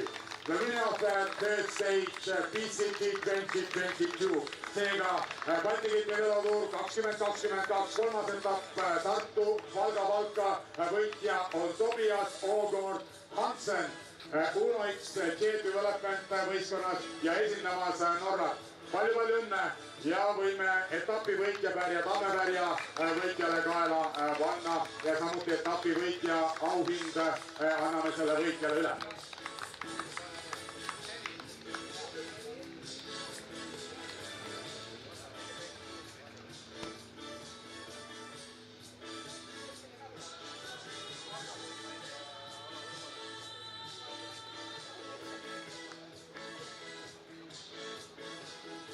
Ning auhindu on võitjale üle andmas Monika Rogenbaum Valga vallavalitsuse esindajana, nagu on, kus on, sinna tuleb juurde ka kaunitarid, on Tobiasele auhindu üle andmas ja mehel tuleb tägisi kätest puudu, peab võib-olla need kaunitarid endale appi sinna palkama ja veel kord teeme suure aplausi, daamid ja härrad. PCT 2022 kolmas etapp Tartu-Valga ja võitja Tobias Ågård Hansen, representing Norway, Uno Estate Development Team.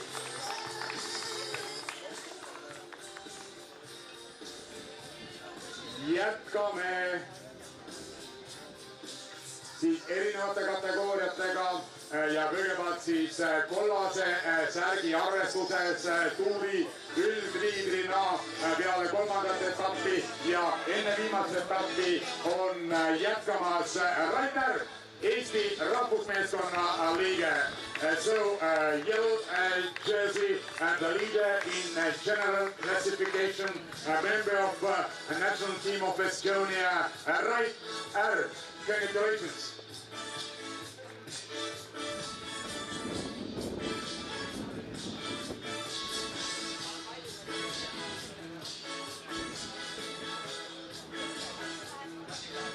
Ja järjekordne kollane liidrisärk, mille on tootnud allanorase firma Momo ja millele pealkiri Visit Estonia koostöös ettevõtluse arendamise sihtasutusega ja ka Raidule jätkub siin suurepäraseid auhindu Sleep Angel.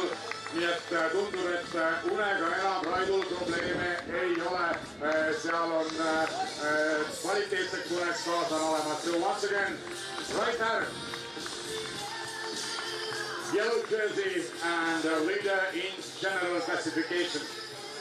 So the next most competitive rider and the red jersey, järgmisena siis võitluslike rattur ja punane särk kuulub alates tänasest Martin Laas, Eesti rahvusmeeskonna liige. So red jersey most competitive rider and in this classification the best rider Martin Laas, a member of Estonian national team. Ja nagu näha, Martin kahe mehega tuleb siia pedestaalile, nii et vaatame, kumma selga nüüd särk läheb. Siiski, issi selga läheb särk, sest pisikesele pojale natukene suureks veel osutub, aga usume, et siin on Eesti rattaspordi tulevik või saame näha, mis sellest väikesest poisist saab, kui Eesti on tähistamas 60. taasiseseisvumise aastapäeva. Jah, ma ei eksinud, täna on ju meil alles 31. aga selle noore mehe päevad tulevad siis, kui me siit 30 aastat veel edasi elame. Kes seda päeva näeb, see näeb, kes mitte, aga igal juhul Martinile siin taaskord palju õnne ja suur aplaus. Next category will be green jersey and most active rider. Järgmine kategooria siis roheline särk ja aktiivseim rattur. Matus Stocek, ENG investment team ja selles arvestuses Matus Stocek, ATT Investments võistkonna esindaja, rahvuselt Slovakk, aga ATT Investments team on Tšehhi Vabariigi meeskonnaga tegemist. Eilsel päeval juba näitas ennast väga heas küljes liidersõit ja tänaselgi etapil aktiivsemate hulgas ning jätkamas ning kandmas homsel etapil seda rohelist särki. Most active rider, green jersey belongs to Matus Stocek. Once again, Slovak representing the Czech riding team ATT Investment. So once again, congratulations.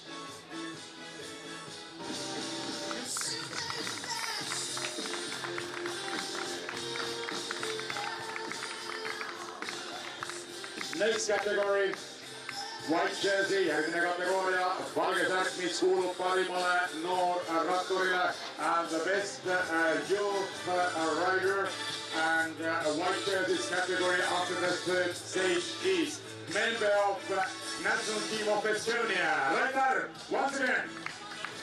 Ja veel kord siis ka selles kategoorias pole midagi uut siin väikese all Raitar, ka selle kategooria valge särgi omanik homsel päeval. Kahte särki ta selga ei pane, ehk vaatame, kes on selles kategoorias järgmine rattur.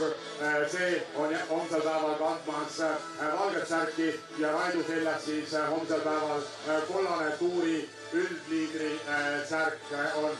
Veel kord palju õnne Raidule ja tema siis ühtekokku kahe kategooria särgi omanik enne tuuri viimast etappi. Nii, ja nüüd palume all together all the winners, jersey winners, as well as the winner of the state.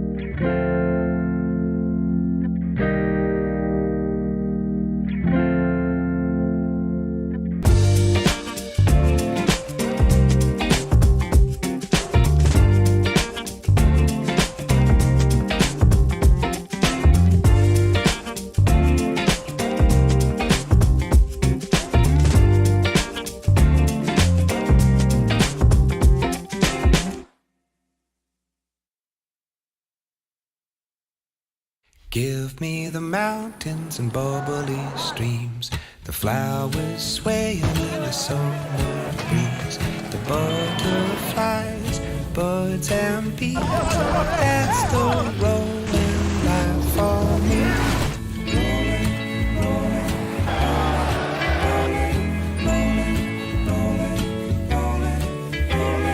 That's the rolling Skoda. life for Simply me. clever.